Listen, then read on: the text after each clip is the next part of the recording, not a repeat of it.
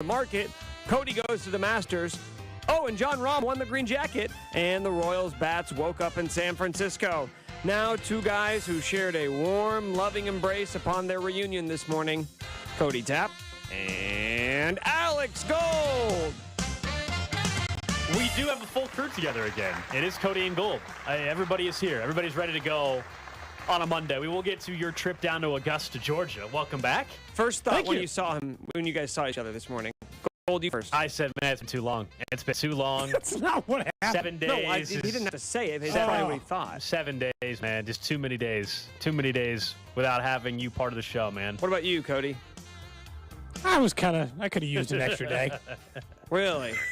He walked in, you say, this son of a bitch. I could have used one more. Sounds about right. No, by tomorrow I would have been good. So, but, just that one extra. You could have taken today off, That would have been a weird one to Just take. take another Monday, like, what? Well, so, my whole line of thinking was, I got back later on Wednesday. And then I've learned a valuable lesson that I think we've all taken into adulthood, which is never go back to work the day after you get back from vacation. Absolutely. And then I was like, well, I'm not coming back on a Friday. So that one's good to do. Fair enough. I get it. Yeah, you need a vacation day for the vacation. You do. I mean, that's just true. This is 100% true. No question about that. You guys can hit us up on the J Southland Tow Service text line, 913-586-7610. Coming up in about 10 minutes or so, we will get to your trip down to Augusta. I do want to hear about that. Obviously, there's a lot of storylines around the Masters on the golf side of things, but it was your first trip there, so I'm curious to see. I know you brought back I'll let you know. I brought back some swag for everyone. And I know Dusty was very excited, in particular, for the polo that you brought back for him. Well, I beat him up on the price a little bit, I think. Yeah, you went all out. The price? He didn't at first. Okay. He does now. Yeah, he is aware of the price now. I would say via text exchange, which we can get to in a minute, there was some hesitation about the price. He thought maybe you went a little overboard. I think he was trying to figure out if I had layaway. Cody found a way to maybe to buy the most expensive polo in the clubhouse, in the pro shop, I should say. I feel like that's what Dusty's probably questioning a little bit. But at least he knows he's getting quality craftsmanship. It was made in Italy, wasn't it? Yeah, it was. Okay. Only the finest silks. That's right. That's exactly right. So we'll get to that in just a little bit. But there actually was some movement this weekend on the Chiefs front, and the potential name that we've been talking about really for 2 months, that, is he going to make a decision? Could he land here? So we'll get to all the wide receivers, in particular, who the Chiefs did sign. Not who they didn't sign, but who they did sign, and it's Richie James. This song was totally. We brought him up a bunch on this show. We knew that Richie James was an option. We knew that he was son of Rick James. That's right. We knew that Richie James and that Giants wide receiver pipeline that just continues would continue. I don't know what's going on there. No, the Chiefs signed Richie James to a contract, and for me, I feel like this is just the replacement for Justin Watson, but also maybe brings. I think he can play special teams. We've seen that. And he's someone that might be able to have a little bit higher ceiling in the passing game. That's how I view him. He's a fourth receiver for this team. This is clearly like plan C at best. Come on, man. We've talked about plan A, B. This is, if you were an optimist, you'd be like, this was plan C. They liked Richie James. They always thought that would work. They've already taken advantage of another seemingly Giants receiver that couldn't get on or didn't fit on the field with this team. So there we go. And look, his best career year is far better than anything Justin Watson had done up to this stage in his career and very similar ages. So I would argue, I think he's better than Justin Watson. I think he's higher on the list than that. But also, this is plan C, and the offseason from the wide receiver's perspective is not going to plan. It doesn't mean this plan can't work, but I'm telling you that when they sat down in the office and they said, how are we going to address this position? It wasn't like this. They weren't thinking, Richie James and a drafted wide receiver and problem solved, everyone. We're good here. I think that they had their sights set on a more valuable upper-end wide receiver like Juju or some of the guy, or Odell. And that's, I think, why their names got kicked around in the DeAndre Hopkins department. And he's still out there, potentially. Let's be clear on that. That door hasn't been slammed shut yet. I like the Richie James signing on its own. If I could just ignore it and I didn't know who the other wide receivers are, I've got no problem. The problem is I can't, and I don't fully understand this notion of buying into this, like, well, that's what he did with the Giants. Just you wait. Just you wait and see. Like, because he's not, I'm sorry, but Richie James isn't turning into a 900-yard receiver. If he is a 5 or 550-yard wide receiver like he was last year for the Giants, you have done well with this deal, and it can work inside your offense and all of those things.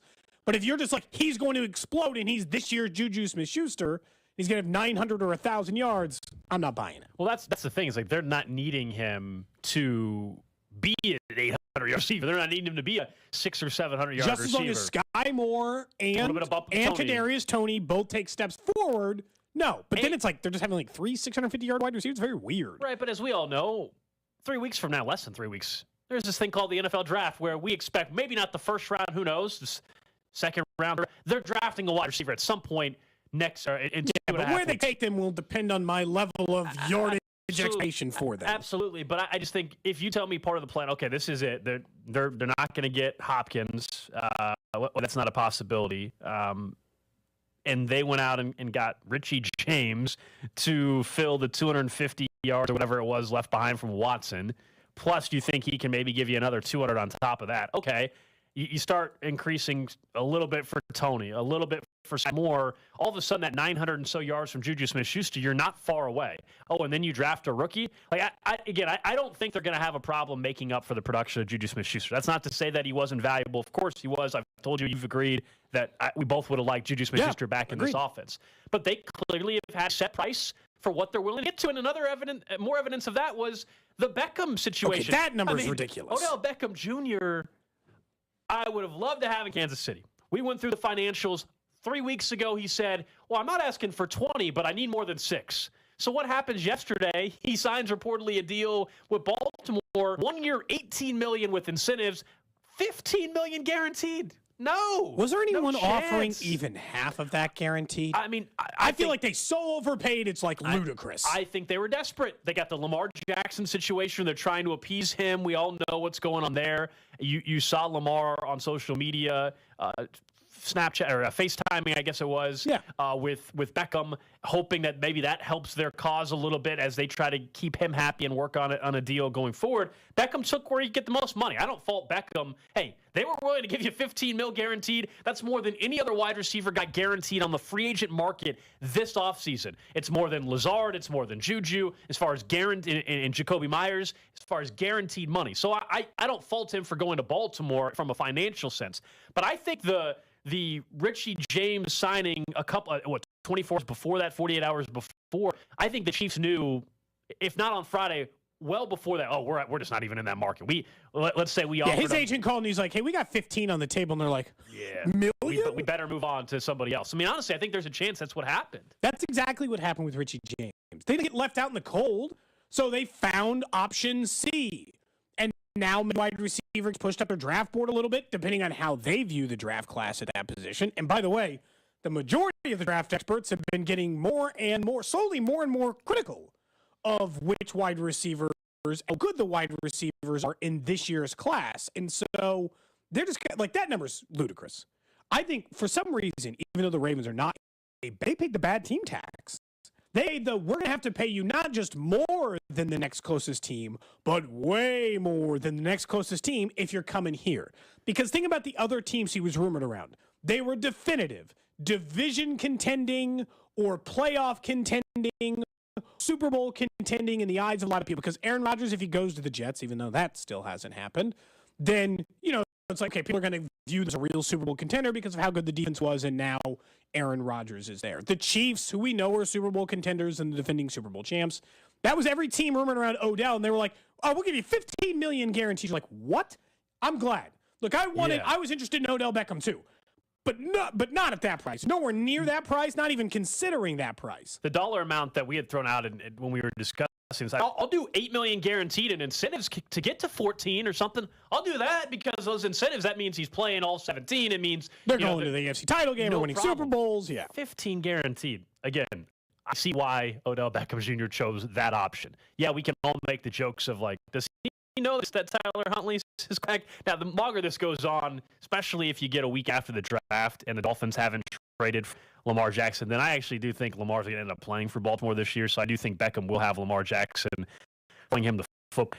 Yeah, I think the only name left that could actually excite anybody other than drafting one of the top wide receivers is if somehow they pulled off something with DeAndre Hopkins, who still has not been cut by Arizona.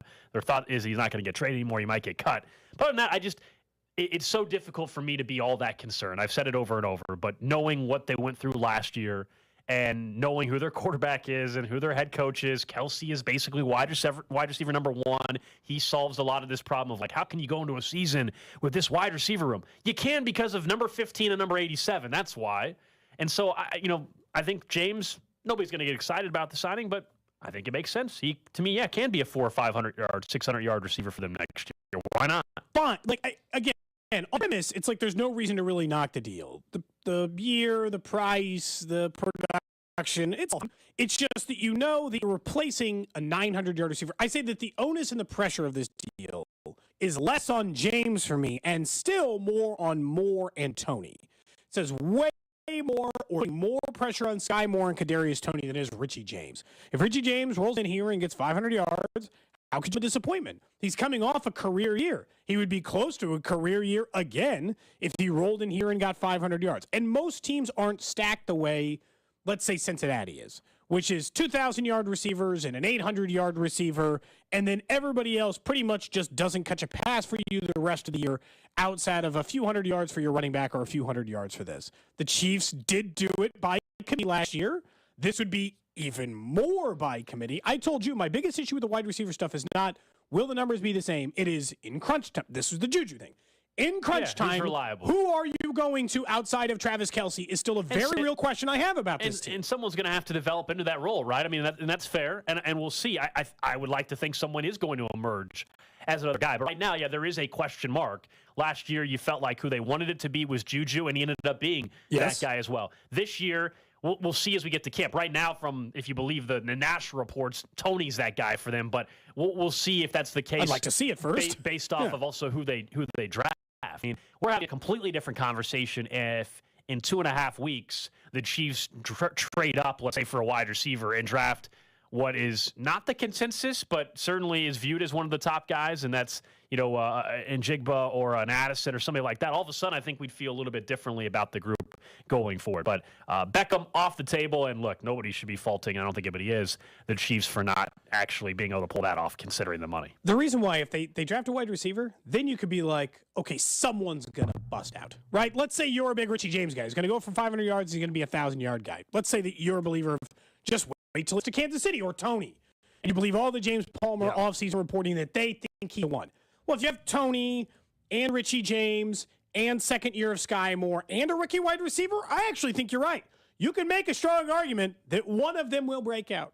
That you will solve your problem by putting 4 talented receivers in one room and saying, one of you rise to the top, we assume one of you will.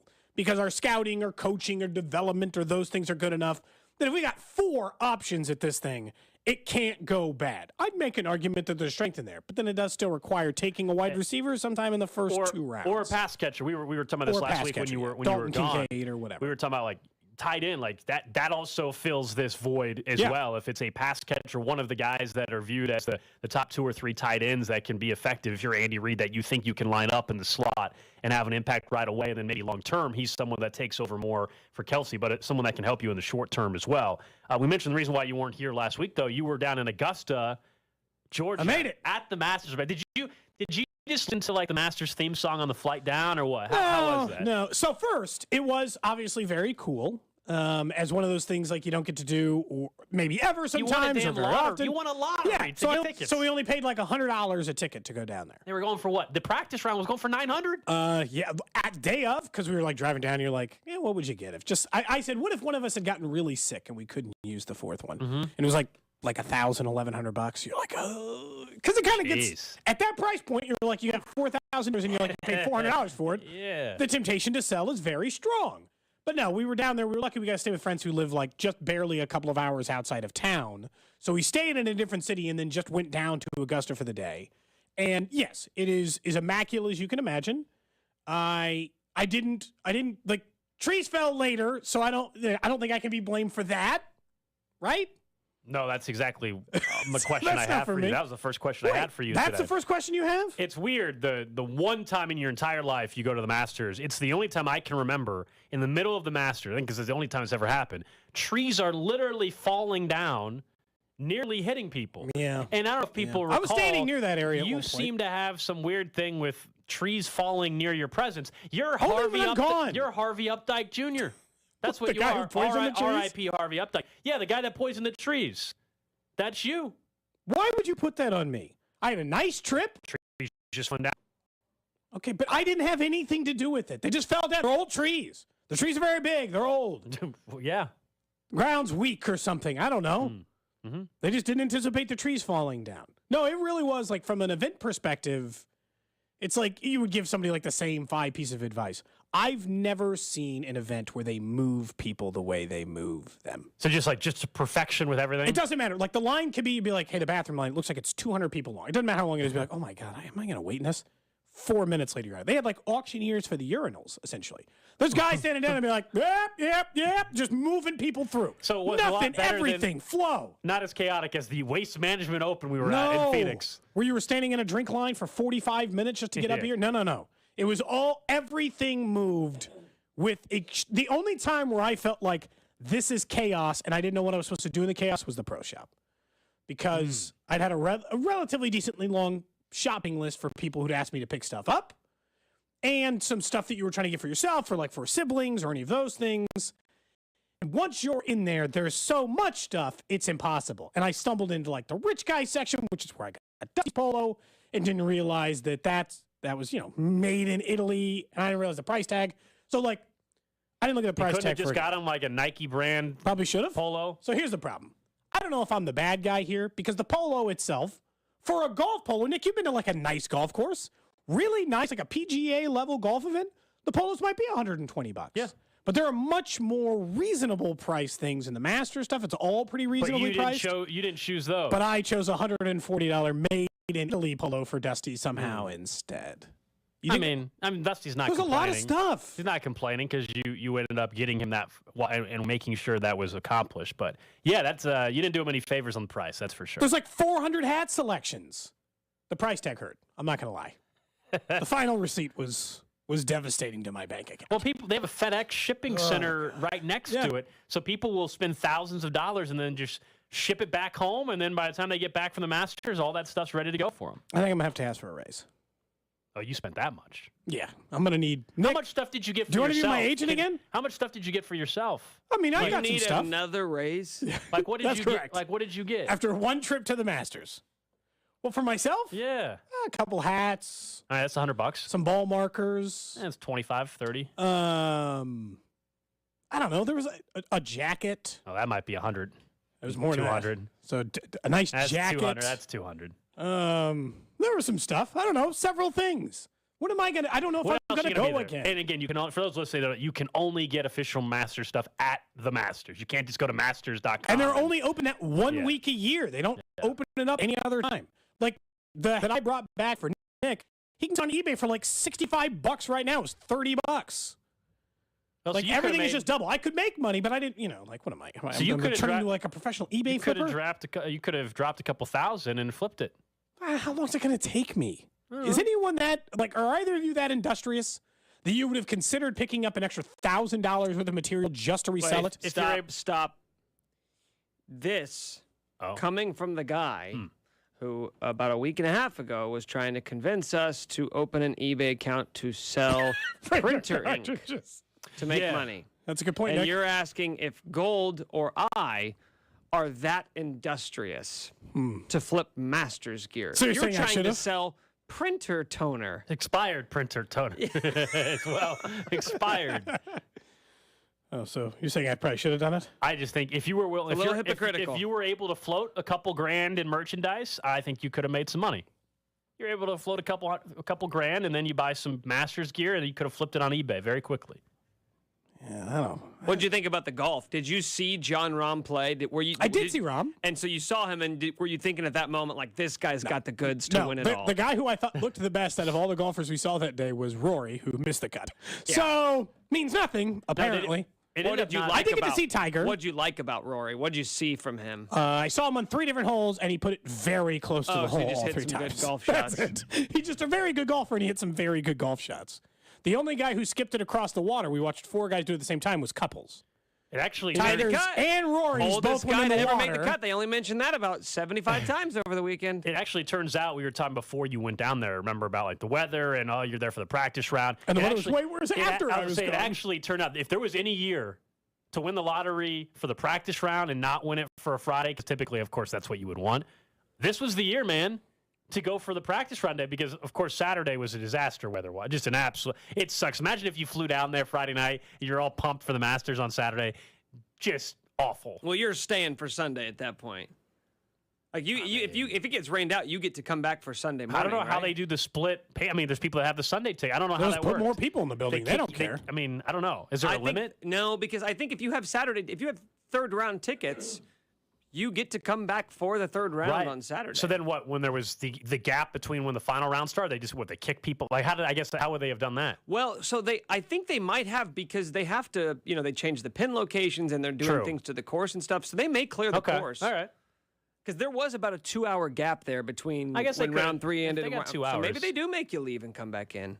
Because otherwise, I don't know how. Yeah, I don't know how else you would enforce it. So that makes sense. If they had a 2-hour gap, then they can get everybody out. They can of kick there. everyone At out. that point, I don't care what Did days you, you took off work. You're But staying. are you just going for to an sleep in the extra day. car? I mean, like the hotels in Augusta, it's like the best Western was like $800 a night. Honestly, yeah, I'd sleep in the car. Put up Yeah. If some- I came put up all the some- way down there to watch the round and it got rained out, I don't care. I'll sleep in the car. I'm coming back and I'm watching get some the stuff damn to cover round. up the windows so it's dark when you don't Or wake just up. buy and- more gear, sell it on eBay, and pay for your hotel. You know? Bingo.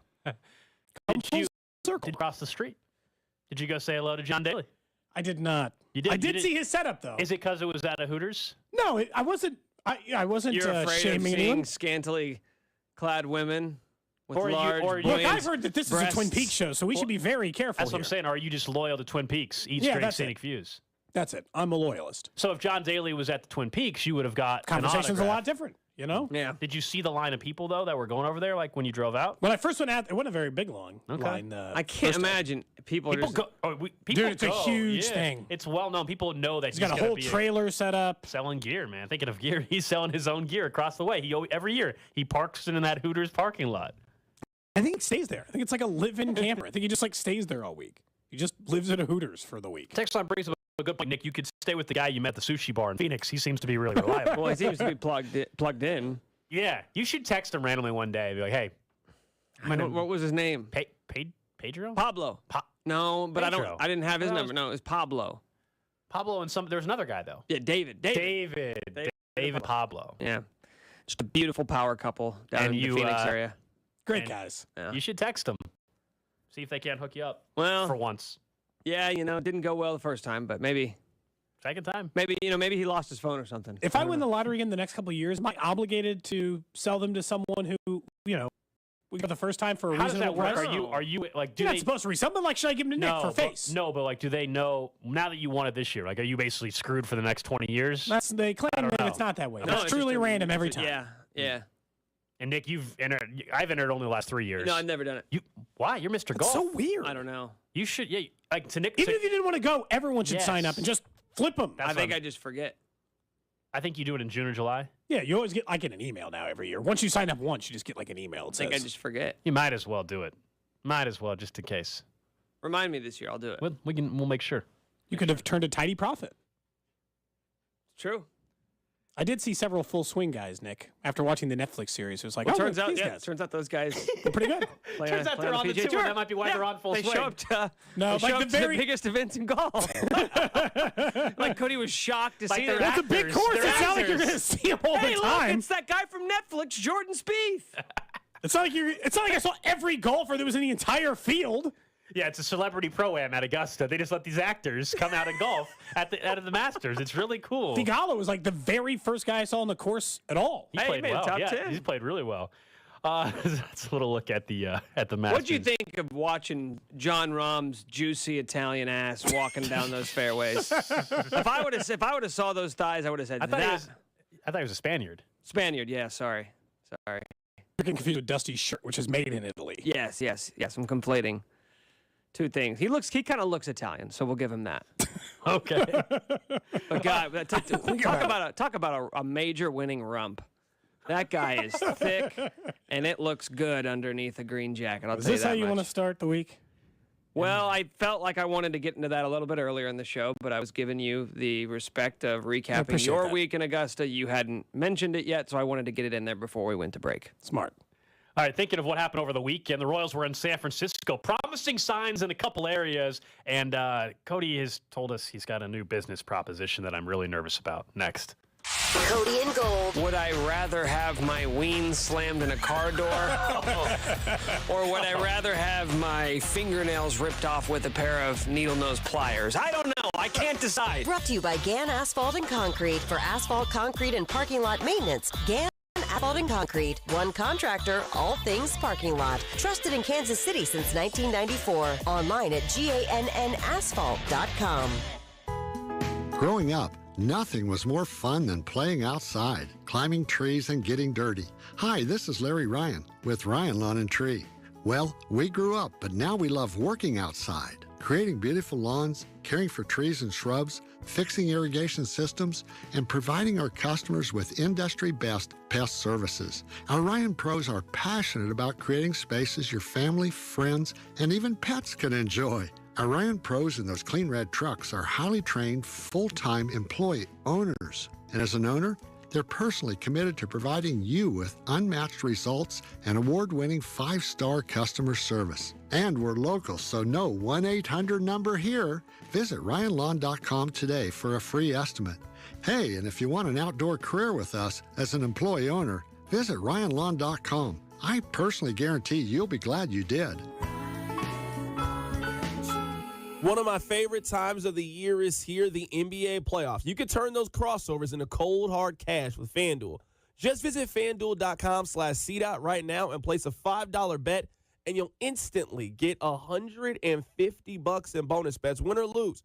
FanDuel has great promotions, great boost, safe and secure apps, super easy to use. You get paid quickly. That's what you're looking for if you're looking to place a little action on the NBA playoffs. There's no better place to do that than America's #1 sportsbook. All you need to do is go to FanDuel.com/CDOT, sign up to get $150 in bonus bets when you place your first $5 bet.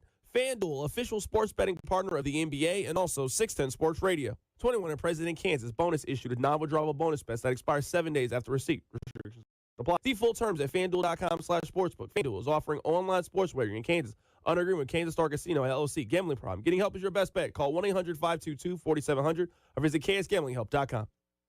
Hi, hon. Want to tag along to the grocery store with me? Sure, but I just filled up the car with gas, and with those prices, we gotta be careful with groceries. It's crazy. All the basic staples have gotten so expensive. But good news. Tina told me about this great app called Upside that pays you back big time just for using it. She said with the Upside app, she earned serious cash back on groceries and gas. Wait a minute. Are you saying that we can actually get paid back real cash when we use the Upside app to buy gas and groceries? Yep. Tina said they made around $200 already. Whoa, finally something that pays us back money instead of costing us more. I'm downloading the free Upside app now. Download the free Upside app to earn real cash back every time you buy gas and groceries. Cash out anytime right to your bank account, to PayPal, or an e-gift card. Just download the free Upside app and use promo code MORE12 to save an extra 25 cents per gallon on your first fill-up. Remember, use code MORE12 to save an extra 25 cents per gallon on your first fill-up. Cashback is not available on gas in New Jersey and Wisconsin. Angie's List is now Angie, and we've heard a lot of theories about why. I thought it was an eco move. Fewer words, less paper. No, it was so you could say it faster. No, it's to be more iconic. Must be a tech thing. But those aren't quite right. It's because now you can compare upfront prices, book a service instantly, and even get your project handled from start to finish. Sounds easy. It is, and it makes us so much more than just a list. Get started at Angie.com. That's ANGI, or download the app today. Ray Magliozzi here for eBay Motors. Okay, easy now. You're teaching your kid how to parallel park. Ouch! Turns out he likes to do it by feel. Don't worry, eBay Motors has bumpers, trunk lids, license plate holders, and headlights. They've got lots of headlights. When you need parts, get it right the first time with eBay Guaranteed Fit. When you see the check, you know that part's gonna fit. eBay Motors, let's ride. Eligible items only. Exclusions apply. A hot shower should be hot. A Navien tankless water heater makes sure your hot shower is hot or warm or mostly hot, but not quite hot, but warmer than warm. Whether you take it in the morning, after work, doesn't matter. Do you want a quick rinse or a full-on, luxurious, I think I'm in heaven spa-length investment of time? Your choice whenever you want it. A Navien tankless water heater keeps your hot water hot. Backed up by Navien's powerful warranty. Get the hot water you need whenever you need it, period. At tanklessmadesimple.com. You like to move it. At the United States Postal Service, we're reinventing our network to help keep your business moving. With new shipping options to deliver better value, greater flexibility to conveniently reach your customers, more confident shipping with new informed delivery features, and new electric vehicles for a cleaner, brighter future. Fast, reliable, perfectly orchestrated. The United States Postal Service, delivering for America. Learn more at USPS.com/moving forward. With your choice of select sandwich, nugs, fries, and a drink, Wendy's $5 Biggie Bag is your go-to. Your nugget wingman. Your hot and crispy fry co-pilot. Just like us. We're like the Bag Boys. What? Bag Boys, Bag Boys. What you gonna do? What you gonna do when we bring your food? For a deal you can count on, bet on Biggie and choose wisely. Choose Wendy's. Bag Boys, Bag Boys. U.S. price and participation may vary. Includes choice of double-stacked JBC or crispy chicken sandwich with 4-piece nugs, junior fry, and small soft drink. Third-party delivery pricing may be higher. Guys, fellas, men, are you Roman ready for the weekend? Right now, generic Viagra, a.k.a. sildenafil, is just $4 per dose at Roman. Just complete a free online visit with a U.S. licensed healthcare professional. If medication is appropriate, Roman sends what you need in discreet packaging with 2-day shipping. Generic Viagra from $4 at Roman. Go to ro.co/Viagra. Do it today and get 20% off your entire first order. That's ro.co/Viagra. I'm JR of CBS Sports Radio, and I want to introduce you to a new podcast titled Agents of Inclusion, brought to you by Special Olympics, Odyssey, and JR Sport Brief Productions. Every Wednesday, we'll be speaking with a different Special Olympics athlete to share their stories of perseverance, accomplishment, and path towards inclusion. We don't want you to just listen. We want you to become an active agent of inclusion as well. Special Olympics, Agents of Inclusion, find it on the Odyssey app or wherever you get your podcast.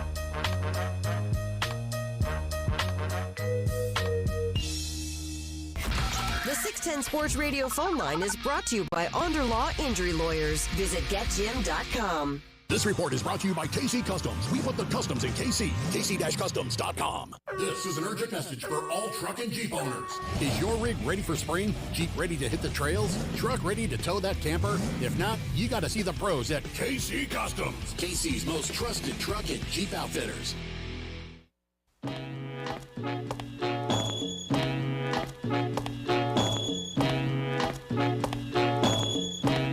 Another 2-2 is hit high and deep to right field. Down the line, and that ball is gone. It's a home run.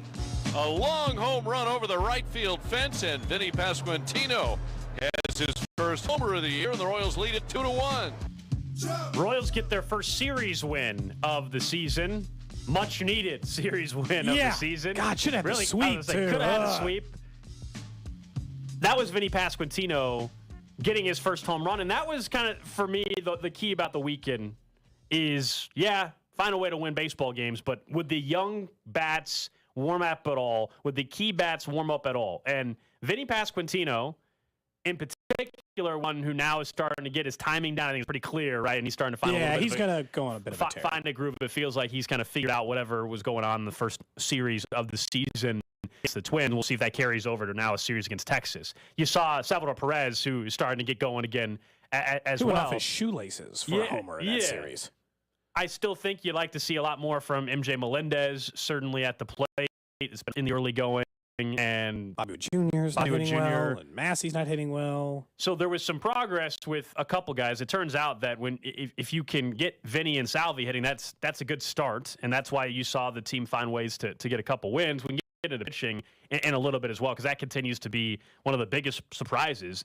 But the team's still 3-7, and the record for me sucks yesterday because that swing would have felt so different. 4-6, considering the start, would have felt very different, right? Yeah, 3-7, 4-6. It's the old just mentally it feels a lot better, right? Yeah. 4-6, okay, especially considering how they look. Yeah. The biggest thing though, to me, if you look at the record, yes, 3-7, but if you believe that Vinny's got his timing down now, and you believe that the offense is heading in the right direction at all, then the win-loss stuff will take care of itself this week in particular against Texas and Atlanta, two more really talented pitching staffs that they're going to face going forward. So I like the progress that you saw over the weekend. I know some of you will roll your eyes at that and say, well, they still are 3-7. I understand that, but they won the weekend series after digging themselves a hole against Minnesota. They also showed they can come back in a baseball game. That was big in particular when they were able to overcome a considerable deficit, 4 runs, and win 6-5 for their first comeback win of the year. Like, I'll say this, and I know that yesterday was another one of those frustrating ones because they didn't score enough runs again. But based on, I mean, it couldn't be worse than what they were in the first week of the season from an offensive perspective. So it's certainly an improvement there. But I just assume that I still believe that I'm not going to take a 10-game sample size and assume they're not a good offensive team now. Like, they kind of have to be better than this offensively. All their young bats aren't going to be this bad. Now, the thing that scares you a little bit is that MJ Melendez didn't have some sort of bonkers offensive year last year. He showed some power. He showed some ability. But you're waiting for it to all turn the corner, same as Bobby Wood Jr. had an even better year than MJ Melendez did. But you're like, hey, is it all going to come together? And I'm not trying to panic after 10 games by any means, Gold. But yeah, those two guys in particular scare me. I feel like Vinny is going to rock.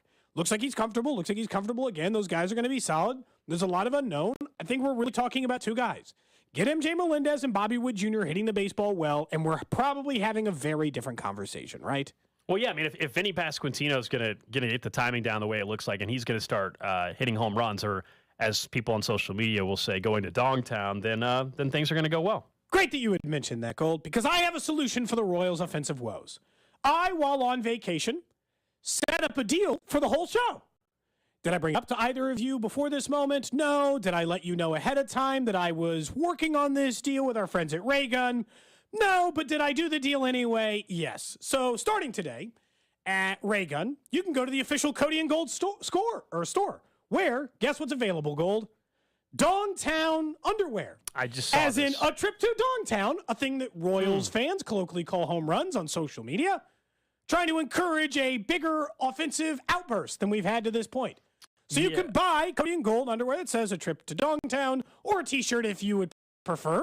But those are available at Raygun as we speak to help the Royals through their offensive woes. By the way, I hope that neither of you are upset about being associated with that hashtag, but it's too late because I already told them yes. Yeah, I mean, I'm looking at it. It says from the Cody and Gold collection. That's right on the front. Fruit of the Loom underwear. And Fantasy gave me the out. And available in blue, white, and like the what would you call that? The city colors, the uniforms from last year. Yeah, like navy blue. Uh-huh. He did ask. He said, "Do you want it to just say like brought to you by Cody Tapp?" And I was like, "No, I wouldn't leave out my guys. You know, I'm just glad they didn't put our name on the show to be a part of this conversation." Man, thank you so much for doing that, Cody. That's so kind of you, and you didn't have to do that, even though. This whole concept was my idea 2 weeks ago when I brought it up on the show. But thank you for not putting your name on it. Did you want me to put Ann Nick? I didn't want you to do anything. Like, this is all just I'm sort of shell shocked that I stole your idea, and but we're in it together. You, for the 1 millionth time in our careers together, have taken one of my ideas and passed it off as your own. I wouldn't say pass it off on my own. Oh, you didn't? Because you just brought it up. I think I recall it was either brought up on the show or at least off air. We all three did have a discussion a week or two ago about this and said they probably would sell. And I said, yeah, we should I said on the show, I said we should make underwear that says "Welcome to Dongtown." Mm-hmm. Well, this says a trip to Dongtown. Oh, very different. Yeah, you're right. This is Vanilla Ice versus the Police. Din din din din din din. See, mine has the tick in it. That you just did. Yeah. Mine says a trip to Dongtown. It's slightly different. You know what? What do you think about it? You know what, Cody? You don't want in on this now? I don't mind this because I'm assuming that you wouldn't even be able to fill out a pair of these Dongtown underwear. Wow, really? I think probably stuffed socks in yours. Cody, I think to kick this off, I mean, this is what you should have sold some Masters merchandise so you could make some money. I think you should buy someone a pair of underwear and include a sample of some Blue Chew. Wow, really? Yeah, I think you should do that. You should because you need Blue Chew to fill out your Dongtown underwear. Really? Now you're bringing this into this? It's not called Dongtown for you. It's called Beanie Weenie Town. I thought we were a team. We used to be. I thought we were a team. We used to be until you ripped off another one of my ideas. I did not rip off your idea. You are the thief. You've stolen from me so many times. See, Alex, here it is. You accuse him of something, and then all he's doing is searching in his brain for some time. What do you he mean? was There's wrong. a really super obvious answer to this. You stole the birthday song like your first 2 weeks on the job. Why is it that you're the only one who believes that? Everybody knows. There's a very clear historical timeline of when one song existed and then the other song existed. I'm not sure about that. What do you mean? What do you mean? What are you not sure about? I am well known for my many birthday songs. Okay. You've written one. I've written 3 or 4. I wrote one for Jody Fortson. I wrote one for Travis Kelce. I wrote one for Josh Gordon. How many birthday songs have you written? One for Patrick Mahomes, the original one. Okay, yeah, and somebody reminded me it's Queen, not the Police. Okay, sorry. Are you going to gift these to anybody? Maybe. I was thinking they might make nice Christmas presents, you know? Tell you what, with all the 213 Flashpoint I've been taking, I'm obviously getting jacked and ripped. You know what we should really look forward to We'll call this. up our guy David from the Billboard Company, and I'll do a George Costanza style. You'll photo model shoot these? in the Dongtown, yeah. Honestly, I would imagine. If you'll do that, I would imagine. I will like, happily get you a pair in your color. what of are those choice. committees like? Like with mothers, like concerned mother committee. Yeah. They'll start a petition to Are get you the sure? billboard taken down for There's sure. Calvin Klein ads They'll or say whatever this that is exist too. this They'll way. say this is too raunchy. It's just too sexual. The Calvin Klein underwear is not saying a trip to Dongtown on it, though. I think it's probably still fine. Reach out to our guy at the Billboard Company and find out whether or not. And the Calvin Klein ones, they don't show just like a clearly massive bulge inside the. You're very confident in yourself. Yeah, no kidding. We want unedited photos if you're going to be our spokesperson. You're going to be our. I want you.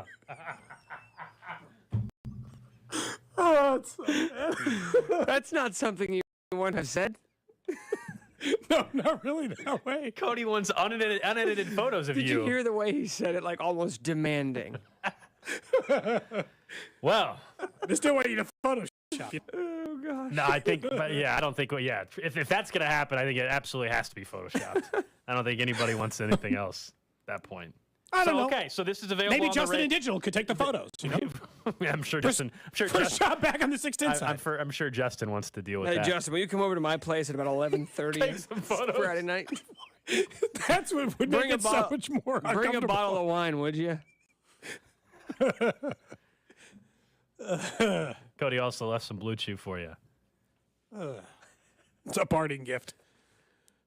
All right. So the Ray Gun website, the Cody and Gold collection. Who knew that this Very is real. It's this up. is part of the Cody and Gold collection now. We tweeted it out at 610 Sports KC, at Cody BTAP, at Alex Gold, at Nick_Short on Twitter. You're welcome. The Royals scored like 10 runs tonight. You're welcome. Just know that it's because this is available now. What are you going to try to give a pair of these to Royals players? Is that what you're saying? Yeah, take him to the clubhouse next time you go. Take him to the Start handing them out. You know what you should do? You should just place one pair on every player's chair and every player's locker. Probably the last time I've been invited into the clubhouse this year. Probably. I think so. Maybe ever, but for sure this year, right? Yeah. You never know. I mean, maybe they would think it's fun. I think you should bring a pair of these to drafts and this case, drafts. I do know. You should bring a pair of these, Nick, to drafts and drafts. That's, of course, coming up on Tuesday, April 25th, starting at 6:30 from the Landing in Liberty. That's part of our draft week, which we're only, 2.5 weeks or so away. There's going to be a whole roundtable discussion. The entire 610 crew is going to be there, plus audience Q&A, all emceed by Nick, panel of Nate Taylor, Mitchell Schwartz, plus a special guest or two maybe going to show up to the event that is completely free and open to the public. So that is just one of the many events we got on draft week we'll continue to tell you about. Gotta write something down. Nick's notable notes. All right, guys, the Masters was this week, and I don't know if you guys noticed. We did. Yeah. Uh-huh. A tradition that is one of a kind. So you That's what didn't. I like to call it.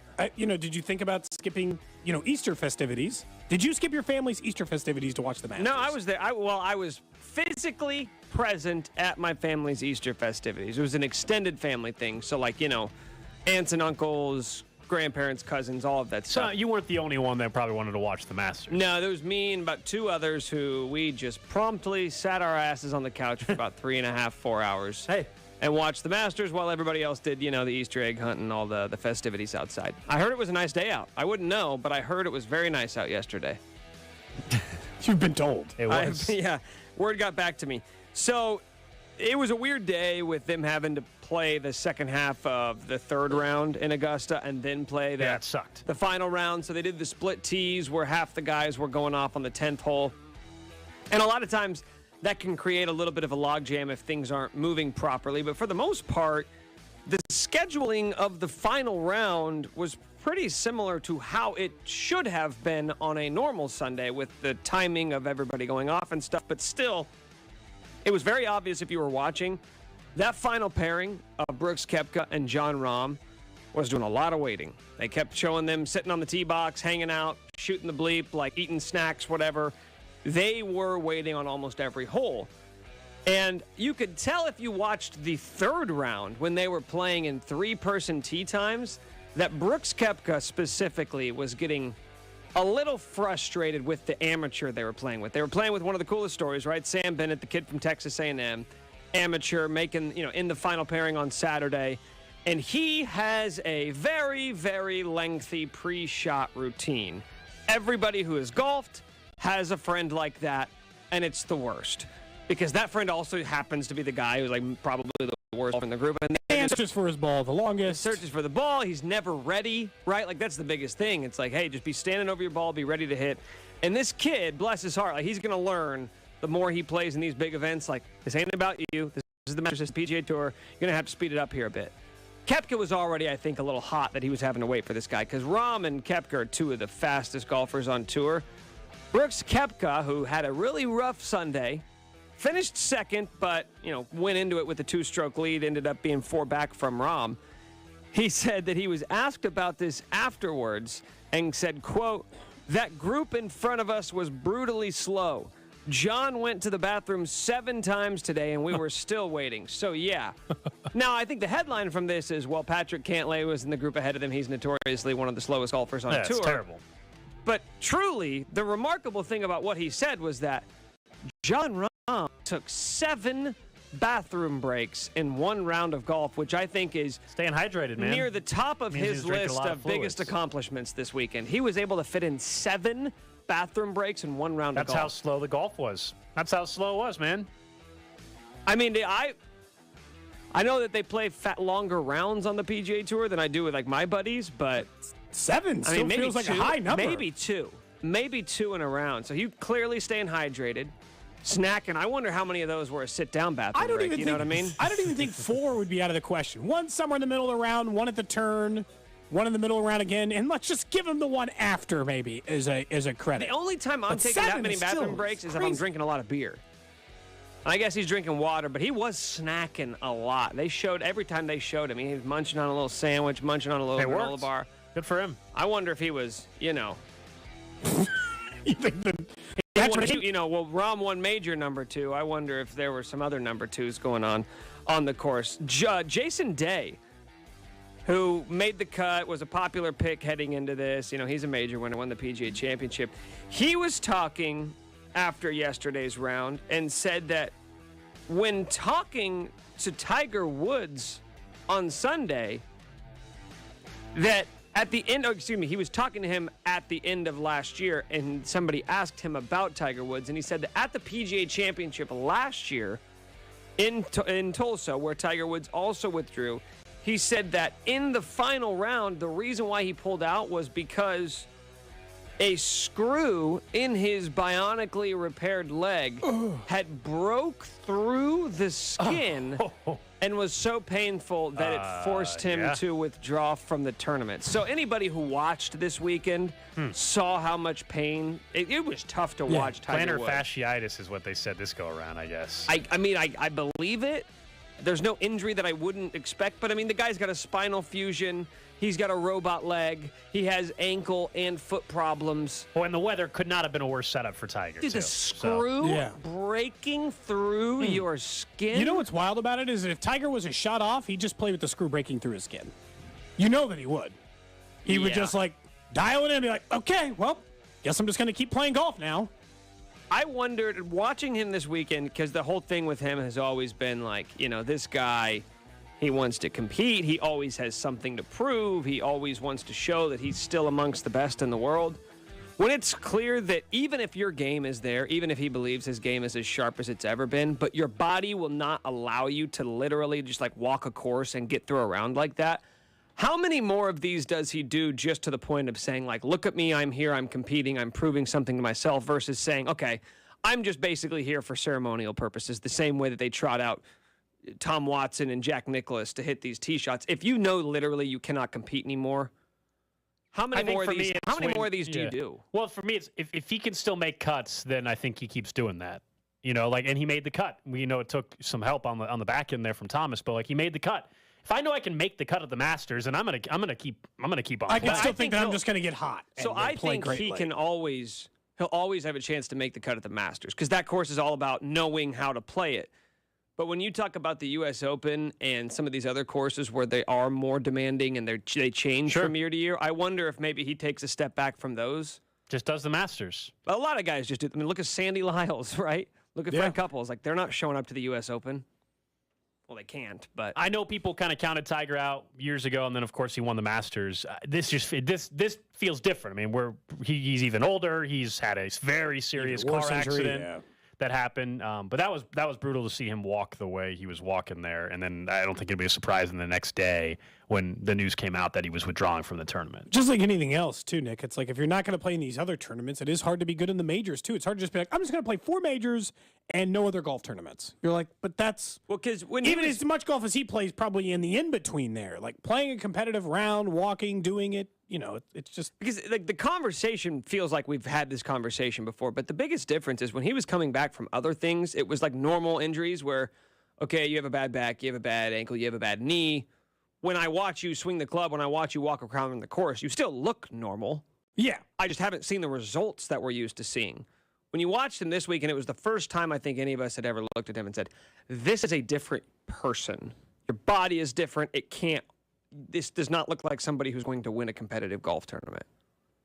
It's tough, man. It's because he was the guy who was like, he'll always come back. He'll always find a way back. He works so hard.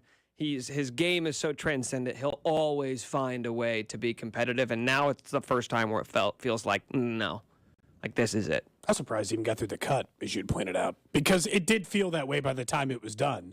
But I didn't expect him to even get that far. Just thought he'd be there and miss a cut and move on. 913-586-7610 is the text line. From the 816, I ruptured my plantar fascia tendon 2 years ago and didn't miss any work. I'm a mailman. Which makes you wonder, is Tiger milking it?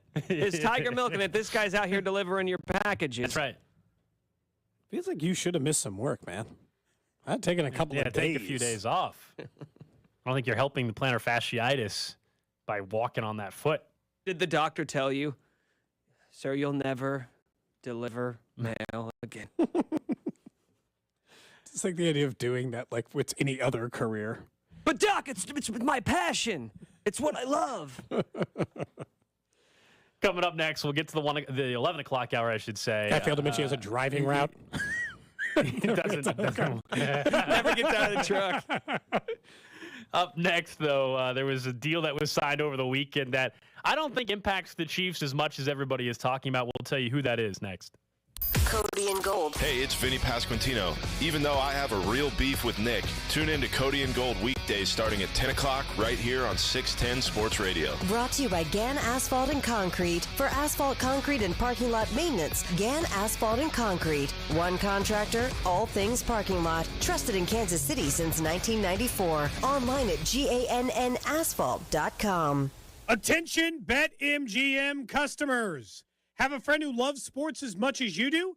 Here's a chance for both of you to earn $50 bonus when you sign up through BetMGM's Refer a Friend program. Just sign in to your BetMGM account and click on the Refer a Friend program to send your friend a message inviting them to register a new account in the same state you use BetMGM in. Once your friend signs up and makes a deposit, you'll both receive a $50 bonus. BetMGM and GameSense remind you to play responsibly and offer resources to help you make appropriate choices. Visit BetMGM.com for terms and conditions. 21 years of age or older to wager, Kansas only. All promotions are subject to qualification and eligibility requirements. Rewards issued as non-withdrawable bonus bets. Bonus bets expire in 30 days. Please gamble responsibly. Gambling problem? Call 1-800-522-4700. BetMGM is in partnership with Kansas Crossing Casino and Hotel. Hey, it's Carrington Harrison from The Drive here. Do you remember how cold it got this winter? Well, it was a chilly one. And if you notice the cold air pouring through those old leaky windows, well, guess what? When it gets hot this summer, the exact opposite is going to happen. All that cool air is going to escape through those leaky windows, and that hot air is going to come in.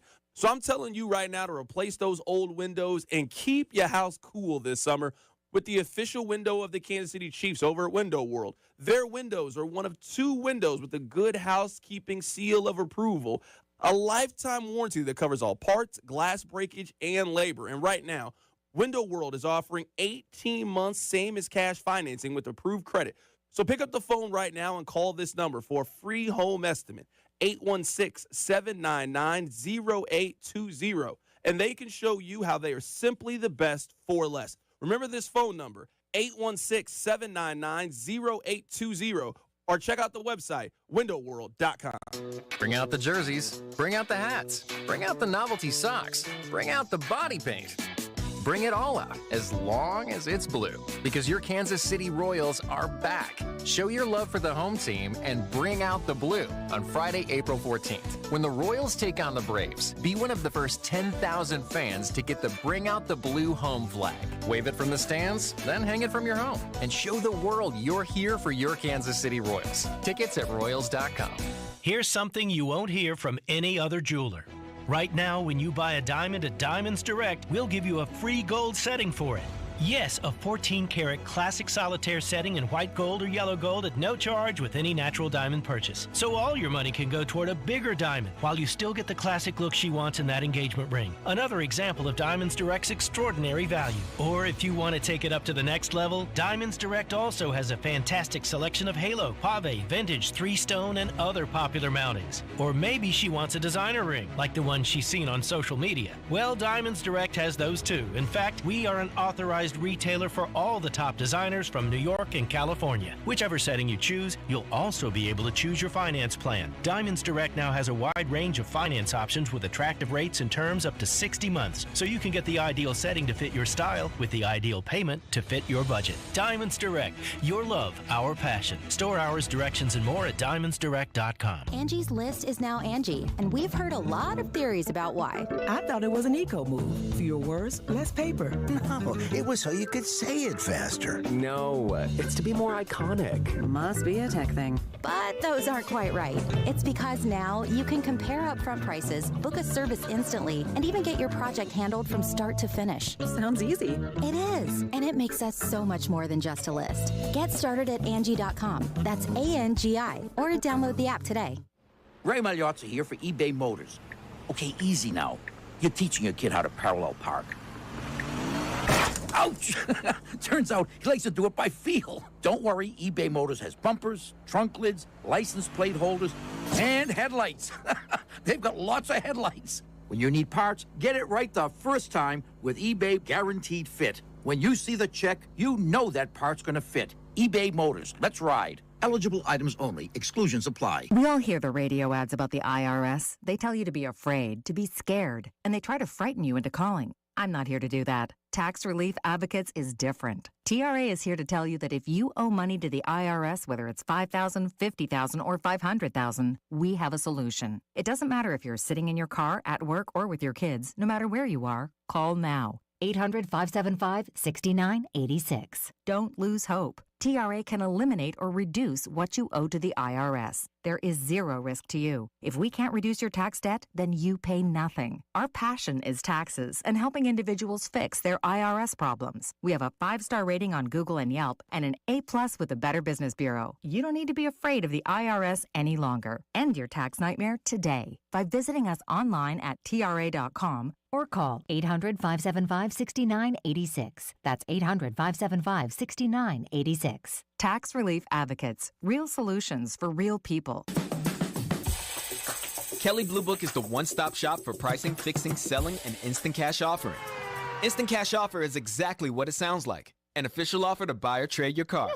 Just enter your VIN or license plate, answer a few questions about your car's history, and what kind of condition it's in. In minutes, you'll receive an offer to sell or trade your car that you can be sure is fair. Then choose a dealer to purchase your car, and schedule a time to meet.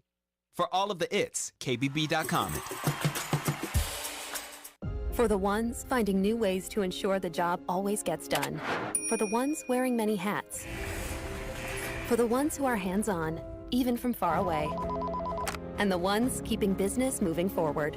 We are Grainger, offering professional-grade industrial supplies, plus real-time product availability and access to experts ready to answer your toughest questions. Call, click Grainger.com, or just stop by. Grainger, for the ones who get it done. You're listening to 610 Sports Radio from the Max Motors Studios. Subscribe and download to the all-new Character Concerns podcast with new episodes every Tuesday leading up to the NFL Draft in KC. Find it on the Odyssey app, 610sports.com, or wherever you get your podcasts. KCSP Kansas City, WDAF HD2, always live on the free Odyssey app.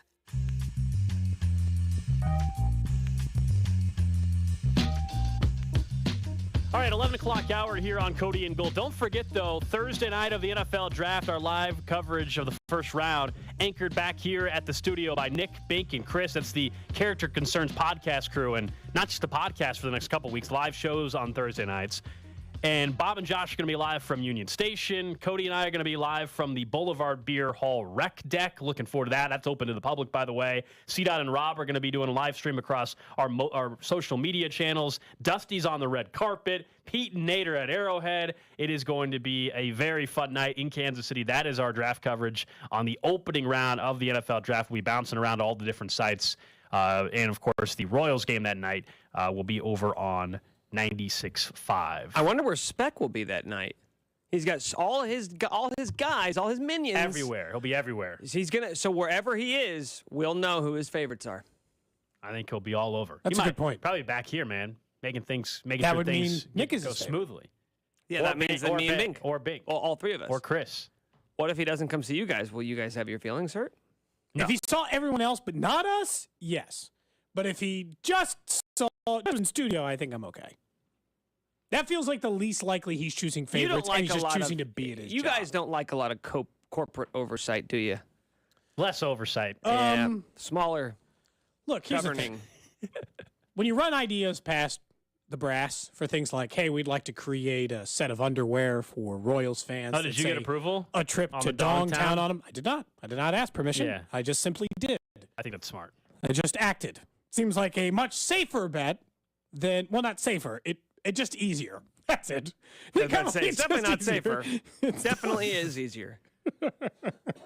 That's it. It's easier. You know what? Less red tape. Just across the board. That's what I'd like in this world. Just think there's somebody that is going to buy that pair of underwear, and their wife or significant other is going to find. Are you just going to surprise your wife or significant other one day? You're going to have generally, what would the reaction in either of, like, your situation is very different because it'd be someone you know as well. Like, I assume Lindsay would just call you an idiot. My wife would be like, "You're an idiot." Yeah. Wait, what's the scenario? He's saying she comes home from work and you're just standing in that underwear.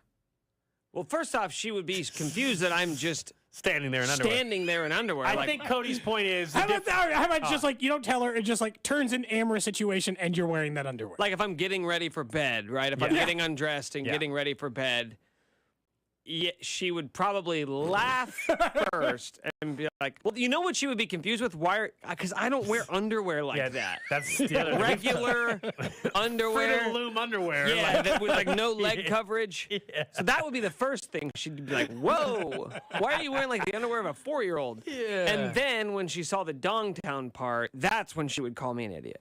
Yeah. There may be a slight awkward laugh in there, but not a sincere one. Yeah. But like the you guys would be that. It would be pretty funny. But if it was just the first time you're ever with somebody, you think that shuts it down? And that's the underwear that you're wearing. Do you think that shuts it down? If it's already going that way, do you think that stops? I don't think so. No, it's not going to. She's not going to be like, no, I'm out. But if anything, it's the first thing she texts her girlfriend. And she gets out of it. Like, I cannot believe. And I mean this sincerely. If you have already gotten to the point of like we're taking our clothes off.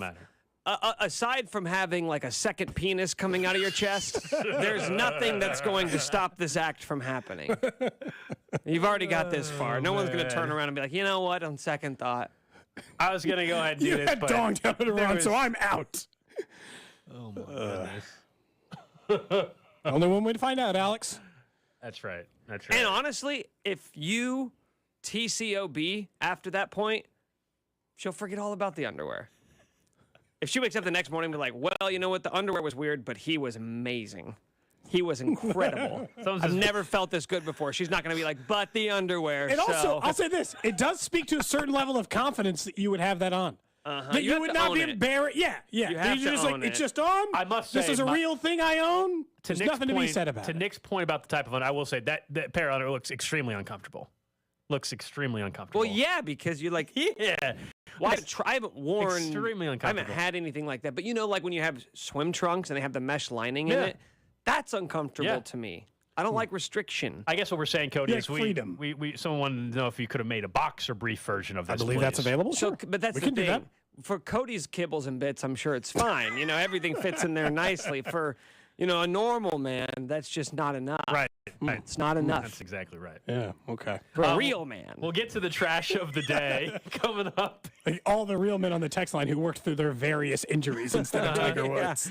Yeah, we'll maybe revisit some of those texts of people's injury history in a little bit. But there was a deal in the NFL that was signed over the weekend that I think initially you're like, okay, what does that mean for Chris Jones? And what does that mean for his pending contract? So the Titans signed their very talented defensive lineman, Jeffrey Simmons, to a 4-year, $94 million contract, $23.5 million per year. That's based on the new money that's involved in that deal. Of course, the guaranteed money is where you kind of focus in on as well. $66 million in guarantees, $24 million signing bonus. A very, very nice payday for Jeffrey Simmons, who had 7.5 sacks last year. That's with a season where he missed 8 games. So a very impressive. So very similar production level as Chris Jones. And he's quite a bit younger than Chris Jones. Yeah, which is important to know. 25 years old. He's been a second-team All-Pro twice in his career. He made his second Pro Bowl last year, and he's got 21 sacks in 4 seasons. We know Chris Jones, yes, is older, but has been far more productive. I think the initial reaction is like, oh, man, that raises the number for Chris Jones. I think Chris Jones is in his own category. It's him and Aaron Donald. So I don't believe the Jeffrey Simmons deal, Cody, really changes a whole lot for Kansas City. Certainly the guaranteed money is going to be far greater, I believe, for Chris Jones. I think if you're looking at how the Chiefs approached this, I don't think if they were concerned that Simmons' deal or Hargrave's deal or anybody else's deal at that position would alter their number, I think they wouldn't be so patient and willing to wait till after the draft because by all accounts, the Chiefs aren't going to do anything with Chris Jones till around the draft or after. But here's the thing. They made that mistake not that long ago. They let Devontae Adams get paid before they paid Tyreek Hill, and it screwed up their whole thing. Yeah, they maybe learned their lesson. My fear with the Simmons deal is, and I agree with you to a point, it seems like they should be in a different category. But also, the category that Simmons is in is similar to Chris Jones, is that there aren't that many sack-capable interior defensive linemen in the NFL. That's a very low number of players who play that position and you actually count on as being the top or one of the top sack guys on your team in any given year. That's where they at least enter the same category.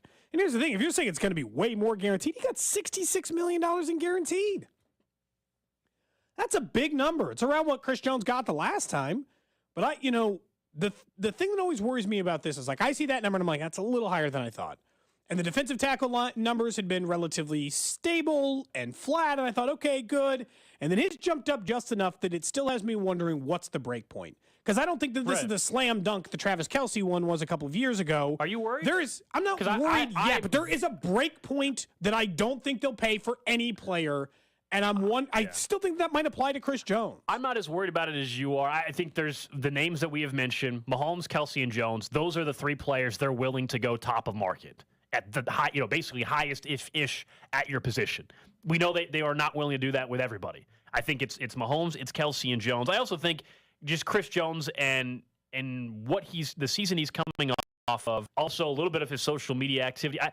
Chris Jones, I'm not worried about going anywhere. At worst case scenario, the following year, by the way, he's playing on a franchise tag. Like this year, he has a year left, even if he doesn't get a deal done. And then they could still tag him after next year. Chris Jones is playing in Kansas City at least for the next 2 seasons. I have no doubt in my mind. I'm really not worried about it. And then he'd be over 30, so it'd be a little bit easier, and you'd have 2 years to replace him during that time. Yeah. Worst case scenario is you have an unhappy player playing out the final year of his deal this year, and then they tag him the following year. That's worst case scenario. Chris Jones not going anywhere. I did want to find this, and maybe we can get Spot Track's latest projection, because this is a little, I guess, outdated at this point. But I just give you an idea in January. Mike Giannetti of Spot Track, he was on with The Drive. This was back in middle of January. And this is what he said about what, at that time, he thought an extension would look like for Chris Jones. He's approaching Aaron Donald territory, even mathematically, man. It's just pumping out the algorithm. I get him close to $29, $30 million per year. So we're talking somewhere in that 4 for 120, or 3 for 120, $30 million a year type contract. That's what the math says. I'm not sure if that's something the Chiefs can do right now, because they've got some team-friendly deals kind of spread around that roster.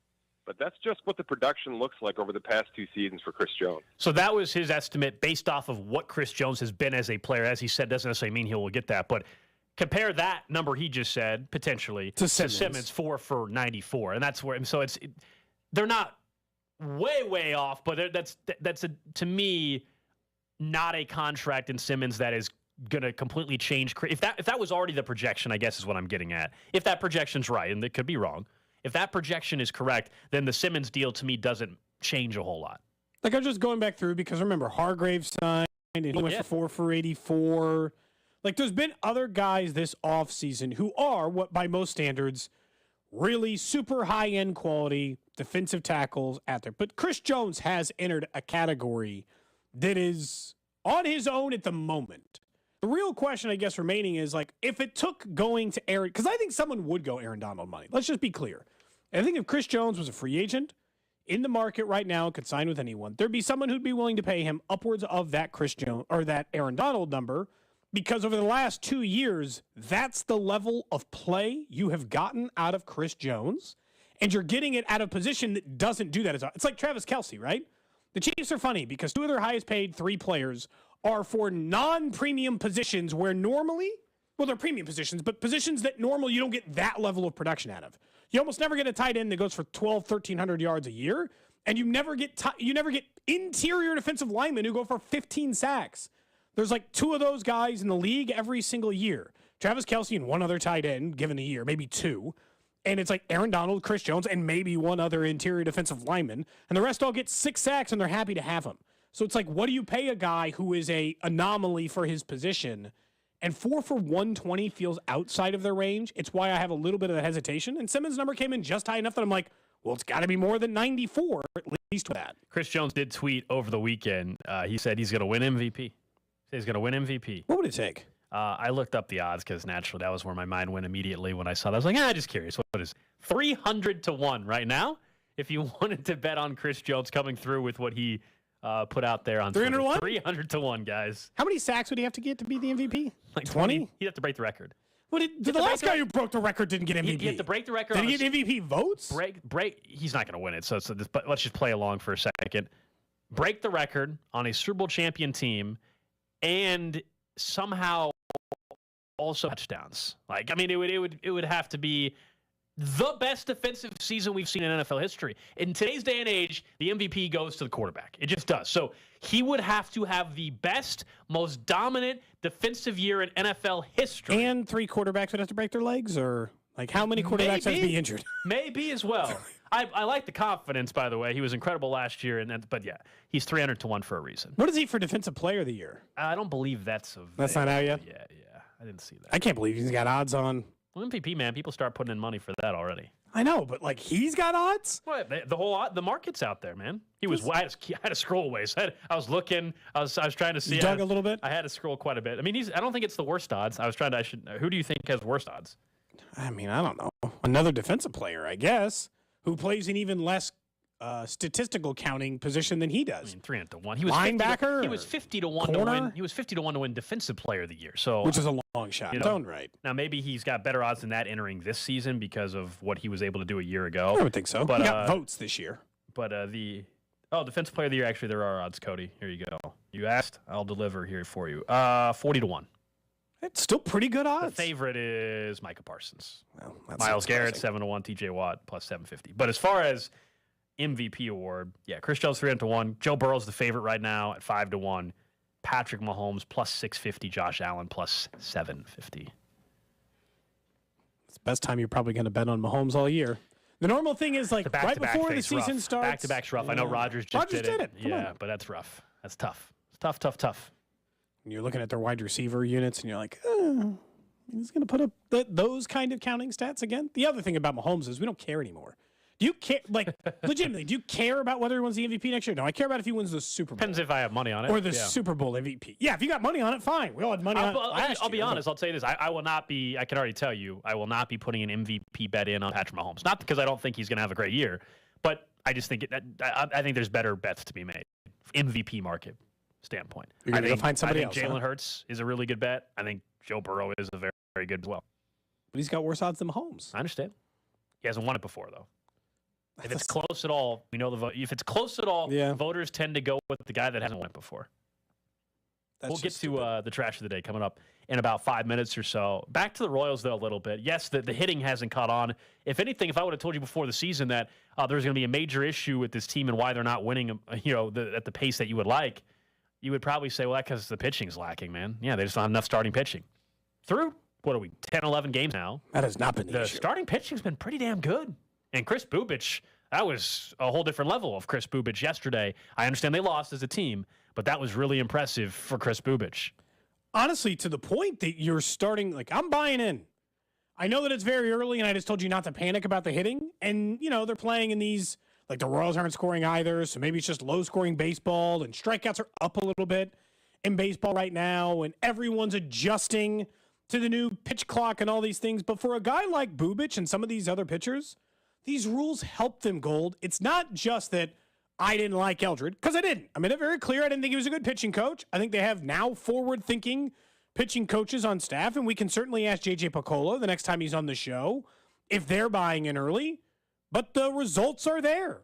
They've got the 7th best ERA in baseball. All the teams who are with them are the teams who traditionally pitch really well over the last couple of years, and it's the guys that matter, Gold. Chris Bubich is pitching like a completely different pitcher. I don't remember him ever pitching this well at any stage of his time in the big leagues. And I know it's just a couple of starts, but I'm telling you, he looks way more confident than he ever has. And he's driven by the analytics. He was that way when he got drafted by the Royals. So to have someone who thought similarly to him for getting guys out, that's going to go a long way for him. I'm buying into the early results. I don't know if they're going to finish in the top 7 in ERA in baseball. I don't think that. Yeah, they're not. A top 10 pitching staff is what they are right now. Yeah, I think that they will be far, because that's been an Achilles heel. That's burned them for years, how bad they've been at pitching. I don't think it's going to be that anymore. No, I mean, whether they're top 10 or not, the adjustment to the new pitching staff, I think we've already seen the improvement that you're going to, I think, be able to sit here at the end of the year and acknowledge, is it going to be to this extent? No, it's way too early for me to sit here and think that this pitching staff and Jordan Lyles and all these guys are going to hold up the entire season. Am I more confident that Brady Singer, who is actually, ironically enough, coming off a poor outing, am I more confident that Brady Singer is going to be able to do it all year? Sure, even after a bad outing. Chris Bubich, I think it's warranted to be very skeptical that this is something he can keep up, but you got to give him credit for what he's done. He's taken an opportunity that's there with Daniel Lynch on the IL until at least early May, it looks like, and make this be a tough decision for the Royals. Make it to where there isn't a decision being made if you're pitching at this level, if you're Chris Bubich. So I'm pleasantly surprised, and I think it's a great sign that you're seeing these results pitching-wise, because the thought is that, hey, the hitting's going to come around eventually. All right, the question will be, by the time that it's not just Vinny hitting the last couple games, but the time MJ heats up, the time that Michael Massey maybe gets going and others, is the pitching still there? Or are we going to be talking about, hey, the hitting's back? Because this has happened plenty of times. Oh, yeah. Right? Where all of a sudden you can't get everything going at the same time. And is it going to be where the hitting comes in a week fully across the board, but then pitching starts to look more like what we thought it was going to be? Even though it's only 10 games. So like a 16th of the entire season, right? A very small sample size in the whole size. It's like playing one NFL game and it's all making our decisions about a single game in an NFL season. I understand that we can't fully jump there, but some of the obvious things exist. The Royals last year had a 2-to-1 strikeout to walk ratio. It's one of the worst in all of baseball. So every 2 strikeouts they got, they walked a guy. This year, it's 3-1. It is a massive improvement. It's top 5 in all of baseball. You know why? They're teaching it different. The questions I always had about the Royals were not about the talent they had at pitching. And maybe that's why I'm confident. I never thought they didn't have talented pitchers. I thought they had a lot of talented pitchers, and I wondered why it wasn't working. Or at times, not even wondered why it wasn't working, openly suggested or thought that the way that they had taught pitching once they got to the major leagues, or seemingly messed with the confidence or the timing or anything else when they got to the major leagues, was having the opposite effect. Because remember, these guys had success in A-ball, AA, AAA. They all came up cold, got a lot of strikeouts, were very good at the job, and they'd show up in the majors and things wouldn't work anymore. Sure, there's the jump. You could be like, but every single pitcher? Every pitcher they got is a 4A pitcher? I don't think so. Something doesn't add up there. Sure, 1 or 2 guys, maybe that's the issue, the jump. But some of them should just mathematically work out. And I think now what you've seen in the early part is that Bubic is probably the key example of that because he's going to make it very hard for Daniel Lynch to get his job back at the end of the month if he continues to pitch. But like you said, Gold, maybe by then Jordan Lyles isn't pitching as well. Doesn't matter which guy's not pitching well. You can just take advantage of it over there. Trash of the day. All right, let's get into the trash today, guys. This is a fantastic story. Cody, you host some poker events at your house occasionally. Unsanctioned games, underground poker. It's just a regular poker game. This headline is terrific.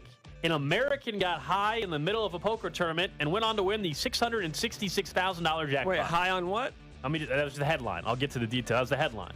Basically, this individual named Martin Zamani entered a $50,000 poker tournament. That's it. He got high, won, got a $666,000 jackpot. The presenter interviewed him after the event. He said only 4 words. He apparently single-handedly put the high into high roller events. It all went down after the U.S. That's right, Nick. U.S. Poker Open series of high-stakes tournaments. It was at the Aria in Las Vegas, and buy-ins range from $10,000 to $50,000. He basically said that he got high, and that was part of his success as well. It's incredible. But did he say what he got high on? I think he just weed. I think it was just marijuana. This feels like not a big deal. He had won tournaments before. And I feel like people get high at poker games all the time. They just don't tell you. But the fact that he won, and then I can speak for the last poker game, the unsanctioned games at our house. There were many people, I believe, who were high. You love just marketing the fact that you guys just get together on Friday nights and do a bunch of drugs. No, I just said some people got high. Oh yeah, Nick, you've never taken an edible on a Friday night hanging out with. Okay, don't see again. Why was the finger pointing? I've been gone a week. We're talking about you and your drug habits and how out of control your life has gotten. What? Under what circumstance? Gold, what do you think about high betting? High betting? Or drunk betting? Placing a sports wager. Drunk betting can be dangerous. Placing a sports wager while under the influence. I can't speak to that as far as being high, but I would say, yeah, probably when you've been drinking, the betting, all of a sudden that live bet looks a little bit better at the time. Wouldn't you love to see the split, not just like for yourself, but just like, let's just say for one state, the split between like the average hit rate when you bet sober versus when you bet drunk? Yeah, it's pretty good. It cannot be good if at they all. just kept track of it, like, hi, thank you for signing into the BetMGM app. Are you drunk or high or sober? Just tell us now. A breathalyzer blow into the phone while you access the app as well? I can't imagine that's a good rate. By the way, hey, we hit you were gone. We did an official Cody and Gold the betting card. Jon Rahm plus 1150. I had a little DraftKings well, you missed boost. It. It was 950, and we hit it at 1150. It got split up 3 ways, but like Nick had Hovland to finish as the first round leader. Now it got split by 3 or 4, but that was a nice hit. Then he had Rahm to win a 9-1. I had Morikawa top 10. That also got split though by 3 or 4 people though. That's the only problem with that one. So I think he was 13-1 to finish top 10, and he tied for 7th with 3 or 4 guys, or 8th with 3 guys, or whatever. So it sucked in that regard. It wasn't as much as what the payout would have been, but yeah. Another fruitful major champ. That's like we got to put some more money on it. That's real money. 3 of the last 4 because we hit Cam Smith at the Open Championship and we hit Will Zalatoris. No, Justin Thomas. We hit Will Zalatoris top 5 though. Yeah. Zalatoris. Because both of them in the final pairing. We had them both to win. He's out for the season. He just had surgery for a herniated disc. Withdrew from our listeners have been waiting for that Zalatoris update. You brought up Zalatoris. I'll tell you what, though, guys, we've been hot at the majors. PGA Championship coming up next month. Where's it at this year? Yeah, I don't know. Oh, okay. Helpful. Valhalla? Dude, I don't know. I just said I don't know. No, I'm guessing. He thought maybe if he said It is at Oak Hill Country Club in Rochester, New York. Okay. There we go. That's the trash of the day. Coming up next, we'll get back into some NFL, particularly the Chiefs during the Chiefs Red Hat Hour. Something Cody does not believe Brett Veach is going to start doing. You're listening to Cody and Gold, brought to you by Gann Asphalt and Concrete. For asphalt, concrete, and parking lot maintenance, Gann Asphalt and Concrete. One contractor, all things parking lot. Trusted in Kansas City since 1994. Online at GANNasphalt.com. Subscribe and download all new episodes of Nick's Waving in the Wheat podcast, released every Thursday on the 435 Podcast Network and the Odyssey app. Hey, what's up, guys? It's Nick Schwartz. And Bink. And Kristen Osero. With the NFL Draft coming to Kansas City this April, we've launched the Character Concerns podcast, leading you all the way up to the first round at Union Station. We'll get into all my award-winning mock drafts, who I want the Chiefs to take, who squatted what weight at the Combine. What awards? We all know why it's called Character Concerns, because Bink's got some problems. We're going to release new episodes every Tuesday, so subscribe now on the Odyssey app at 610sports.com or wherever you get your podcasts. On your official broadcast partner of the Chiefs, 610 Sports Radio. Hey guys, it's Cody Tapp. And if you're looking for a new career or to make a shift in your career in asphalt and concrete, look no further than Gann Asphalt and Concrete. My friends over there are hiring for all positions. Project manager, dump truck drivers, operators, and crew members. Starting pay is up to $30 an hour based on your experience, with paid time off and insurance, just among some of the things in your benefits package. Check out more. That's GANNasphalt.com and get more information on your next job. Well, one of my favorite times of the sports calendar is here. It's time for the NBA playoffs. You can get in on the action right from the first tip with FanDuel. Right now, every single customer can get a no-sweat same-game parlay every weekend when you bet the NBA playoffs. That's right. Place a 3+ leg same-game parlay or a same-game parlay plus on any NBA playoff game, and you'll get bonus bets back if you don't win on an app that's safe, secure, super easy to use, and you get paid instantly. There's no better place to bet the playoff action this year than with FanDuel, America's #1 sportsbook app. So visit FanDuel.com/CDOT and get that no-sweat same-game parlay every weekend of the NBA playoffs. One more time, that's FanDuel.com/CDOT.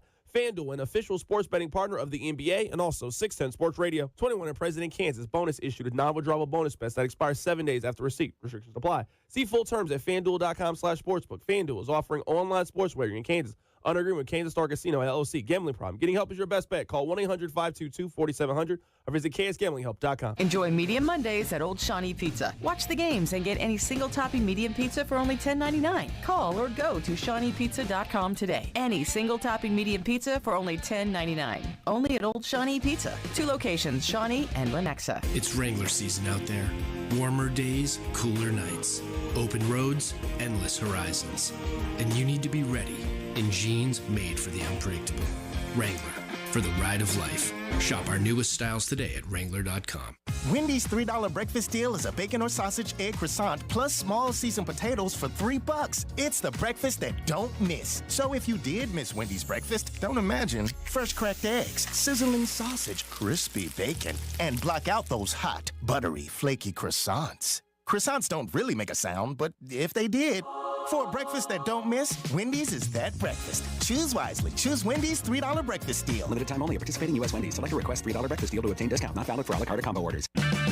Get 15% off when you buy a set of BrakeBest Select or Import Direct brake pads and 2 rotors through April 25th at O'Reilly Auto Parts. O'Reilly Auto Parts.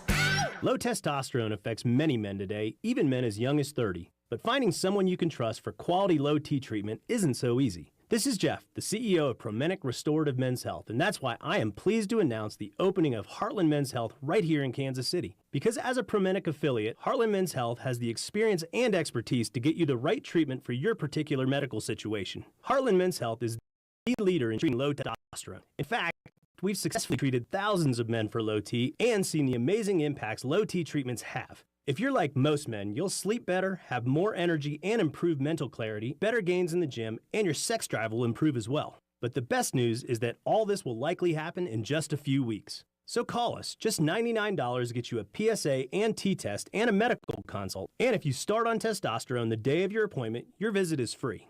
Call 844-447-6600 or go to heartlandmenshealth.com. That's heartlandmenshealth.com. Is it time to update your kitchen or bathroom? The team at Aspire Kitchen and Bath can help. They'll listen to your ideas and put together the perfect plan to fit your dream and your budget. Set up your no-cost, hassle-free consultation today at AspireKitchenandBath.com. I had a nighttime routine for my frequent heartburn. I would drink milk, I would sleep upright with more pillows, but that painful burning stayed. So I made Prilosec OTC part of my morning routine. With just one pill each morning, Prilosec OTC prevents excess acid production, blocking heartburn day and night. Now I have a new nighttime routine. I call it sleeping. One pill a day, 24 hours, zero heartburn. With Prilosec OTC. It's possible while taking Prilosec OTC. Use as directed for 14 days to treat frequent heartburn, not for immediate relief. Without the ones like you, who work tirelessly to keep things running, everything would suddenly stop. Hospitals, factories, schools, and power plants, they all depend on you. No matter the weather, emergency, or time of day, you're the ones who get it done. At Grainger, we're here for you with professional-grade industrial supplies. Count on real-time product availability and fast delivery. Call, click Grainger.com, or just stop by. Grainger, for the ones who get it done. Get in zone, AutoZone. Welcome to AutoZone, America's #1 brakes destination. We have the pads, rotors, drums, shoes, and brake fluids to improve your stopping power. Right now, save 15% when you get any 2 Duralast rotors with a set of Duralast brake pads. Missing a tool? Ask about our free Loan-A-Tool program and borrow the tools you need to get the job done. Get in zone, AutoZone. Claim based on data from the MPD Group 2021. Deposit required for Loan-A-Tool. From town councils to Capitol Hill, agents who are realtors are advocating for what's right. We're working to increase affordable housing supply and ensure fair housing for all. Realtors are members of the National Association of Realtors. That's who we are. Mostly cloudy today, 60% chance of rain, high of 71. Weather brought to you by Jackson Hewitt. Taxes are due. Have you filed yet? Don't worry. Jackson Hewitt is racking up the assists. They'll get you filed or an extension before the deadline. Beat the crowds by going to Jackson Hewitt today. The 610 Sports Radio phone line is brought to you by Onder Law Injury Lawyers. Visit getjim.com. Anthony Plumbing, Heating, Cooling, and Electric. Technicians you can trust with your house keys. Anthony's best deal of the year just got even better. Right now, when you purchase a new AC, the furnace is free. Plus, receive a 12-year parts and labor warranty and guaranteed next-day installation, or we pay you $500. Schedule online today at anthonyphce.com. Chiefs Kingdom. This is Mitch Holtz, and welcome to Chiefs Red Half Hour on Cody and Gold. Today at 11:30 on your official broadcast partner of the Chiefs, 610 Sports Radio. And don't forget, with the Chiefs and the draft coming up in just a few weeks, the second and third rounds will be important for Kansas City as well, and we'll have draft coverage live from Cinder Block. That'll be on Friday night, April the 28th, following the Royals game. So right around 7 o'clock or so, the Character Concerns crew, Big Chris, going to be broadcasting live at Cinder Block. Again, that'll be the second and third rounds of the NFL draft. Also, completely free, open to the public. It'll be a busy week hanging out with everybody here at 610 Sports Radio. So just one of the other things we're really excited about. And we're also just about 10 days away from giving away those VIP parking spaces. Parking, always a problem, at least always a concern, I should say, more than anything else, with everybody in Kansas City. And we will have 4 spaces for Thursday of the draft, 4 for Friday, 2 for Saturday in the Pershing Garage. You can win tickets and parking spots on Thursday, April 20th, on the 31. So that'll start at 7:31 in the morning, 8:31, all the way throughout the day. Then parking normally at the Crown Center Garage for the draft is going to cost you $50, but we've got multiple VIP spots to give away. So you want to be listening starting on Thursday, April the 20th for that. Feels like being able to park that close for that event. Oh, yeah, VIP, man. Will be incredible. You ever got VIP treatment somewhere, Gold? I think through some of the stuff through work we technically have, but not for parking. Wait, what do you mean through work? Like there have been events you went where someone's like, this person is they gave you a thing that said and they VIP said on it? or somebody said you're very important, I've sir. had like an event through work I was covering where the pass said VIP, but not VIP at a club in Vegas or something. How cool of an event was it? It was like the running back for former running back for CK 2000. Yeah. Come on in, 2000 yard season. So when I was at the Yeah, when I was at the draft in Nashville, the only other draft that I've been to was in Nashville a couple years ago, and he had, like we'll find out with the Chiefs, there will be players like Kelsey. They do their own private events, and we did an interview with Chris Johnson, and we got invited to his private event. Cole just got scared by some there's a flash of lightning like right outside our building. I'm mid-sentence. There's the thunder for it too. But no, mid-sentence, just bright stream of light came through. So anyway, that would be an example of that. Watch out for lightning, by the way, if you are out and about. Oh, thanks. Yeah. No, that wasn't for you. That was for the listener. Drive safe. You're Be protected careful. in this building. You'll be fine. Thank you for that. Although you are closer I don't know to that the you'll be window. fine, but you are protected. Hey, nothing. The roof is you not could leaking. still die. I mean, technically, So we're in good shape. We're not getting. There's no water coming down, so you we're in could good shape. still die theoretically. That accurate, but drive safe out there is what you're Yes, saying. You know, yes. drive safe out there. Yeah, but any of you guys ever been in like struck by lightning or in a car? Well, in a car that's been struck by lightning? Why are you it's that crazy? There are people out there like goat farmers in Scotland who have been struck by lightning 6 times. They live to tell about it. I'm not a goat farmer in Scotland. I'm just saying. It's a pretty uncommon thing to have been struck by lightning. I'm simply saying it's not that uncommon. The text line's correct, though. 913-586-7610, Nick. Think about it. Chiefsaholic is out there all alone in this weather somewhere. He's still out? Has he made it past your day? Yeah, he's way over. He's about to. He's 2 days, 3 days away from hitting the over on your 17. How did this guy never get caught at this point? It's ridiculous. Told you, man. Built for it. This built guy for it. is built different. If there's a person out there who was built to be on the run, it's him. I guess. He's essentially lived his entire This life dude as a lie on the This lam. dude is freaking Saddam Hussein. He's got caves. He's hiding underground. Saddam eventually got caught, just so you know. Yeah, after like a decade. It wasn't quite that long, This was guy it? feels like he would. Well, he hit the over too. Let's put it that way. So you're saying this Chiefsaholic's living in a hole in the ground? I'm saying he knows what he's doing. He didn't just plan. He didn't just run away. He had a plan. Okay. And he's executing it right now.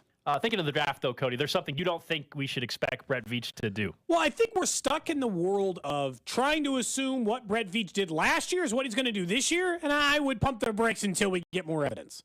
I don't think he's just the trade-up guy now. In the 5 years he's been the general manager, he's decided to trade up all but 1 year.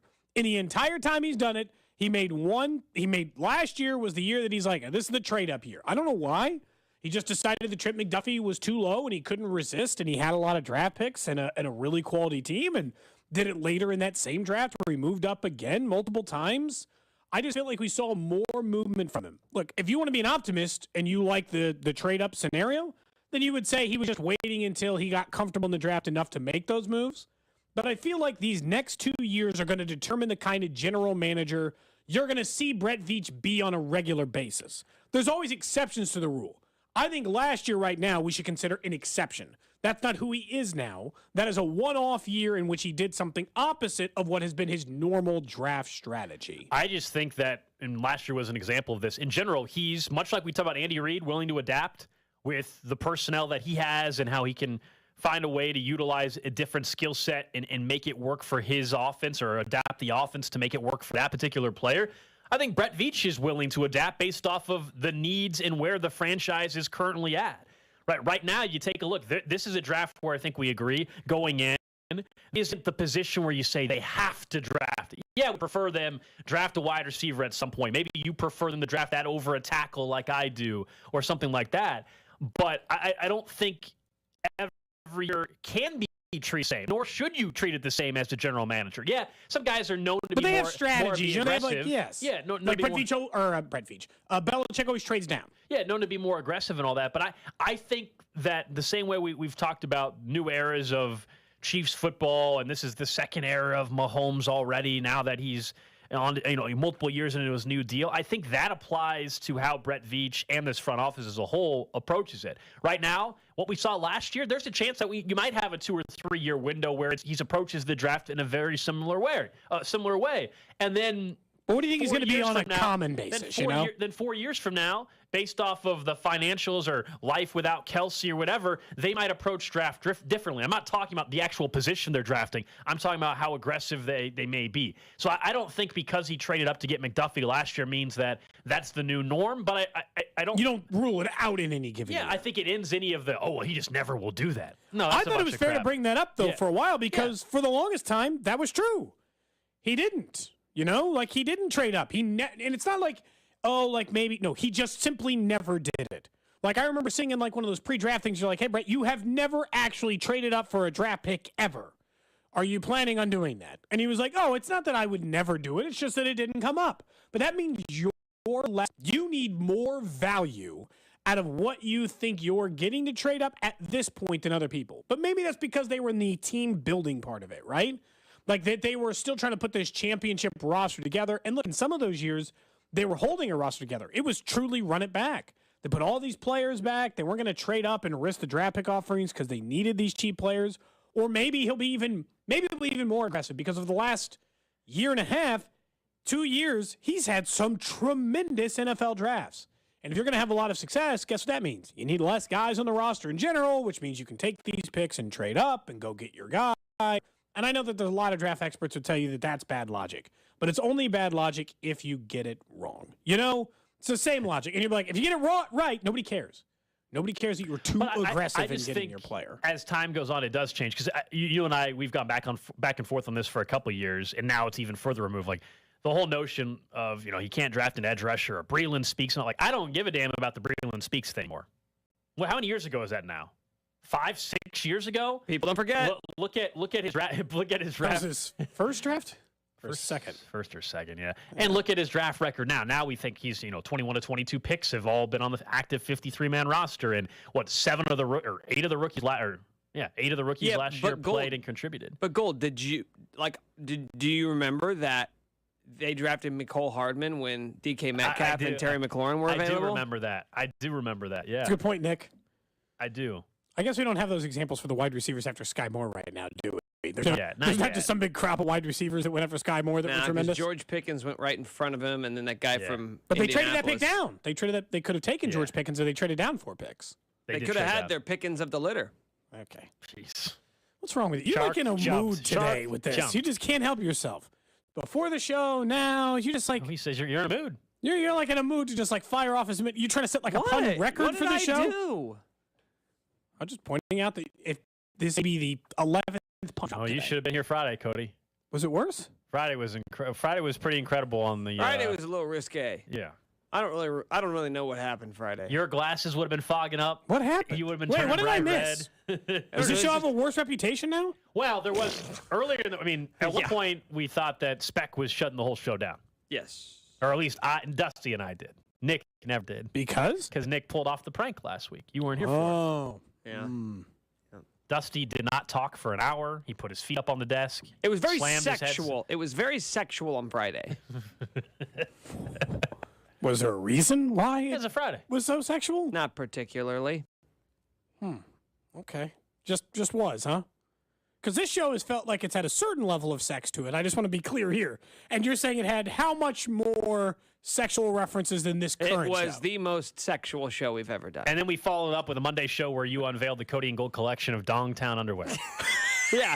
So you're fitting right Should in. I have saved that for Friday? Should I have just let you guys know on Friday? No, I think maybe you should say so you had a pair of your own to bring in. That's what would have been a great Club 610 is you leave at 12:55. You come back in right at the start of the club, and you're just wearing nothing but the Dongtown underwear. Say, boys, I got us some new merchandise. Do you know how awkward that would make it for everyone? Yes, Cody. Yes, as a person who would have to watch you walk in and nothing but underwear, I'm aware of how awkward that would be. That'd be terrible for it would be worse everybody involved. And let it be known, it would be worse for Alex and I than it would for you. In what way? Because we'd have to see it. I can also see it. Pretty much it. Just boils down to that, huh? Oh, man. That simple thing. Okay. There was another tweet, though, from the weekend that relates to the Chiefs. And I actually think maybe not for the player individually, being a good thing, but for the Chiefs, I view it as a positive because I think it tells us that they're not in any rush, but nobody else is. And that has to do with Jerick McKinnon, who last year, I want to remind you, did not sign until pretty late in the offseason. He's a free agent. We know Jerick had a great year for Kansas City, not just pass protector, but became a huge weapon in the passing game. And he tweeted out, quote, "The disrespect is crazy." And that's all it was. And so, of course, everybody speculates from there. But, I mean, at this point, I think we can all use some common sense to figure out what he might be referencing. It is April the 10th, and he's still not signed. But what that tells us is it's not just the Chiefs that have it. I mean, that means nobody else has offered him a contract at this point in time. He's, quote-unquote, older. It was low. Yeah. He's an older running back. Kansas City didn't sign him until late in the game last year. Hoping that McKinnon has a chance to come back. Selfishly, as a Chiefs fan, this is actually good news because it means that there wasn't this great market and he's going to get X amount of money and you're not willing to get to a certain amount. I think he's going to get another one-year deal that's pretty cheap again somewhere, whether it's Kansas City or elsewhere, for a guy that, had in the playoffs alone, 2 years ago, had 315 yards from scrimmage. Last year, he had 803 yards from scrimmage and 10 touchdowns. Look, he was very valuable to the Chiefs. I don't think there's any denying that part of it.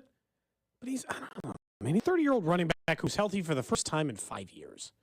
Like, I understand his frustration about it because contract years are supposed to get you paid, Gold.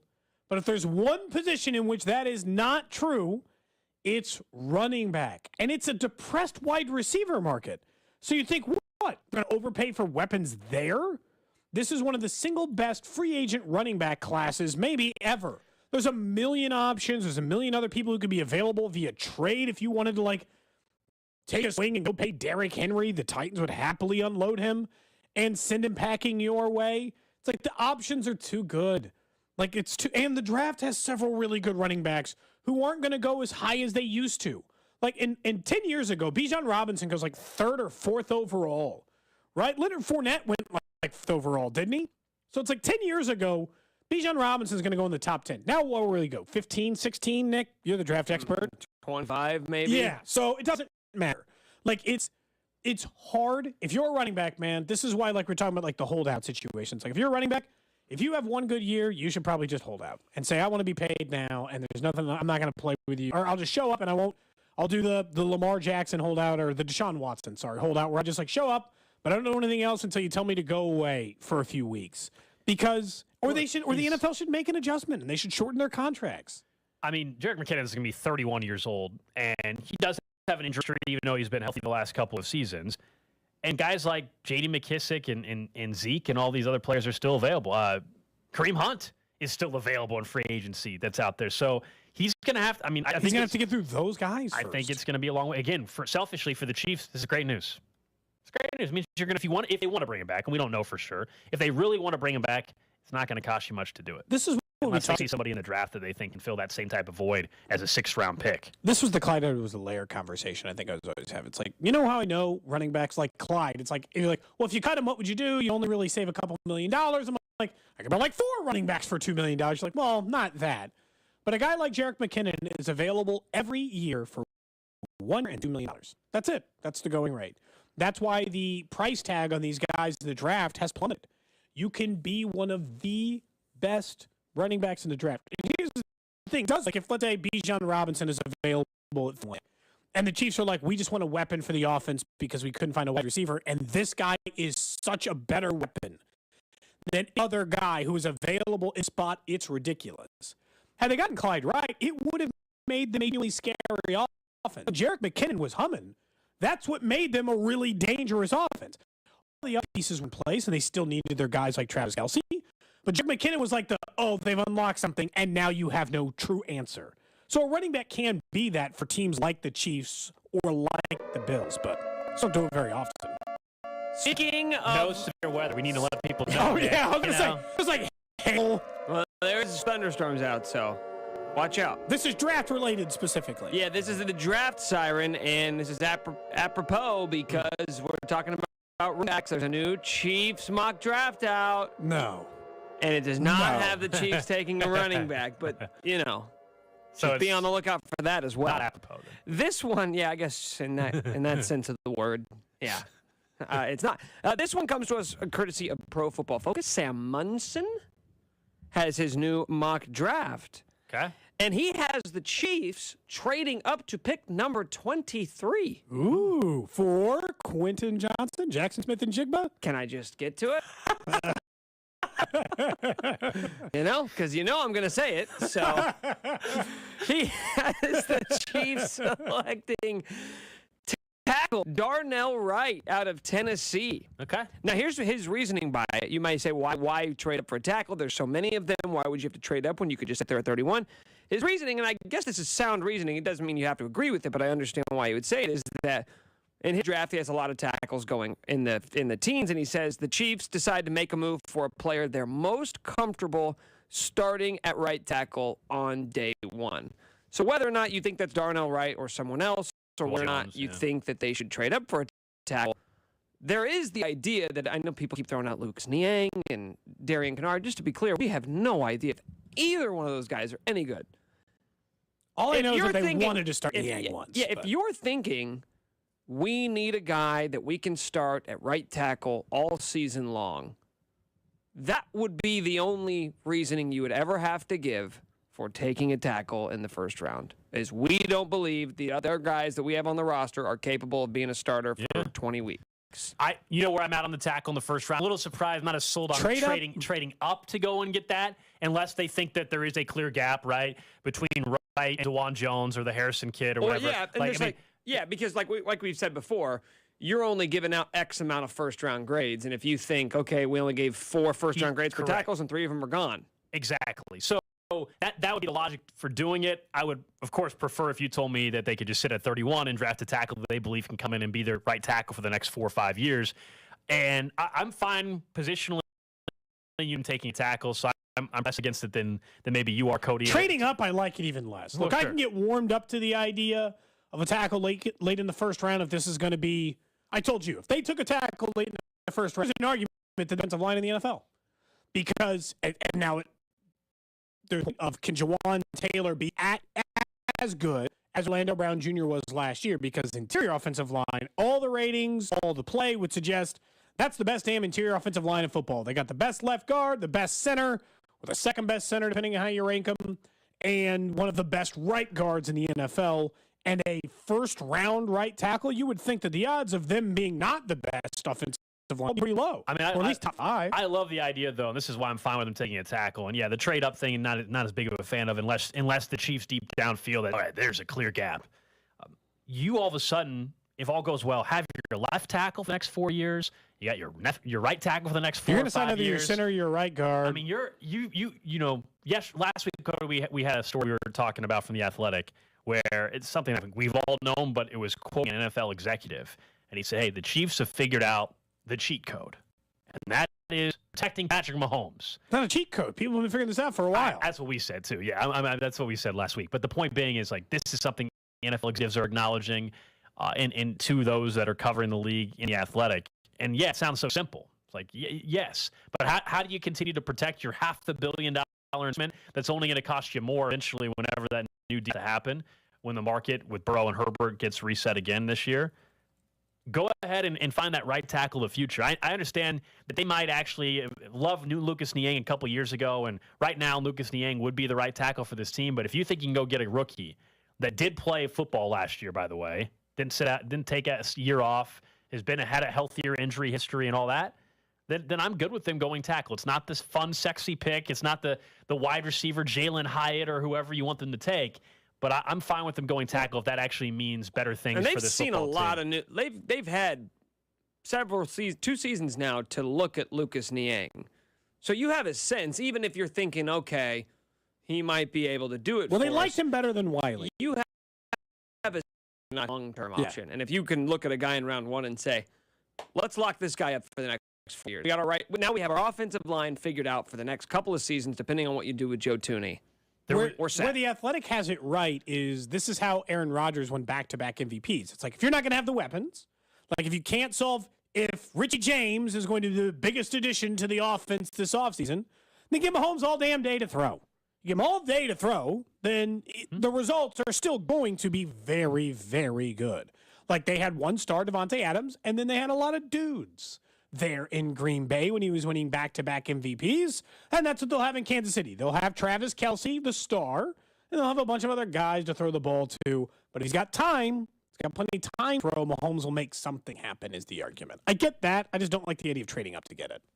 Yeah, Peter King mentioned that in his Football Morning in America column today that talking to league executives, and this I feel like does happen every single year. He said, one executive told me these mocks are way off. People are going to be shocked on April 27th. Which mocks are you talking about? There's thousands of them. We put this out all the time. There's too many mocks to know exactly what he's talking about. Let me look up the article. Let's see. He said mock draft 1.5 from 3 guys. Wow, he didn't like yours? 3 guys from he's got his ear to the ground, doesn't he? Well, he wanted the Kansas City-based one, Well, article. What's funny about that, too, is that how do these league execs know how the draft? I don't know. As if there's an executive out there. It means he's Minnesota's executive. He knows exactly how the top 23 picks are going to play out. Right. Maybe on his board it's way off, but he doesn't know the board for everybody else, the other 31 teams. Anyway, that's another mock draft. Up next, we'll get to what's trending and back into Plan C now, maybe for Kansas City.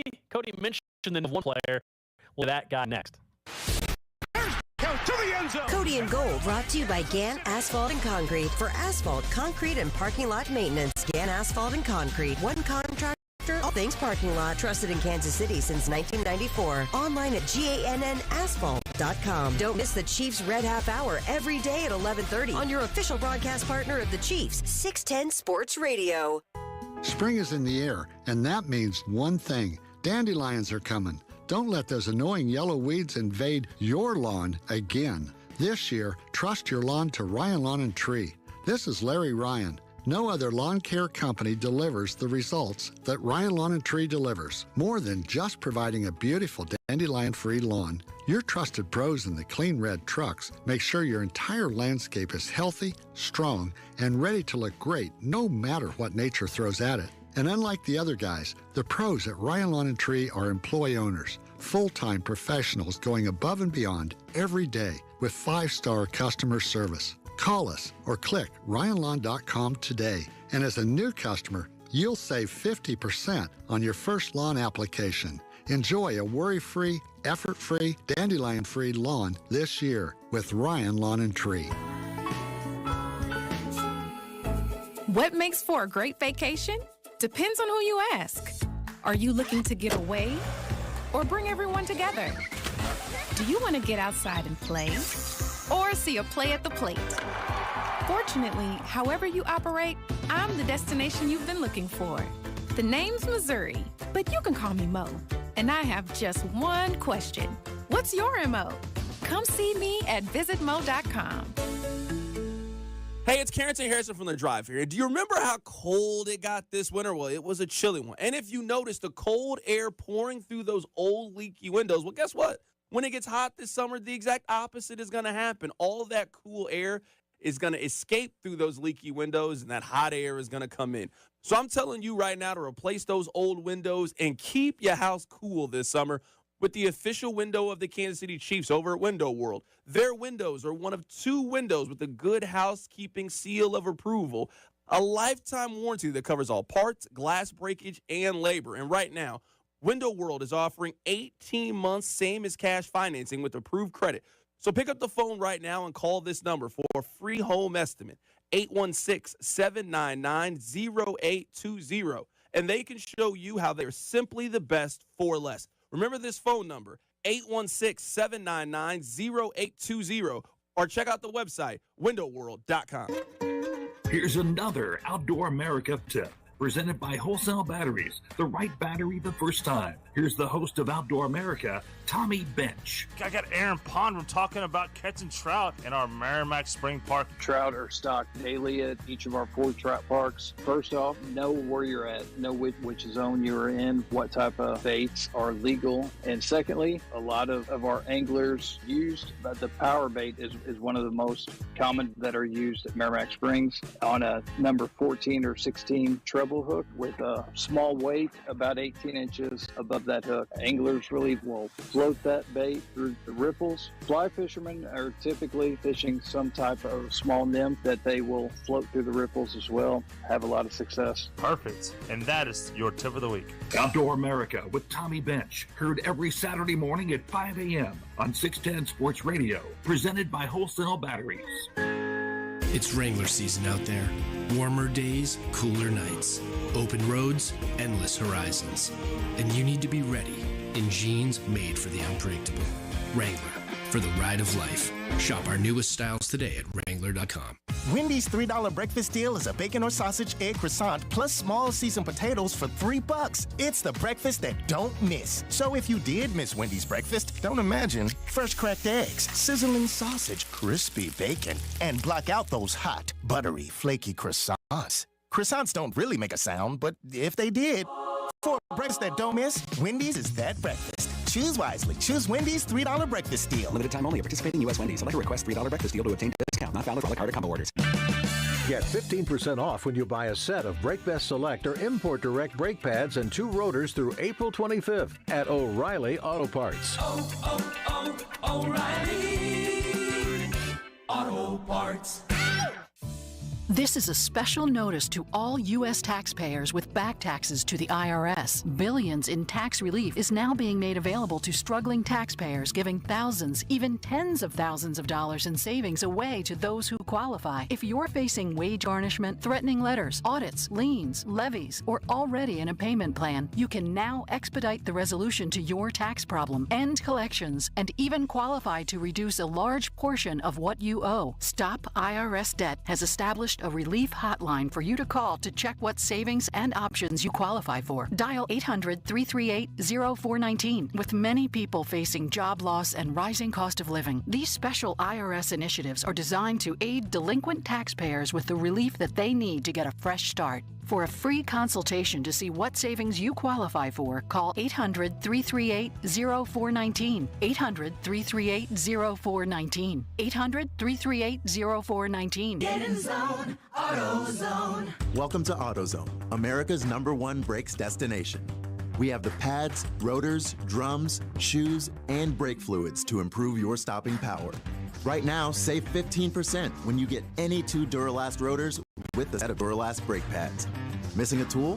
Ask about our free Loan-A-Tool program and borrow the tools you need to get the job done. Get in zone, AutoZone. Claim based on data from the MPD Group 2021. Deposit required for Loan-A-Tool.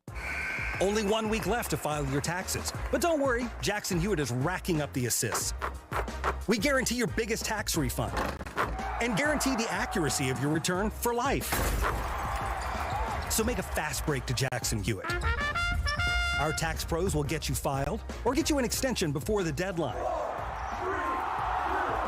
Beat the clock and the crowds. Come in and file today. When every dollar matters, it matters who does your taxes. You're listening to 610 Sports Radio from the Max Motors Studios.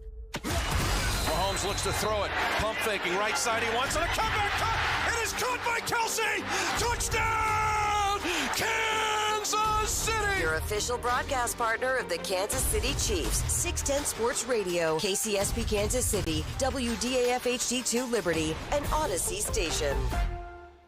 What's trending? All right, let's check in on the hot topics trending.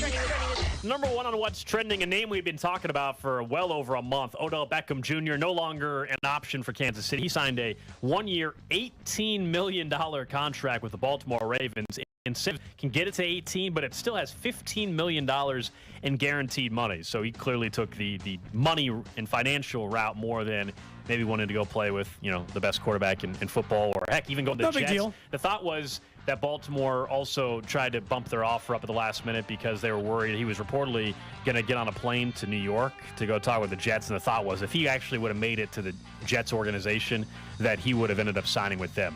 I think we just learned with the Richie James signing for Kansas City over the weekend, a day or two before that. I think the Chiefs got wind. They probably already kind of knew, but on Thursday or Friday that dollar amount's gone way up there. The Chiefs were never, nor should they have, been willing to get to that $18 million mark. Absolutely ludicrous price tag when the thing was all said and done, so I'm surprised it ended up getting that high, and yet still somehow ends up as a Baltimore Raven. Not even sure whether or not, it's going to be Huntley or Lamar Jackson when this thing kicks off. Although, I don't know, man. The options are so limited now for Lamar. The market was a lot cooler probably than he was expecting, at least for that long-term contract and these teams who are willing to give the draft picks. Feels like he's just going to be a Raven again this year. Next up on What's Trending, as you saw yesterday, Jon Rahm wins the Masters by 4 strokes. Had a 4-stroke lead with 4 holes to play. Not much of a contest there late. Obviously, going into the back 9, there was still a possibility, but Koepka was playing worse and worse and worse. And although Phil Mickelson had put in a really good score earlier in the day, which means Rahm just had to kind of stave off a 2 or 3 shot lead, a big majority of it. It's his second major title, his first Masters tournament. The Royals in action tonight. They're going to be in Texas, take it on the Rangers. A 7:05 first pitch. Vern's on deck show at 6 o'clock. Zach Greinke looking for his first win in 2023. The ERA still only 2.38. And news today in the last 20 minutes from the Royals that Matt Quatraro going to be with the club. He had been out with the COVID list there for a little while, so he is catching up with the team on the road trip and will be in the dugout tonight. It's such a funny feeling to the season when you lose your manager, when you lose Q like the first 2 days after, and then you kind of settle in and Hoover's the manager. I'm sure he'll be happy to be back. Quatraro will be happy to be back on the bench tonight. Next up on What's Trending, Dwayne Haskins' family has filed a lawsuit alleging blackmail and robbery conspiracy against the now deceased NFL quarterback Dwayne Haskins. Now you got to think, for him. Lawsuit, they're claiming that 4 individuals, 2 restaurants, and a golf driving range and hotel as defendants connected to the alleged conspiracy, saying that he was drugged, and that was part of the reason that he might have been wandering the highway late that night. Very obviously tragic incident that happened about a year ago, almost exactly a year ago today. So it's like, God, it's just... How do you prove that? Like, what's going their to be very alleging? difficult, I don't know how especially a year later. How are you going to prove it? I don't know how you prove some of that, but obviously it'll be interesting to follow, though, just to see what the outcome is with that. Next up, and lastly on What's Trending, Adam Schefter of ESPN reporting that at least 6 teams have reached out to the Arizona Cardinals about the 3rd overall pick. We know Arizona, has a quarterback. You can say they don't really have one, but they have a quarterback under contract they gave an extension to, so they're not drafting a quarterback there. They're on Kyler Murray, and they're a team that's not going to have him available until November, if at all, this year. So it makes sense that you're rebuild, stockpile some picks. I think it's a mistake if they don't trade back. However, are they actually doing this because there's not interest? Are they doing it because they're trying to get teams pitted against each other? If I'm the Cardinals, I got to trade out of pick 3.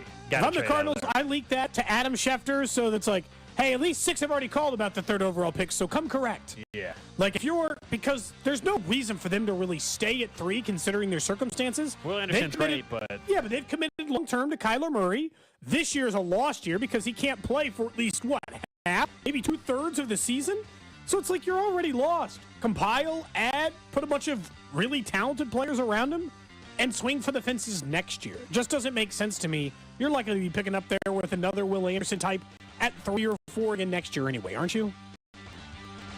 Yeah, I mean, I think... You're going to lose half the season. I think if you're Arizona, going in, this is all about evaluating some talent and trying to stockpile picks. And then really, none of it's going to matter if they can't get things sorted out with Kyler Murray, though. And that is, can you get him on the same page? Can you get him to be more accountable?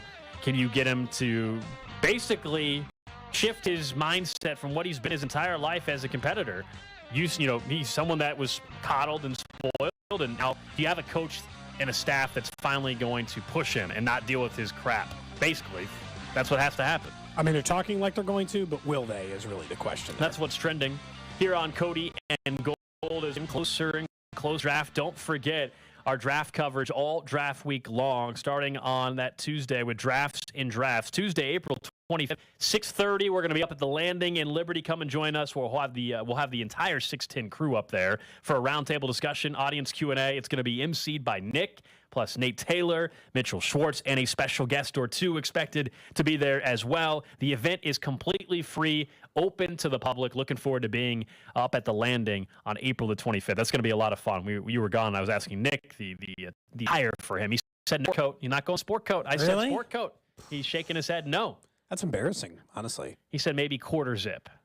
Quarter? So you think you're Jim Ants? You're going quarter zip. Nothing wrong with the quarter zip. Nothing wrong with the quarter zip as Nick is eating, so we can't get. And he's in a quarter zip. He is. Quarter zips are fantastic. I thought he was going to go sport coat. He said no, just sport coat over a nice shirt or so, not tie or anything. Nate Taylor's definitely going sport coat. Guaranteed. You're not going to be the best dressed person on your own panel? I either do all or nothing. I'll either wear a suit or I'm not wearing a jacket at all. I don't just do go the tux. I think you get a tuxedo. Go tux.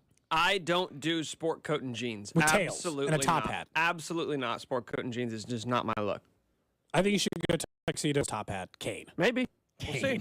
You have to show up to find out. Kane classes That's it up right. a little bit. April 25th. Something you can twirl around as you enter the door, you know? Essentially, I'm saying dress up like Mr. Peanut. But if you wore a tuxedo, the rest of it all fits. Q&A session and everything. Nick, Cody, and I'll make sure we get a few questions sent your way as well that we might have of you on that panel. Very important questions that we'll have prepared for you. It's just a heads up. He's eating. He's not going to deal with this right now. What is on that plate? You got a full plate. I've already been a part of this conversation. I've already been a part of this conversation more than I liked. I gave you your little response, and then you just had to keep going with follow-up questions. Break down I'm the done. plate. What do you got on there? Nothing. None of your business. You got a full plate. I want to see what it is. Here, show the stream. I don't have a full plate. You got a full plate in your I hand. have 2 bites left. What's on there? So let me finish my food, and then I'll be a part of the rest of the show. You guys know the routine. Just tell me what you're eating, and I'll let it go. 12 o'clock to 12:15 is my time. What are you eating? Nothing. Don't worry about it. Now I'm not going to tell you. I'm going to have to stand up and go look. I think maybe there's some rice. I'll see for sure you're going to hurry. Just unplug your headphones. This is so much more awkward. Looks like there might be some beans. I don't eat beans. You know that. It looks, I don't know, it's dark-colored, something dark-colored. No. I thought it was maybe like a falafel at first, but then I was thinking maybe some sort of like breaded. He's eating the falafel? Nick will eat anything back there. Anyway, text line's correct. And Cody, you were not here when I suggested this. This is actually, if we really wanted to do this properly, this is where Nick needs to wear the Nutcracker costume. Oh, wow. His big moment, him singing an event. That one might big actually celebrities, that one might get special guests. That one might actually for the boss. The boss says do mostly what we want. That might be one where the boss steps in and says, you can't make Nick wear the Nutcracker, not at the big draft event. So anyway. I think we should entertain it, though. Until told no, I think we should at least kick it around. I might have to buy a new Nutcracker costume for him. I don't know if that thing's going to exist, honestly. You know where it is? Can you use with the Santa one instead? I don't know, man. I didn't lose the Santa costume. You did not. I mentioned during What's Trending, Odell Beckham Jr. signed with the Ravens. Richie James signed a contract with Kansas City. And to me, for Richie James, look, he had 500-plus yards last year for the Giants. To me, he's a Justin Watson replacement, but an upgrade. We know he can play special teams. We've seen evidence of that in New York. So I like somebody coming in that can also do that. Justin Watson did that as well. Justin Watson ended up as, a 250-ish yard receiver or so, maybe more than that. So I think it's an upgrade. Like that's my expectation for Richie James. Justin Watson, upgrade. I don't think he's coming in and being the number 3 wide receiver. I think he's probably the 4 or 5 in this offense. Maybe most likely the 5. But it's somebody that has shown that he can be somewhat productive if needed. I'm not going crazy and saying, oh my gosh, here's your guy that's another guy to factor in, going to have 800 or 900 yards. No. But if you're trying to pick up the 900-yard lost production from Juju, the 300 or whatever it was from McCole Hardman, all right, you start looking at upticks from Tony, an uptick from Sky Moore. So perhaps let's say perhaps they draft a wide receiver in the first round or second round. All of a sudden, the 200 and something you got from Justin Watson, maybe you get some of that increase from Richie James. That's how I view this signing. I don't have an issue with it, but it's not one that anybody should be trying to overinflate and act like this is going to be a player that's going to be the next star of the offense. Yeah, what does this mean for Justin Ross's place on the roster? You want to Venmo yourself? You want to Venmo myself $1? We're not allowed to bring up Justin Ross or Jon Rahm until training camp. Mm-hmm. Or you have to Venmo the show. That's $1. right. I'll Venmo the show $1. That's fair. I just wanted to bring it up from the No, you should have to Venmo all the listeners. That's a lot of people. If you want to be Venmo, the first 25 people, what right? Do you mean? You're good on that? 25 people. You want to do 50? No, that less. 24. First 24. The other people have to Venmo $1. What about the first person? Okay. You were just at the Masters. You clearly have money, so go ahead and I went face value. Venmo. Okay. You know. Well, I paid face value for those tickets. Okay. I can't afford that secondary market price. Okay. Look, the trade, if you are reasonable about it, is fine. Am I over the moon excited they're bringing in Richie James? No. Was he even on the list of players? The very long list of players. But I think it was Nick who it was maybe like 3 weeks ago when we were talking about all the wide receivers available, because obviously we spent a lot of time talking about the wide receivers this offseason. He's like, that after we get past these first three, there's just like a bunch of dudes you've never heard of. And it's just, if it's not one of those three, it's just going to be one of these people we don't even know who they are. And we went through an exercise of jokingly naming maybe 10 or 12 people that would be on that just another guy list. Richie James didn't even make that cut. So it's all about reasonable expectations. He's coming off the best year of his career. So take it back from there. Don't even assume that that's what you're getting. He has largely been between a 350 and 500-yard wide receiver in his career. So that's what you're getting. You're getting a 400-yard receiver, right-ish, maybe in a great year, 550 yards.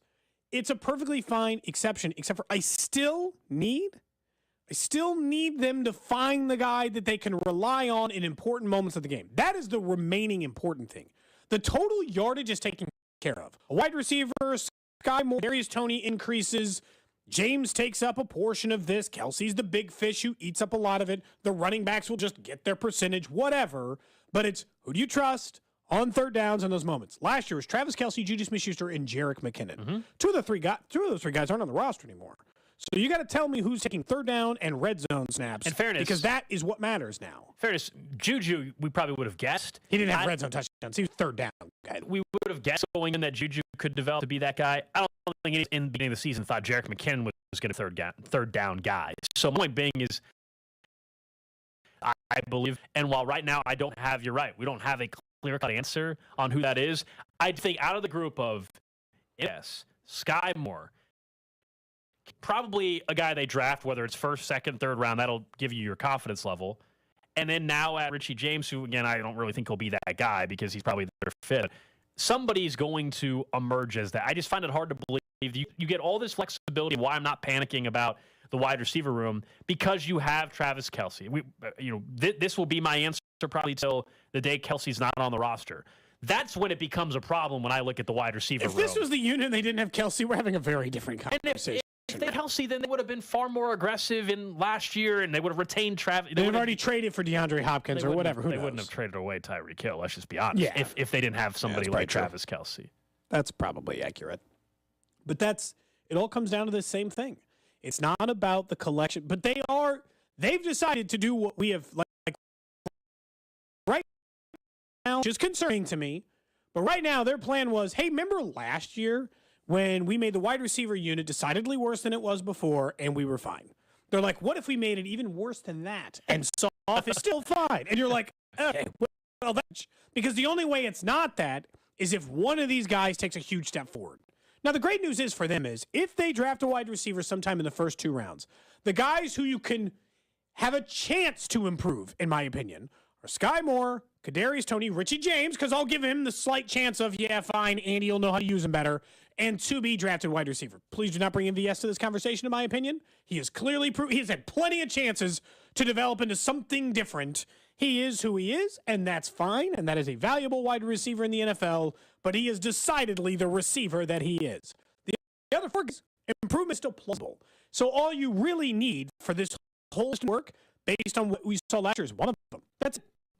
Just one guy. The drafted guy, Sky Moore, Kadarius Toney, one of those guys to take a big step forward. I'm why really you're not panicked. Yeah. I'm really not concerned about it. I'm not saying it's not valid to have questions, of course, but after last year and some of the panic that existed, it is just really difficult for anybody to convince me that I should be overly concerned about by the time we're heading up to St. Joe for training camp, I'm going to be terrified of the wide receiver room. I don't think so. I also think 3-4 games into the season thing, I'm like, they're going to do this again. They're going to be a top 3 offense again. Probably the case. Probably. That's the confidence that I have in Andy Reid and Patrick Mahomes. About that though, it's like, but God, if they just had one star wide receiver, we're not talking top 3 offense. We're talking one of the best offense of all time, and that's what I want. When I got Patrick Mahomes, I'm like, I'm kind of interested in best offense of all time stuff, and I get it. When the Patriots had Tom Brady, they needed to be the best offense of all time every year. They chose their moments to be that when the pieces made sense and the moves made sense.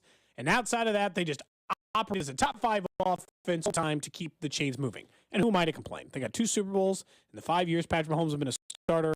NFC title game every single year. They've been to a bunch of the Super Bowls. It's hard. There's also still the wild card that I don't think any of us are, holding our breath for, but DeAndre Hopkins is still out there. Beckham's done. Nobody should blame the Chiefs for not paying $80 million for Odell Beckham, $15 million guarantee, but DeAndre Hopkins could get cut, traded on draft night. We'll see. That's the only name that you keep an eye on outside of the draft that would do anything for you at this point in time. What percentage chance would you put at that now? Hopkins, in your brain? 10% chance is where I'm at now. 5-10. Yeah, 10% I would put it chance at maybe 25-30 at some point. Yeah. But yeah. 10% chance he ends up in Kansas City because I think if he gets cut, he might end up with the Jets. Which, by the way, it's been a month since Rodgers says he intends to play for the Jets, and the Packers and Jets still have not worked out compensation yet. So we still wait on that. Oh, but I was told a week ago it could happen by the end of the week.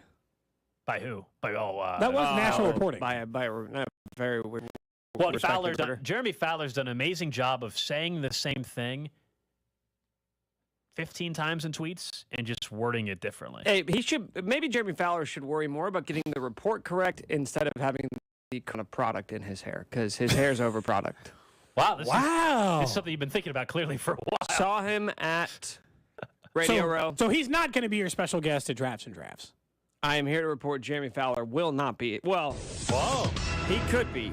But he would have to attend just like, it's free to attend. A lot of media people in town. It is free to attend. But he's not your special guest, which is known, just not known to the public. No, he's a big I will tell you this. Our special guest is a bigger deal than Jeremy Fowler. Okay. Wow. Jeremy Fowler would be a massive disappointment. Do you think at drafts compared to our guest? Do you think at Drafts and Drafts at the Landing in Liberty, the week of the draft, that we can bring some items from the Cody and Gold collection? Oh. You think? You should wear them. Well, people won't know that we're wearing Hey, you didn't say sport coat and jeans. How do you feel about sport coat and underwear? And then see if the special guest will autograph them. We're referencing, of course, the brand new Welcome to Dogtown underwear line of clothing. There's a T-shirt as well, but yes. The T-shirt. That's not as cool. Mm-hmm. Yeah. It is available right now on Ray Gun's website. What are they running? $17? I don't remember the exact price point. Sound about right? Whatever it is, it's a steal. I figured you had already ordered your pair. Oh, I'm able to order. Are these online only, or are they in store? If I were they will be in store. So if I drive down to the Ray Gun store, I can get. I was told they would be on the shelves this afternoon. I mean, get them while they're hot. So if you just want to drive down there, you don't want to wait for an online order. You want that pair of underwear so you can bring offense to the K this weekend? Not a problem. Perfect. You can go straight down to Ray Gun's store this afternoon and happily wear your A Trip to Dogtown underwear or T-shirt. Should we order? So should I have gotten some other things? Should I have gotten like socks or something? I'm sorry, I didn't think about it. Well, I mean, the socks. People would buy the socks as well, but I think the point you're trying to get across here has been made. I actually don't think the point's been made. What is the point? On social media, Dogtown has been a trending thing over the past couple of years whenever the Royals hit some home runs. And I thought that maybe this show. So here's the truth. I told you that my goal for this year, for 2023, was to have this show's name on 5 things by the end of the year. And this is the first? This is one. This is number 1. Here's my issue. Is a pair of underwear that says A Trip to Dogtown.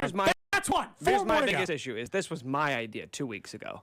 So why do you have a problem with it? It exists. We talked about it off air, because now you're passing it off like it's your idea. But you don't seem to like it now. It seems like you would like to give the idea Whether away. I like it or don't like it is irrelevant to the fact that you stole it from me. There we go. Now we're getting down to the bottom of it. But you don't seem interested in the idea anymore.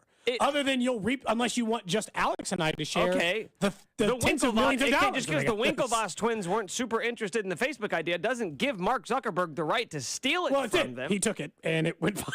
They got a little bit of money out of it. Okay, then let's just play out like that then. I'll see your ass in court. How's that? Really? You're going to sue me? I'm already giving you a percentage. The show fund is getting this money. No, I want specifically a cutback. So how much does the show fund get? All of it, 100%, right? Okay, then I want 50% of that. Excuse me. Personally. So you want to steal from this show, from the listeners. You're stealing from the listeners. My idea, my money. Like the way that works, you're lucky to be getting 50%. If we had money in the show fund, we could have made more money off of betting the Masters. As you just saying to bet on somebody. We could have put real money on it. But we don't have money. I'm trying to get us money. You selfish. You throw out the show fund. He hides gold. Do you notice how much he hides behind the show fund? It has become a barrier a little bit for you. It's a protection level, yes. It definitely has become that now. Any idea? I do remember Nick, I don't know if we were at the ballpark or where, and Nick brought it up, and then we all talked about it off air and said, yeah, we really should do that. And then we came this morning and you negotiated a deal behind our back. I did. I thought I got us a very good deal. You know? Do you think you could have gotten us more? Okay, again, you just keep going back to the idea. I would have never done it for the show fund. I would have done it for me. More in fairness, this world, hey, because I don't know if you've opened your eyes and looked at, the rest of the world.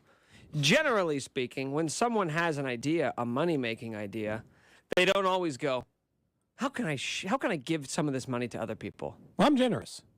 Uh-huh. You know? Yeah. And how many custodians were laid off when you had to get your new contract? Wait, none. I negotiated your contract, and I'll tell you, 4. 4 different cleaning ladies are without a job now. They're without work so that the company could afford your massive bloated salary.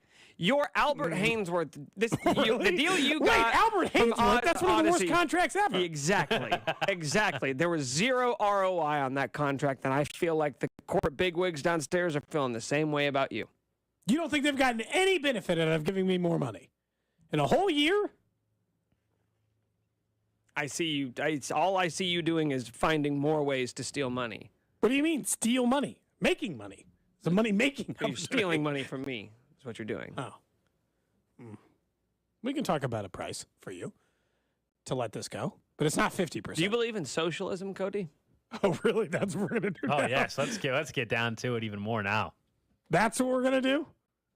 I'll let you guys sort this out during the break. Clearly, you guys have been gone from each other for a week, and now you guys have some things to negotiate and work out. We'll also get to what happened over the weekend for the Royals, at least a positive sign in one particular area next. Cody and Gold on 610 Sports Radio, brought to you by Gann Asphalt and Concrete. For asphalt, concrete, and parking lot maintenance, Gann Asphalt and Concrete. One contractor, all things parking lot. Trusted in Kansas City since 1994. Online at GANNasphalt.com. Hey guys, it's Cody Tapp. And if you're looking for a new career or to make a shift in your career in asphalt and concrete, look no further than Gann Asphalt and Concrete. My friends over there are hiring for all positions. Project manager, dump truck drivers, operators, and crew members. Starting pay is up to $30 an hour based on your experience with paid time off and insurance, just among some of the things in your benefits package. Check out more. That's GANNasphalt.com and get more information on your next job. There's many ways to save at the K. And at Royals.com/fan value, you can find all the information you need on special offers and daily ticket discounts. Like, when is Dollar Hot Dog Night? That's every Tuesday home game. When is College Night? Those are on Wednesdays. Are there any other discounts? Yeah, lots. But you'll have to see them for yourself. Find all sorts of ways to save at Royals.com/fan value. Attention, BetMGM customers. Have a friend who loves sports as much as you do? Here's a chance for both of you to earn $50 bonus when you sign up through BetMGM's Refer a Friend program.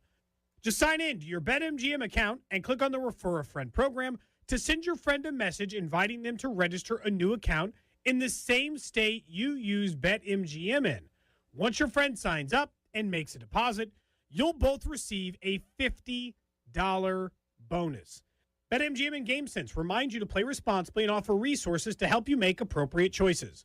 Visit BetMGM.com for terms and conditions. 21 years of age or older to wager, Kansas only. All promotions are subject to qualification and eligibility requirements.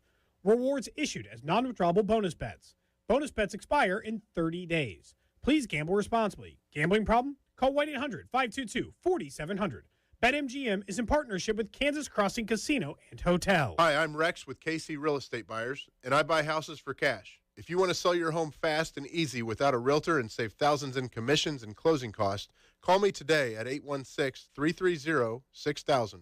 You can sell me your home in as little as 3 days or on your time frame, and I guarantee to make you a fair and honest offer. My home buying process is simple. In fact, I can make you a cash offer right over the phone. Do you have a home that needs a lot of work? Did you inherit a house you don't want? No problem. I can buy your home no matter the condition, the situation, or location. You don't need to clean or fix anything. And remember, there are no commissions or closing costs. If you want to sell your home fast and easy, I'll buy it. Call me today for a free offer. 816-330-6000. That's 816-330-6000. I'm Rex with KC Real Estate Buyers, and I look forward to working with you. 816-330-6000. Or visit our website at rexbuyskc.com. rexbuyskc.com. 3 little words no parent wants to hear. My tummy hurts. And it always seems to happen at the worst times. Like in the middle of the morning rush, when you still have homework to check and lunches to pack, and of course, you're already late for work. Luckily, there's Pepto Kids. Pepto Kids chewables provide fast relief for common stomach issues, turning those 3 words into these 3 words. I feel better. Bad time for stomach upsets? Good time for Pepto Kids chewables. Fast relief for little tummies. Use as directed. Keep out of reach of children. Whether you own a local business or a global one, you're always looking for ways to position your operation to create opportunities and move on them faster. With Bank of America, you get access to experts, award-winning insights, and business solutions so powerful, you'll make every move matter. Locally and globally. Visit bankofamerica.com/banking for business to learn more. What would you like the power to do? Copyright 2023 Bank of America, N.A. Garmin presents the Kansas City Triathlon. Join athletes from around the country Sunday, May 21st, as they take on the triathlon course at Longview Lake. The Kansas City Triathlon offers Olympic, sprint, and relay triathlon distances, as well as Olympic and sprint duathlon options. Participants receive a commemorative finisher medal and custom apparel. Enjoy free food, beer, and massages after the race. Check out kctri.org for details. The Kansas City Triathlon, Sunday, May 21st at Longview Lake. Register today at kctri.org. Wendy's $3 breakfast deal is a bacon or sausage egg croissant plus small seasoned potatoes for $3. It's the breakfast that don't miss. So did miss Wendy's breakfast? Don't imagine. Fresh cracked eggs, sizzling sausage, crispy bacon, and block out those hot, buttery, flaky croissants. Croissants don't really make a sound, but if they did, for a breakfast that don't miss, Wendy's is that breakfast. Choose wisely. Choose Wendy's $3 breakfast deal. Limited time only. Participating U.S. Wendy's. Select a request $3 breakfast deal to obtain discount. Not valid for a la carte or combo orders. Get in zone, AutoZone. Welcome to AutoZone. What are you working on today? Thinking about gas mileage. You know, changing your oil with a full synthetic oil like Pennzoil Platinum can help your engine get more miles. Right now, you can get 5 quarts with an STP Extended Life oil filter for only $37.99. Get started on your next job today with the parts you need when you need them at AutoZone or AutoZone.com. Get in zone, AutoZone. Restrictions apply. Dazzling decal on Daisy's Donuts window. Bold banner at Barry's Barbershop. Prominent poster at Penny's on Park Place. This is your sign. Well, signs. To try Staples and see the difference. Get $15 off signs, banners, and posters when you spend $75 or more. From Staples, and I couldn't miss it. Ends 4/15. Visit staplesconnect.com/printbig for details. Prescription products require an online consultation with a healthcare provider who will determine if a prescription is appropriate. Restrictions apply. See website for full details and important safety information. Subscription required. Hey guys, did you know there's a generic form of Viagra that works just the same but is 90% cheaper? And you can get it online? Go to 4hims.com/joy. At Hims, you'll get a free medical consultation and discreet shipping if prescribed. You'll love your results. To start your free online visit, go to 4hims.com/joy. That's FORHIMS.com/JOY. The 610 Sports Radio phone line is brought to you by Onder Law Injury Lawyers. Visit getjim.com. This report is brought to you by Charles River Labs. Discover the difference. This is your moment. Charles River Labs is a visionary leader in the development and delivery of advanced drug therapies. Be part of a team that is focused on improving global health while providing a culture of teamwork, diversity, and sustainability. This is your moment. Opening soon in Overland Park. Learn more at jobs.criver.com.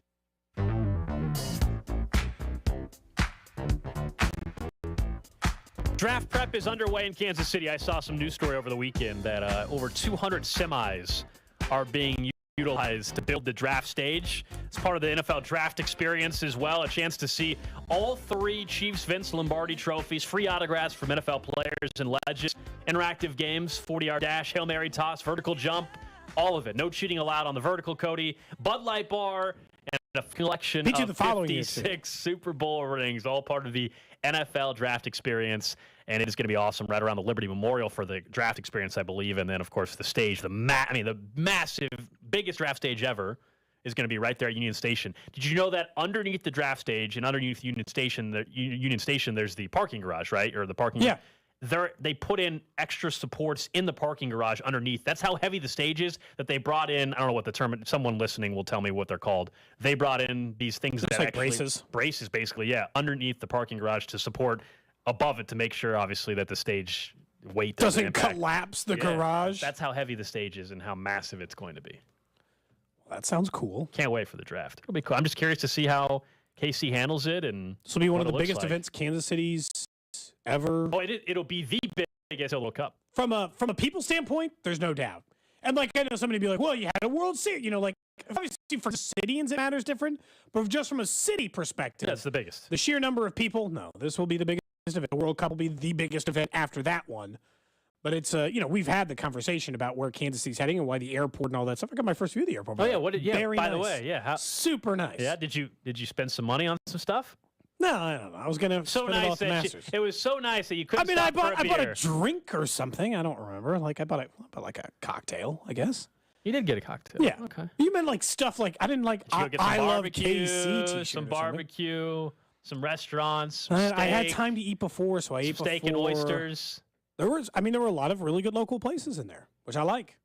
Real barbecue, real Shaq's food, real chicken Kansas City places. You'd be very impressed. As a guy who likes renderings, I imagine you like the real buildings as well. They live up to the hype. Live up.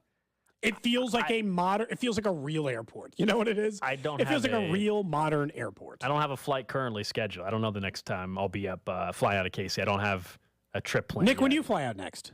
Get your review on the airport. He's already been out of it, Wait, have you? Or you've picked someone up, maybe? Yeah, I've been to it. I've been inside of it, but I have not flown out of it yet. So you can't really get to like the main. You can walk in, but like unlike the last airport, you can't really get to anywhere or see anything. You got to get through security before you can see. You got to have a ticket to do that. They're just like, hey, come on through. That doesn't work like that. Just buy some $70 ticket, I guess, if you just want to go in there and see it. No, I'm not gonna.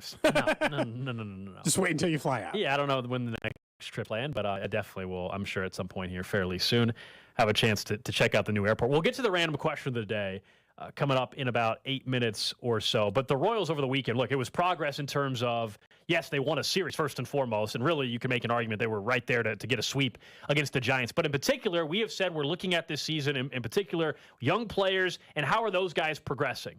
Well, I think you saw the time starting to get figured out there for Vinny Pasquantino, who in the first two series, much like everybody, offensively, his timing was off. They could not get anything going.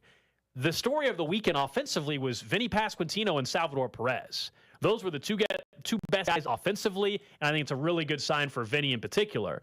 You still need more, though, man, from MJ Melendez, Bobby Witt Jr., Michael Massey. They need a third or fourth guy at least. Going right now. Yeah. The pitching well enough, maybe just a third would get it done. Yeah, pitching's been really surprising in a good way. But you got to have somebody else join Vinny and Salvador Perez. One, because you just need that other number. But at some point, Vinny will go cold again. Salvador Perez will go cold again at some point. You got to have multiple guys revved up because they're going to be lulls for people. It so happens right now to start the season, the lull is for Bobby Witt and is for MJ Melendez in particular. It just starts to feel like, I hate that it starts to feel like the same story because just like hitting the entire spring training. We know they have a lot of really good young bats. Sure, somebody's not going to start the season great. We understand how this works.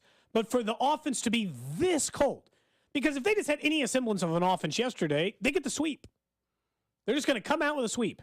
They had to win a really low-scoring game on Friday. They lost a low-scoring game on Sunday. Their only offensive output of the week, they got a really good come-from-behind win because Salvador Perez's 3-run home run on Saturday. But it's like you could have had the sweep. Sitting at 4-6, you could have felt different about the way this season started, even though it started poorly. But it requires really just those two. It is time. Like, we had a whole year for Bobby Witt Jr. last year and a half a year for MJ Melendez. So 10 games in probably isn't the time to call for it. If you want to not behind the eight ball, you have to have those two guys show up. Yes, I'd like Michael Massey to hit as well. He's been playing enough that you're going to need some regular offensive contributions, and they're choosing him based on his offense, right? When they choose between him and Nicky at second base, they're choosing offense over second base. So the bat has to be there because they just want a defensive second base. They go with Nicky Lopez. Like we know that they'll be a little stronger there, and that's been a bit sketchy at the early part of this year. So it's like, okay, they can handle that if they move towards that. But that's the whole point. You've got to get MJ Melendez and you got to get Bobby Wood Jr. showing more offense. We got closer this last weekend. You know, what are they? They're ready to face more difficult pitching over the next 2 series. So it's not like it's expected to get way easier, which means then you're relying on the pitching to hold up forever. And as much as I am optimistic about the pitching gold, and I am, there's still like a limitation of excitement you can take into that. Like, look, Bubic looked incredible. Greinke's been great. Keller's looked great. Like, Greinke doesn't have to prove it to me to a certain extent. Doesn't have to prove it quite as much. Keller you can buy into sooner too because you've at least seen him be good in a calendar year. Chris Bubic, I mean, with all due respect to him, I gotta see a lot more of me to believe that suddenly that they have another fixed 5 or him. 6 But starts, right? definitely, yeah. I mean, it's definitely a problem. Clearly, there's been a shift with the pitching staff and how they're going about, developing and what they're looking at from where they were. And obviously, Cal Eldred took all that heat last year and for multiple years, really. And right now, the early returns, it looks awfully impressive. It does. And it's a great opportunity for Chris Bubic right now. He was not going to be in the rotation. Heasley's in AAA. Daniel Lynch is on the IL. Probably till May 1st at least. Based on the last time we talked to JJ, yeah. And so if you're Chris Bubic, sees the opportunity and the very small sample size of this year, he certainly has done that. I just think that's what makes it even more frustrating about the offense, though. That in 8 of the Royals' 10 starts, their starting pitching has given up 2 runs or less. They have the 7th team ERA in all of baseball. They have a top 5 starting pitching ERA in all of baseball. 3 and 7? Like, come on. It's there. The pitching's there. It might not be there all year. We don't know yet. There's way too many unknowns. I'm buying in. It looks good. I think that the changes they make will make them a better pitching staff than last year, but better might still be the 14th best. Right. They're not going to be a top 10 pitching staff. Look, that would be a huge. That's what they are right now. I'll tell you right now, Cal Eldred will get buried in this town forever. That's what happens. Already kind of there. I mean, yeah, but it's even worse because at least he could always hang his hat on the "it wasn't my fault." But he and Eldred could be like, "Hey, look, it wasn't our fault. There were limitations in there." If they go from the 25th ranked team ERA team with almost the identical team, at least starting pitching staff, they go all the way up to like 7th or 8th or 9th this year, then yeah, that group is going to have to wear all of it. By the way, Aroldis Chapman, is he going to get traded by like next week? Like as good as he looks, how quickly before a team calls amazing, him? Man. The goal with that signing from the beginning, we talked about it on the show. I think we were actually at that rally house that day when the signing reportedly was happening, and that's when we had Melendez and Massey out there. And we said, look, the goal is hopefully that he performs so well in the first couple months that he becomes a very hot trade commodity. And so far, he has done nothing but make that happen in the first, 4 appearances that he's made? Yeah, I would say that, he looks awesome. Look, it's very early, obviously, in his season great. as well, but yeah, I would think that there's a pretty good chance that he's going to be shipped come trade deadline. Random question. For you, gold for you, Nick, over the J Southland Tow Service text line, 913-586-7610. I want to ask a question related to the trip I just took, because everyone handles these things a little bit different. I got back from mine, and I evaluated a little bit. What did you do now? Nothing, I didn't do anything wrong. Hold on, wait. I was just going to ask, how do you handle vacation spending versus other spending? Okay. Typically, I would say I'm pretty budgeted. I'm aware. I'm careful. And then I'm starting to think I should. I don't set I'm going to spend this much on vacation. I just spend. It's out of control. Are you talking about not the flight and hotel? Food, You're saying once you're there, how much do I have for the trip? Okay. I think I stopped paying attention. I'm going to fix this for you right now. So now we know why the show credit card ran out of money. I'm going to fix this for you right now. It's a trick I learned at a young age. I think my dad taught this to me, and it served me very well. Day before the trip, go to the ATM, take out cash. But in the Masters, they don't take cash. A lot of places don't take cash anymore. There you go. Don't say a lot of places don't take cash. A lot of places don't take cash. I would tend to agree with Cody on this. A lot of Should I places get a prepaid Visa debit card? When I went to Europe, I was there for 10 days. I took out a bunch of cash before I went, and I was like, this is my money.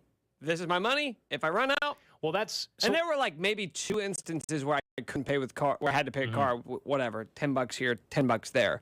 For the most part, just take out cash. Take out cash. So you get out the amount of cash you're willing to spend on this trip, and that's what you I have never been on a vacation I know people have. Yeah. I have never had that feeling of like, oh my God, I can't believe I overspent that much. I think it depends on where you're going. Now, I will say what you did, the scenario you laid out about, hey, you pull the cash out, leave the debit card or credit card at home. That is my philosophy, and I think I've told people when you're talking about going to a casino or whatever. That's definitely the play at the casino. Like, hey, you pull out whatever cash when you're not at the casino, you're not feeling that rush or anything like that. Pull out and leave the debit card or credit card at home. So you're not even tempted to do that. Like that, I've definitely done that at casinos. On the trip, is this just because what did you other than Masters gear? What else did you spend a ton of money? I mean, just dinners or any. It doesn't matter. You went and had nicer dinners than normal. That's normal on vacation if you can afford it. I didn't set. I felt like when I came back, I was like, should I have set a specific? This is my budget for the trip. Like, because I don't care. Like, we go on vacation, I'm like, what's this? Like a $5 bottle of water? Fine. I don't even think about it like under normal circumstances where you look at a price of that and you'd be like, I'm never going to spend this on this thing. It's vacation. I think exactly. No, I mean, I think when you're on vacation, going into it, you're going to splurge a little bit more on food and things like that. That's just part of, you're not supposed to worry as much as long as you can obviously afford it. Like, yeah, I'm not going to go bankrupt, I guess, doing it, but yeah, I mean, yeah, I don't think there's any issue with that. See, look, it sounds like he's handling like me, Nick. You're more prudent. I think your idea is probably how I should be doing it, but it seems less fun. Nick's idea, it seems like it's sucking some of my vacation fun out of it. Okay, if fun is overspending and then getting home and realizing that you overspent, then have at it, man. But at the moment, later. Of course, it's fun having no regulations and just being able to do whatever the hell you want at all times. You know what it is? It's the only time in my life I can do that. Every other circumstance is carefully crafted. I don't just flippantly spend $500 on something in my everyday life. I think about it. I pine. No, I mean, I think I carefully craft this decision. On vacation, I don't want to do that. I just want to buy this thing and have it. I think Nick's right, but my only thing, you also, I don't know, it would make me, on a trip, I still would want to have I would still want to have a credit card on me or something. Oh, sure. I'm not. I don't leave it at home. That's just not. I just leave it in the wallet. Like when I'm at dinner, when I'm at place X where I am buying something, I just spend the cash. Because then you can see it leaving your pocket. In the moment. I know there are people who are just better about logging, every little credit card statement that they make. And if you pay credit card, you got the app on your phone, you can see in real time what you're spending. I know that I won't check it. So I have to basically save myself from myself. And it sounds like you love just letting the, Cody 2.0 run wild and then getting home on Sunday and being like, whoa. How's your wife with this? I think the same thing? I think we've only been on, this is actually our first trip without the kids. Oh, wow. So that's hard to say. That must be nice. That's hard to say. They're old enough now you can leave them. I think she didn't balk at the price tag of the trip to the clubhouse. And it was a price that hurt. I didn't know what it was going to be, but when I saw it, I was like, oh, God. Look, enough of enough people. I'm going to get some back. But then I immediately, after spending that, was like, how much of this am I getting back? I need just a quick check. Nick's going to send me $30 for that hat, so that'll get me a few dollars close to this $1,000 I spent here, but a $970 short. I need to figure out the rest. You're probably never going to go to the Masters again. No. That's the answer for it. If you can afford it, enjoy it. I get it. You're a little it sounds like it just feels like in that moment I want to enjoy the vacation. Someone says Nick's strategy works particularly well in other countries like Mexico. Bring a few hundred in cash, you're set for 5 days.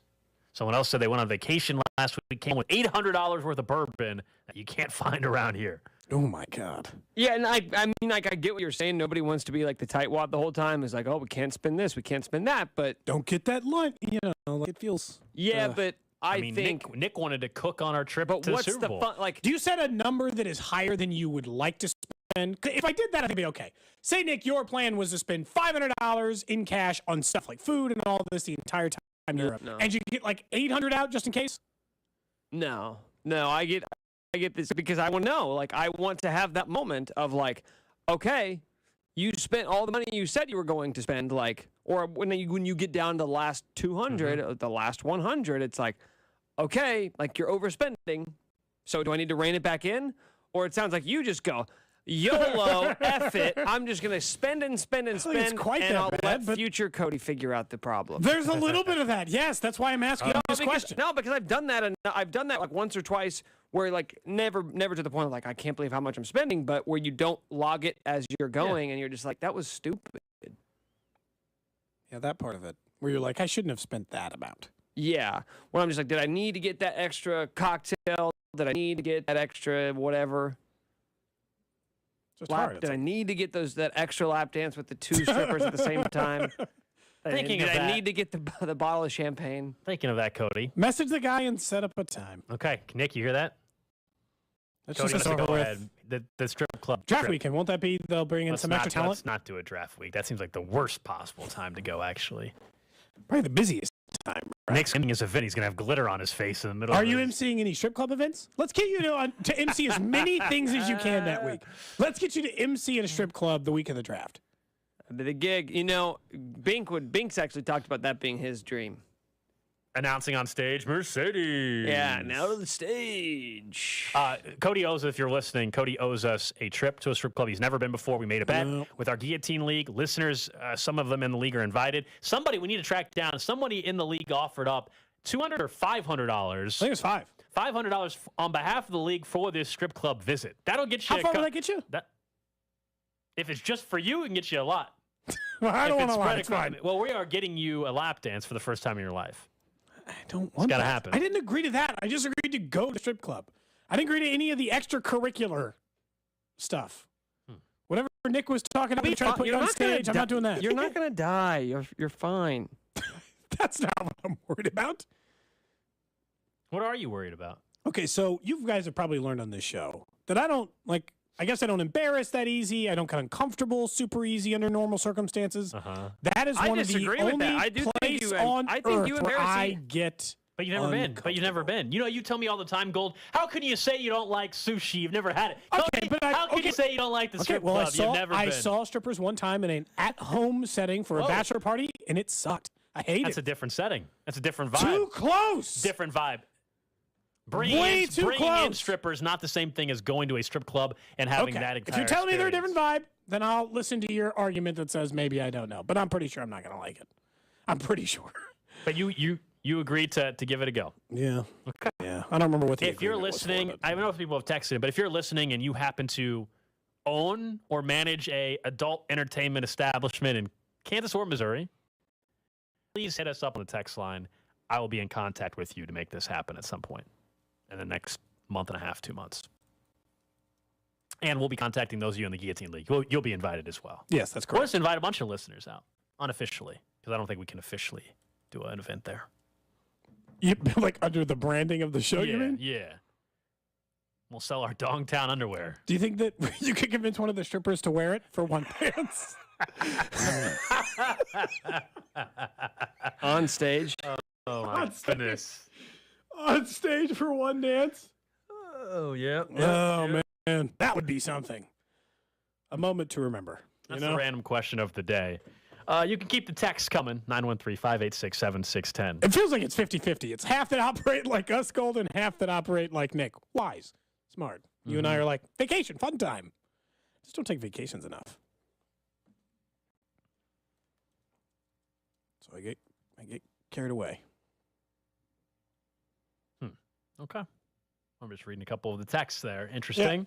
Yeah. Interesting for you, Cody. Some advice for you in particular. I think people trying to help you out about your first experience. Someone says Cody has no issue going out for drinks with another woman. So what if one dances on him? Shouldn't matter. Those are very that's a good point. Incredibly different circumstances. Someone says turning on my radio, just got in the car too. We are getting you a lap dance for the first time in your life was certainly something to hear in the middle of the afternoon. On a Monday, not even 1 o'clock. I'm just continuing the vibe from whatever you guys said happened on Friday. So, yeah, Friday was interesting. Friday was definitely an interesting. What show. percentage of this show's sexuality would you say did Fridays have? This show doesn't have a sexuality. It's not a. Oh boy, not a person. Oh boy. I didn't know whether to say gender or what sex. Direction what direction we're going to turn this show We into. as a show, I mean, the show is an inanimate object. It's an idea. It doesn't have preference. But as a collection of we are all heterosexual males. That's not what I was asking. Here we go. Let's not make the show. Your exact question was, what's this show's sexual preference? I said sexuality. That is what he asked. Coming up next, though, let's get back to the NFL draft, please. I promise we will. The strategy for Brett Veach, and we have something to bring up over the weekend. I got to question whether or not you actually think this is something that should be happening in Kansas City. You're listening to Cody and Gold. He's so good, and everyone knows it. Brought to you by Gann Asphalt and Concrete. For asphalt, concrete, and parking lot maintenance, Gann Asphalt and Concrete. One contractor, all things parking lot. Trusted in Kansas City since 1994. Online at GANNasphalt.com. Erectile dysfunction affects nearly 50% of men over age 50. But even with so many men affected, finding a trusted provider to treat the condition isn't so simple. This is Jeff, the CEO of Promenic Restorative Men's Health. I'm excited to announce the opening of Heartland Men's Health right here in Kansas City. As a Promenic affiliate, Heartland Men's Health can offer men with ED the latest treatment protocols which are shown in medical studies to be effective in nearly 90% of men. And unlike groups that only offer wave therapy or online pharmacies that just sell pills, we offer a variety of treatments to help you get the results that you want. You should also know that Heartland Men's Health is a true medical practice.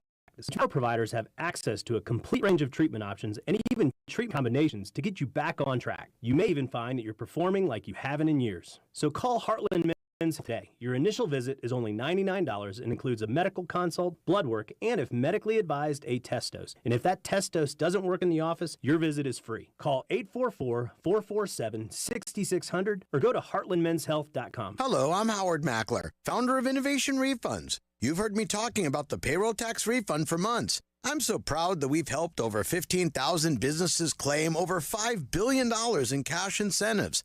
If you own a business, even if you've asked your CPA about this, you owe it to yourself to take another look. Every client is assigned a licensed and insured tax attorney who evaluates your company at my expense to accurately determine eligibility. Innovation Refunds has hundreds of 5-star reviews on Trustpilot and Google, and your business might be entitled to receive up to $26,000 per employee. Businesses of all types can qualify, including medical, professional, construction, even nonprofits. Please don't miss out on this. Even your doctor would tell you to get an expert second opinion, and we do a lot of work for doctors. Download the Innovation Refunds app now or go to getrefunds.com to potentially get a payroll tax refund of $26,000 per employee. GetRefunds.com. GetRefunds.com. Your garage door is always there for you, rain or shine. Are you taking your garage door for granted? Is it screeching and whining for attention? Trust Overhead Door Company of Kansas City to keep your garage door reliable. Maybe the old weather stripping needs replaced to keep out the cold and hot air. Call Overhead Door Company of Kansas City. Trusted here since 1927. Schedule online at overheaddoorkc.com or call 816-221-0072. The NBA playoffs are here, and you can turn crossovers into cash with FanDuel. Just visit FanDuel.com/610Bob right now and place a $5 bet, and you'll get an instant $150 in bonus bets, win or lose. Some of the things that I like about FanDuel is that the app is safe and secure, and you get paid instantly. There's no better place to bet all the playoff action than America's #1 sportsbook. Just go to FanDuel.com/610Bob and sign up and get $150 in bonus bets when you bet your first $5. FanDuel, official sports betting partner of the NBA and 610 Sports Radio. 21 and present in Kansas. Bonus issued as non-withdrawable bonus bets that expire 7 days after receipt. Restrictions apply. See full terms at FanDuel.com/sportsbook. FanDuel is offering online sports wagering in Kansas under an agreement with Kansas Star Casino, LLC. Gambling problem? Getting help is your best bet. Call 1-800-522-4700 or visit ksgamblinghelp.com. 3 little words no parent wants to hear. My tummy hurts. And it always seems to happen at the worst times. Like in the middle of the morning rush, when you still have homework to check and lunches to pack, and of course, you're already late for work. Luckily, there's Pepto Kids. Pepto Kids chewables provide fast relief for common stomach issues, turning those 3 words into these 3 words. I feel better. Bad time for stomach upsets? Good time for Pepto Kids chewables. Fast relief for little tummies. Use as directed. Keep out of reach of children. Whether you own a local business or a global one, you're always looking for ways to position your operation to create opportunities and move on them faster. With Bank of America, you get access to experts, award-winning insights, and business solutions so powerful you'll make every move matter. Locally and globally. Visit bankofamerica.com/banking for business to learn more. What would you like the power to do? Copyright 2023 Bank of America N.A. It's the first day of the first grade, and she found a new best friend. It's a laid-back Sunday afternoon you wish would never end. The homemade taste of Bluebell and good friends gathered round. The good old days are being made right now. Have you noticed that most ice creams now come in smaller cartons? Not Bluebell. We're still making a full half-gallon and a full pint of tasty goodness. Bluebell wouldn't have it any other way. The good old days are being made right now. The good old days are being made right now. Look for Bluebell ice cream at all Hen House markets and select Apple markets. Hey, I'm Andy. If you don't know me, it's probably because I'm not famous. I did start a men's grooming company called Harry's. The idea for Harry's came out of a frustrating experience I had buying razor blades. Most brands were overpriced, overdesigned, and out of touch. At Harry's, our approach is simple. Here's our secret. We make sharp, durable blades and sell them at honest prices for as low as $2 each. We care about quality so much that we do some crazy things, like buy a world-class German blade factory. Obsessing over every detail means we're confident in offering a 100% quality guarantee. Millions of guys have already made the switch to Harry's, so thank you if you're one of them. And if you're not, we hope you give us a try with this special offer. Get a Harry starter set with a 5-blade razor, weighted handle, shave gel, and a travel cover, all for just $3 plus free shipping. Just go to harrys.com and enter code JOY at checkout. That's harrys.com, code JOY. Enjoy. You're listening to 610 Sports Radio from the Max Motors Studios. Join Nick, Bink, and Chris live from Cinderblock Brewery Friday night, April 28th, starting at 7 for live NFL draft coverage on your official broadcast partner of the Chiefs, 610 Sports Radio. KCSP Kansas City, WDAF HD2 Liberty, always live on the free Odyssey app. 1 o'clock hour here on a Monday. Kind of a gloomy Monday out in Kansas City. It's supposed to be much nicer the rest of the week. The Royals are out of town until the weekend. They do make their way back to Kansas City, taking on the Atlanta Braves. But the Royals in action tonight against the Rangers. It's Zach Greinke on the bump. Ferns on deck show at 6 o'clock. First pitch a little after 7 o'clock here on 610 Sports Radio. We'll get to something that happened over the weekend that I think is interesting because all three of us grew up in the Kansas City area and maybe can relate to this experience. And those of you listening to the show are parents as well. I just wanted to run something by you guys and see where everybody's at on that. And it's something I actually talked about on Friday, at least the actual area of town in particular. Little did we know, unfortunately, what happened over the weekend. So we'll get to that in just a second. But the draft is less than 3 weeks away now, and we've been telling you about our draft plans. We'll continue to tell you about drafts up at the Landing in Liberty that Tuesday of draft week. But what about the actual strategy involved for the Chiefs? You saw it last year. Brett Veach, everybody knew about it first time. Traded up, not to get Karlaftis, traded up to get Trent McDuffie, all the way up to pick 21. Somebody can sit here and say, well, they can't. He just doesn't do that. Doesn't mean he's going to do it this year, but no longer can anybody claim that they know exactly how Brett Veach is going to operate in the draft. Well, and that's it. It's just don't count on that being something he's doing every year. I just wonder how often he'll break his own rules, or actually more importantly, what are his rules now? Because I think that there's some of Brett Veach where the first few years, as this tends to go, the first few years of how a general manager acts is not how they are forever.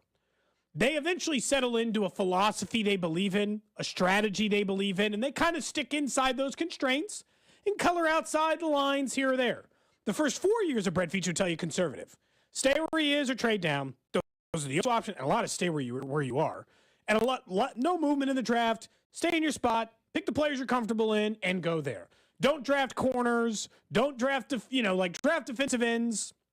But, don't draft corners and, figure. But then last year, it's like they went corner heavy. They took 3. They traded up for another. Trading up was something he hadn't done. Really, last year's draft broke every single rule I thought Brett Veach had put in place for himself. He broke them all in one single season. So is that now? Is he comfortable enough that he feels like the aggressiveness or the movement or these extra things are plausible?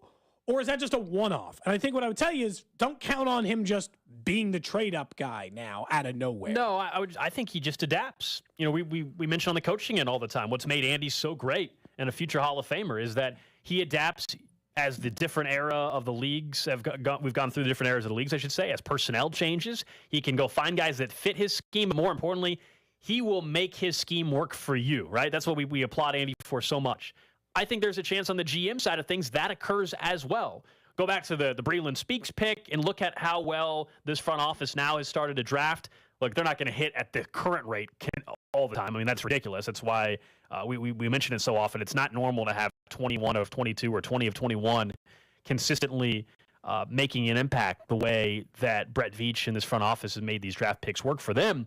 But to that point, I think they're willing that for, okay, maybe this stretch of where the roster's currently constructed, they feel like they need to approach the draft in a certain way. I'm not talking about positionally, aggressiveness or not, valuing picks a certain way. How do they know what's on the horizon with future contracts? How that dictates how they're going to go about their draft. Now they're just in a different era, how he's going to draft. I don't think 4 years from now we can say because what he did in 2022 is necessarily what he's going to do in 2026. Here's the thing, though.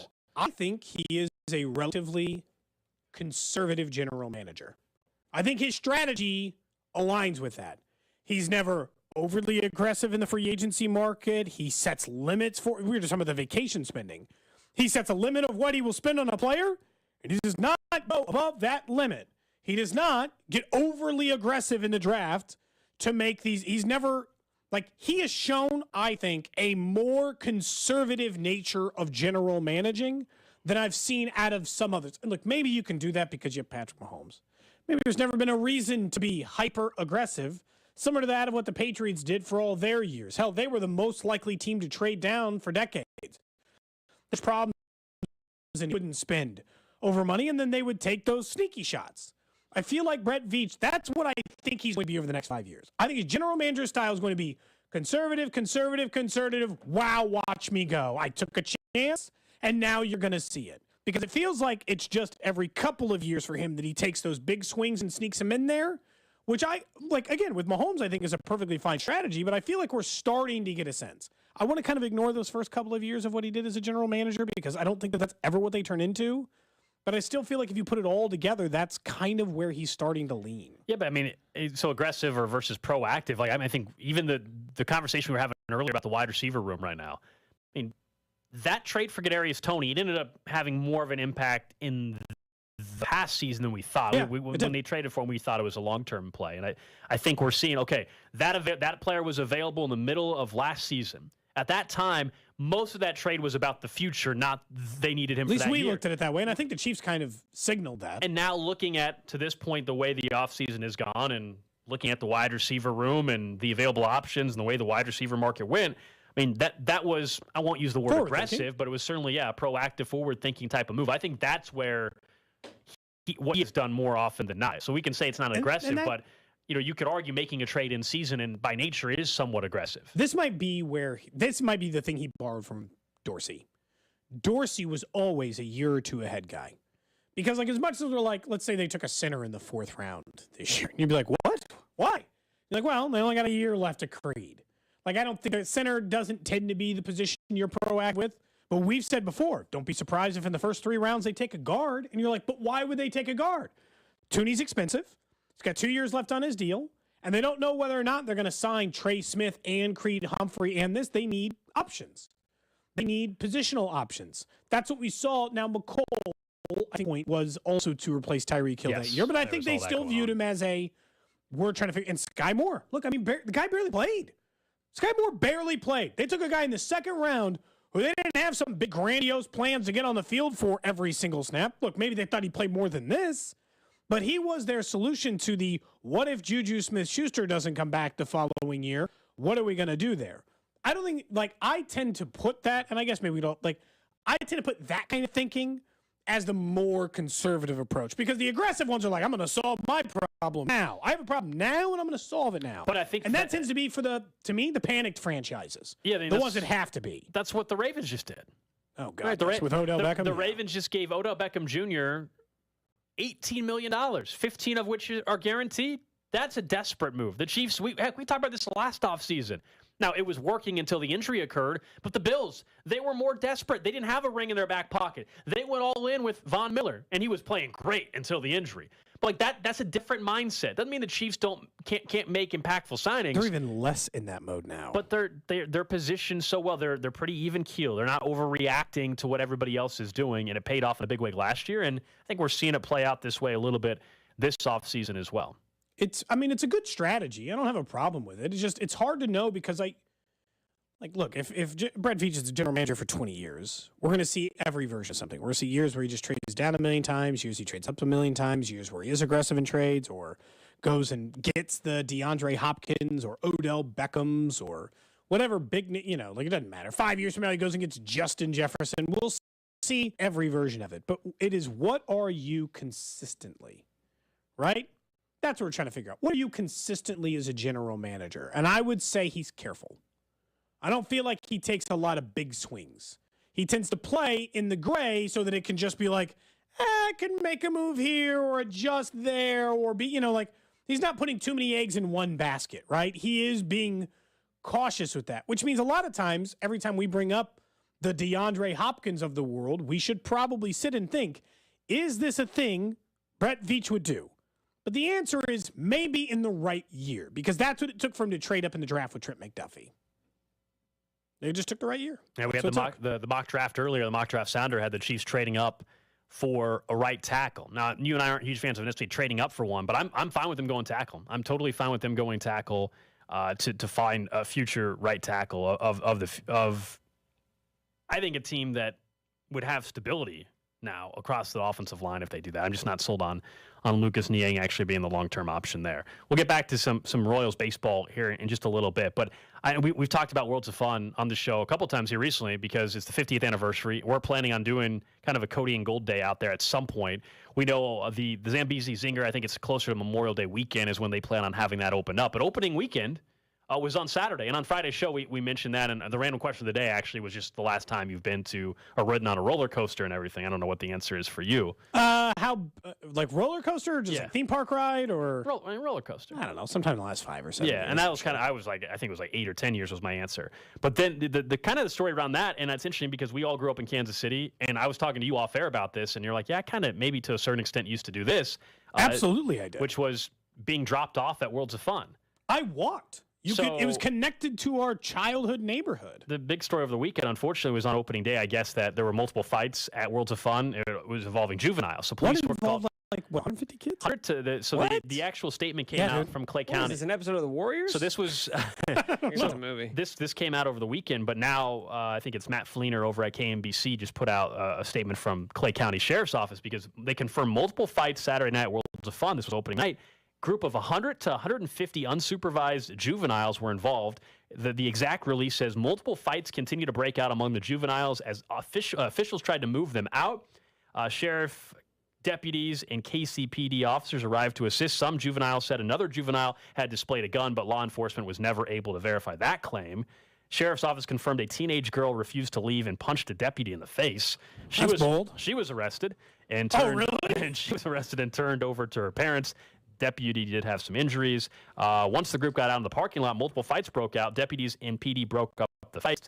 The park was cleared by 8:30. Worlds of Fun put out a statement saying on Saturday a number of guests were removed from the park due to unruly behavior. Okay, this is the kids' fault. So we used to get dropped off all that we walked through. We'd rub our stamps off the hands so that we could all go in for one admission, and we'd spend the entire day at Worlds of Fun as teenagers, unsupervised. You're so cool. Time. I'm not cool. I'm just saying, I think a 15-year-old should be trusted to be at a theme park by themselves. So if it's a group of but these kids have not earned that luxury. 100 apparently. to 150 juveniles. I mean, I read up on this a little bit. Like there was multiple articles about this, and the thought is that you have parents that are dropping their kids off because, frankly, it might be cheaper than daycare. Do you buy into I mean, that? if they're 15, are they going to daycare anymore? Or supervision, whatever. I don't know the exact age, by the way. We know juveniles is how they're phrasing it. What age did your parents start leaving you at home all the time? Like you could be at home by yourself for an extended period of time. I don't know, what grade would that have been? Probably like extended period of time. Probably was like 5th grade. Yeah, that feels right. So what age is that? Sorry, I always think by 11? grade. Okay, yeah, so 11. I mean, that would have been the age they've let us go to Worlds of Fun without a parent. Oh, and everybody's parent is different. Like, there's no way. And there's also a different era of parenting. But I will say, there's no way I would have been just dropped off at a theme park even with just by myself. That is what. At any age? Well, not at 11. What about 16? What about currently? Would your parents let you do that? Currently, I think the idea of just parenting them all I think they would now. Yeah, Alex, you sure you don't want us to come with you? I don't know if I ever got, because I lived in Topeka, so it'd be like an hour away. It just wouldn't make sense to get dropped off. Sure. But there were a couple times where we'd have like a friend with an older sibling. Oh, yeah. And then it was They like, would take you? Well, yeah, because they were probably in high school, and that meant they wanted nothing to do with you, right? The second we got to the theme park, they don't want to hang out with a bunch of kids. So that was the best when you just like 12 years old getting to run around there all day. I mean, you know the best part was going on like the Monsoon or the Fury of the Nile, getting soaked. I found out Monsoon, by the way. Wait, what? Yeah, we No, talked wait, about it. what does that sound mean for those who are just listening? Well, he did make the throat slashing motion. That'll get you on Friday, a taunting penalty in the NFL. That's right. That's right. On Friday, we were talking about our favorite rides there, and we were going through the list. I guess multiple people that went to the opening weekend. So no Monsoon? I guess Monsoon is no more. Well, it had to As die they're so adding- that the Zambezi Zinger could live. I guess they did improve a bunch of other things. The best part was doing that, getting soaking wet. Your feet, your socks are just soaking wet, and then you get in the car for an hour. That was the best part. Yeah. Why did we ever think that was a good idea? Let me get soaking wet. Okay, time to go home. Just like 5 wet 12-year-olds. And it was the only ride that was available if you just went to Worlds of Fun with it. Because if it was Oceans of Fun, you brought water shoes or something, right? Yeah. You were prepared to be wet. You brought a towel. Do you think, though, like that this is just going to keep happening? No. They'll lock it down. They'll kick What these can you kids do? out. Kick them out. Yeah, but you put them in jail. You think they're just... Jeez. You think they're just going to not show up anymore? You think if it's true that their parents are just dropping them off there, they're basically like, hey, go. We don't. Go do your thing. You think that parents are going to? I mean, look, $109 for like a month's worth of after-school care. I'm saying pretty cheap. It's not. Worlds of Fun is not daycare. No, and I don't think that this is Or probably child, just. I bet that they all thought we're going to pay this one. Like we got our season pass, so we're going to get our money's worth. So they sent them out to the first day. The kids were all too hyped up for first day stuff and got into a little trouble. Come on, I don't think it's going to last forever. I hope not, man.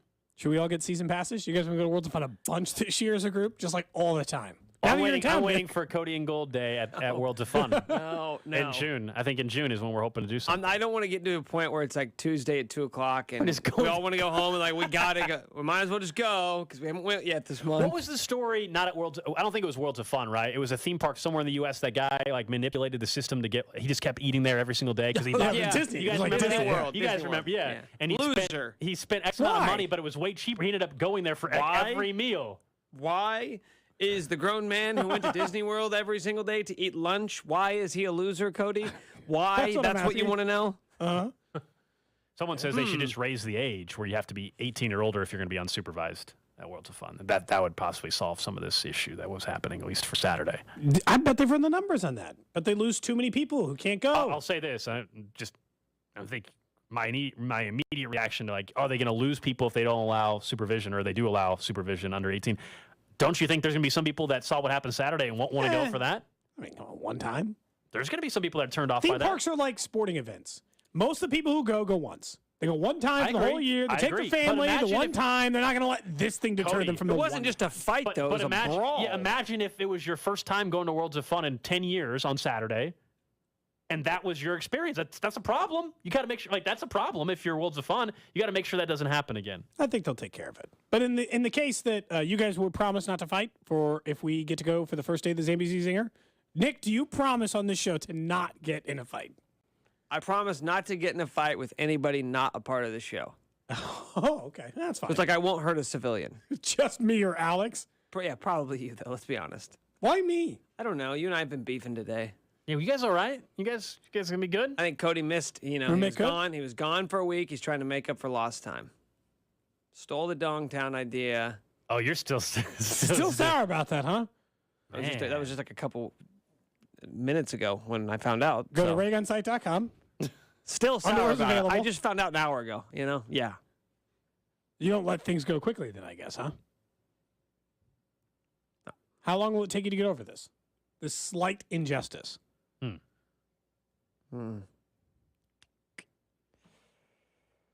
It'll be a while. Probably be a while. Maybe it's just like a week? What's a while? How long do you hold a grudge typically? I'm not a big grudge holder, but in this case, I'm willing to make an exception. When it comes to finances, right? Yeah. Your pocket. Don't take food off my table. Food off your table. I know you have you have no sense of like the value of a dollar. You go down to Augusta and you just okay. Anything goes. Take your make private it rain. Yeah, you just go down there and you make it rain at the merch store, not paying attention to the price tags. You get home, you realize you spent thousands and thousands and thousands of dollars on this trip. I care about my finances. I pay attention to them. Where's my money going? Where's my money coming from? Matters to me. Yeah, it's a good point, Nick. Well, make sure you get your kickback. We were just wanted some money in the show fund. We were talking about Worlds of Fun and memories going there as a kid a little bit. The last time there was a baseball team that has done what the Rays have done is when we were a little bit younger as well. That would be the Royals because the Rays are 9-0. They're the last 9-0 team. Before them was the 2003 Kansas City Royals. The Rays are playing great, by the way. They have like a 50. They're only on the 15 team in baseball. Well, they have like a 50-run differential through 9 games. They're just beating everyone by 5 every single game. I was like, looking back on that, I will still argue, probably forever, that I had more fun during the regular season of 2003 than I did of the regular season of 2014.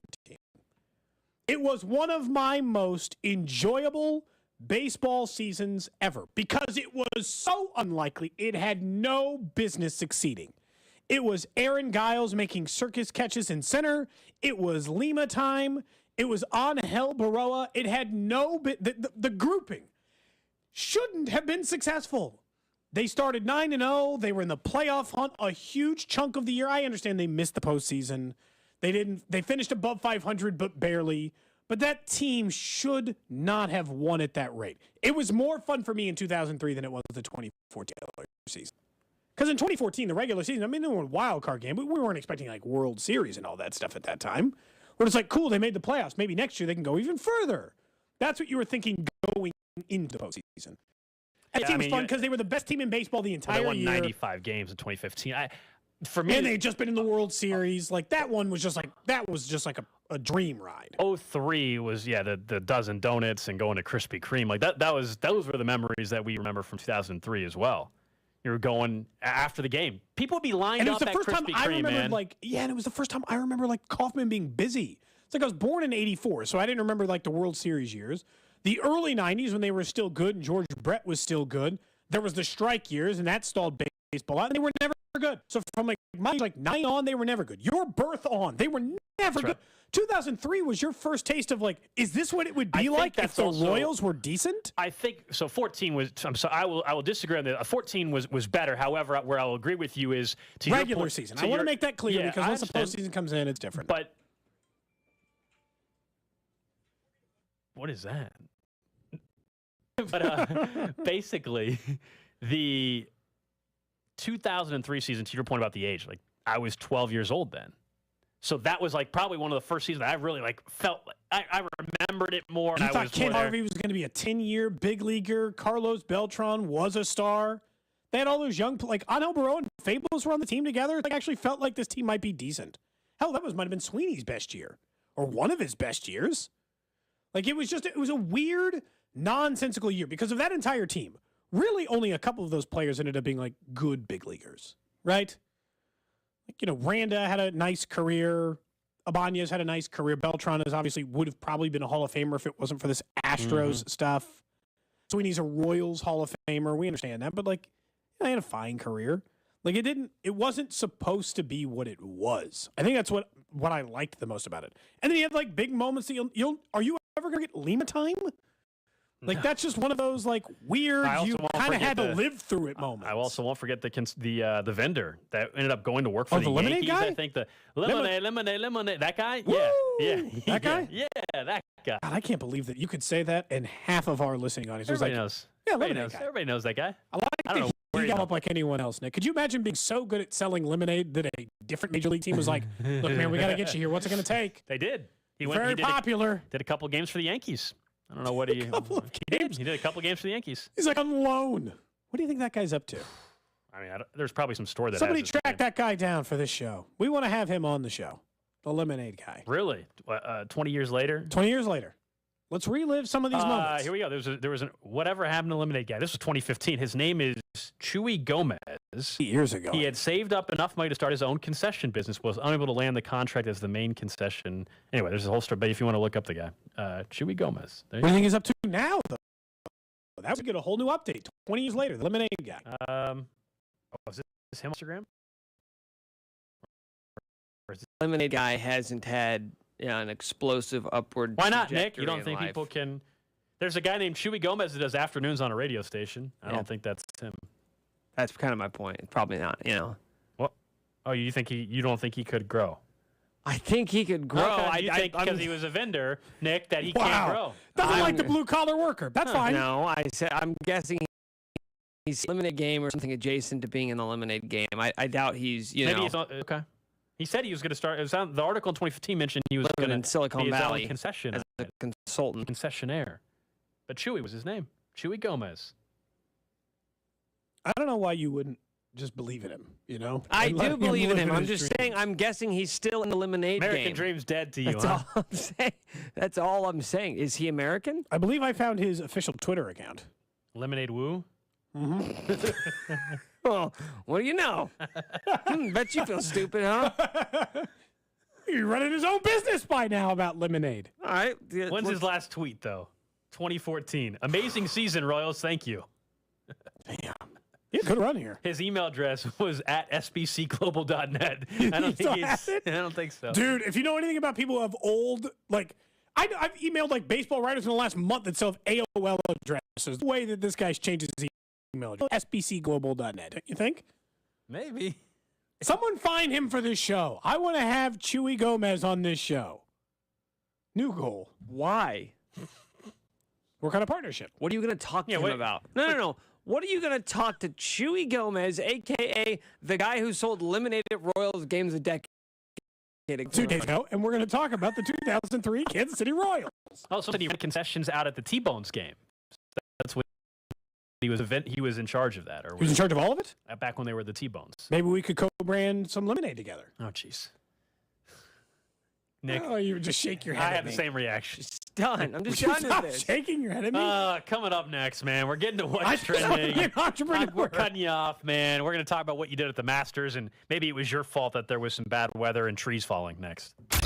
Cody and Gold on 610 Sports Radio at the Odyssey app. You talk on the radio. Yeah. You're a fanboy. Brought to you by Gann Asphalt and Concrete. For asphalt, concrete, and parking lot maintenance, Gann Asphalt and Concrete. One contractor, all things parking lot. Trusted in Kansas City since 1994. Online at GANNasphalt.com. Every once in a while, I'll run into someone, or we'll get a text right into the show that'll say, hey, Duravision, I hear you talking about it. I've been putting off LASIK for a while. Is it really as easy as you make it seem? And the answer is yes. I called Duravision, same way you guys should do it. Call them up. Schedule that free consultation. You're going to go in. The staff is great. They're going to take all these images of your eye. They're going to put together a great plan that's designed just for you, not a one-size-fits-all approach, and they'll show you the images. They'll exactly explain, here's what's up with your eye, here's where your eye can be, here's where your vision can be, and here's how we're going to do it. And just a few days later, I was scheduled for my SBK Advanced LASIK. The very next day, I was able to drive in the work, and as the weeks and months went on, I don't have any pain. I don't have any vision problems. The haloing I had at night while driving, all that is gone.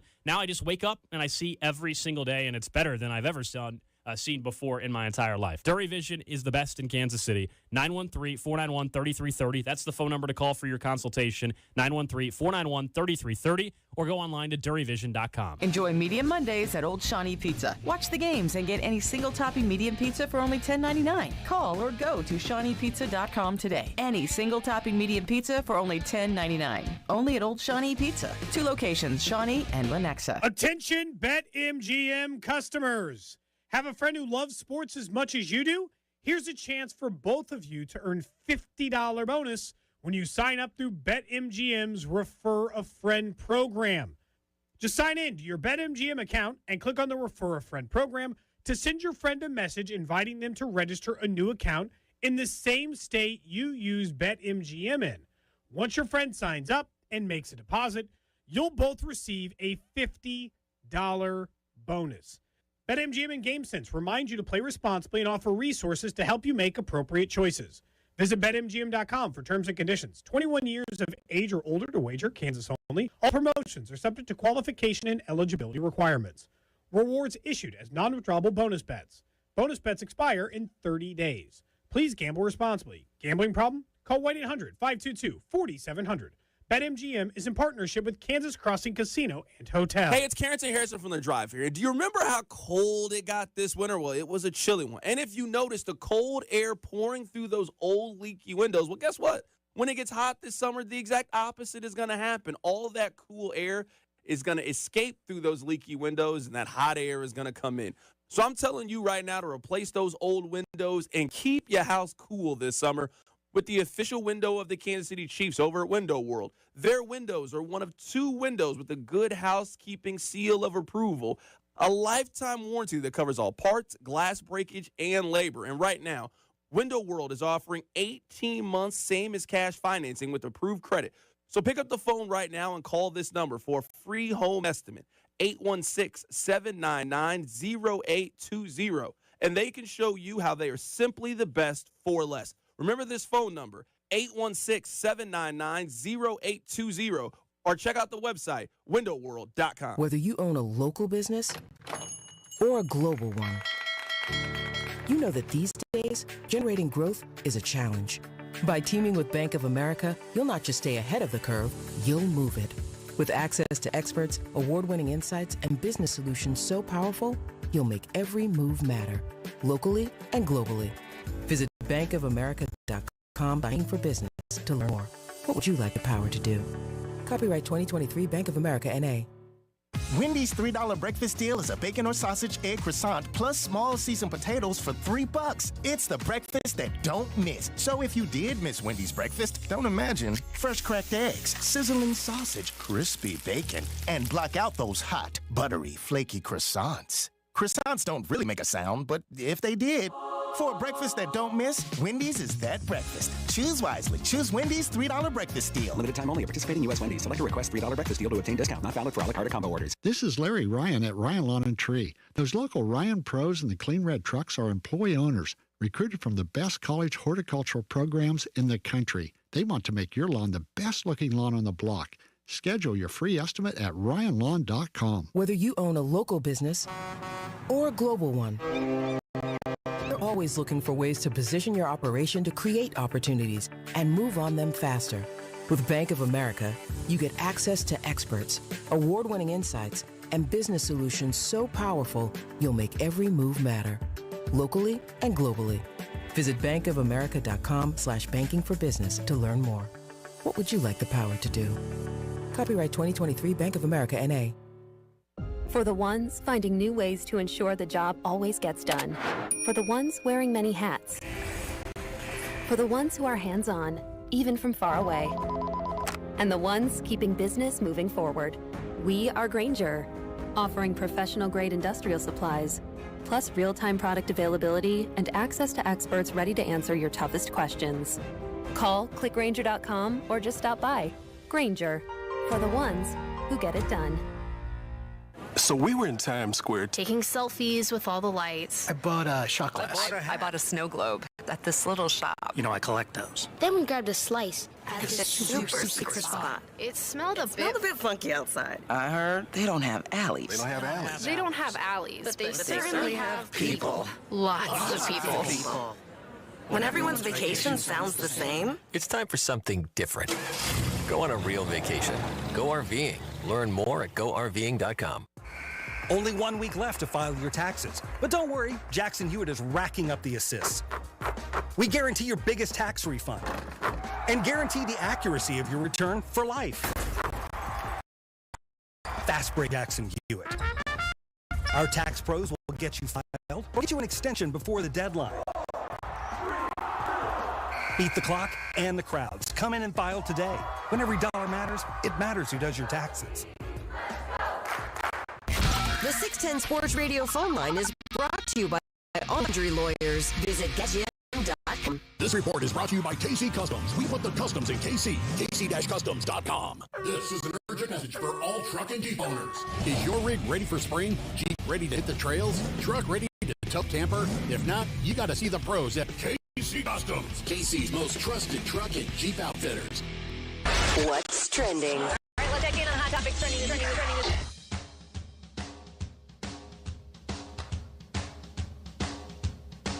All right, number one on What's Trending, the Royals in action tonight. 7:05 first pitch. They're in Texas taking on the Rangers. It'll be Zach Greinke on the bump. 7:05 first pitch. Vern's on deck show at 6 o'clock. The Royals did announce today that Matt Quatrero is back with the club. Had been on, I guess, the COVID list, if you will. Was not part of the road trip, but is going to be in the dugout, back, ready to roll for the Royals, who will try to build off of the weekend series, right? I understand overall their record right now is frustrating, but a series win against the Giants, and more importantly, I think you saw Vinny get his timing down. Salvi's hitting out. The starters doing really well. Yeah, the pitching's been great. Can you get MJ or Bobby Witt and another player or two to come along with? And if you do that, they can start stringing some wins together. Next up on What's Trending, Adrian Wojnarowski reporting the Timberwolves have suspended Rudy Gobert for the opening game against the Lakers. I'm going to read this word for word because it probably does it more just than this. Woj said, quote, the Timberwolves had to suspend Gobert for throwing a punch, but accepted that it was a shot to the chest with no intent to injure Kyle Anderson. Understood that Anderson called Gobert a bitch repeatedly on the night. Gobert was playing hurt, sources tell ESPN. They're like, look, man, he did hit him, but he was calling him bitch a lot. So, and he was hurt. So what do you want us to do? So they still suspended him. I mean, they gave up all their first-round picks for Gobert, and he can't even play in the play-in game. They're going to lose to the Lakers. Yeah. They're going to be done. He's not even traveling, as you said, with the team. What a disaster for Minnesota. Seriously. It was a weird weekend. That's a cursed sports city that I feel like doesn't get. We mentioned Cleveland a lot. That's a cursed sports city. Minnesota. The Vikings, the Twins, always losing the Yankees in the wild card round. And then the T-Wolves have been terrible ever since Garnett left years and years and years ago. And even then, did they win it? No. Like Garnett won the title when he left Minnesota, not when he was playing for them. Correct. So what a mess. That's a mess. Next up on What's Trending, of course, the Masters. Fantastic over the weekend. Unfortunately, the weather impacted the result to a certain extent. Jon Rahm, though, winning the Masters by 4 strokes, his second major. And Cody was down there. We'll talk more about that in a second. You were down there on Monday for the practice round as well. But I think it was an impressive showing for the LIV Golf Tour. I know people don't like it, but the fact that the talk was that they're not playing enough competition, they're not in shape, they don't care. 2 of their golfers were in the top 5. That was impressive. Now, the PGA Tour is probably thrilled that Jon Rahm won and not Brooks Koepka. I would think so. Especially if they're loud. You know, Rory's been the loudest outspoken person against the LIV Golf Tour in general, and he didn't even make the cut.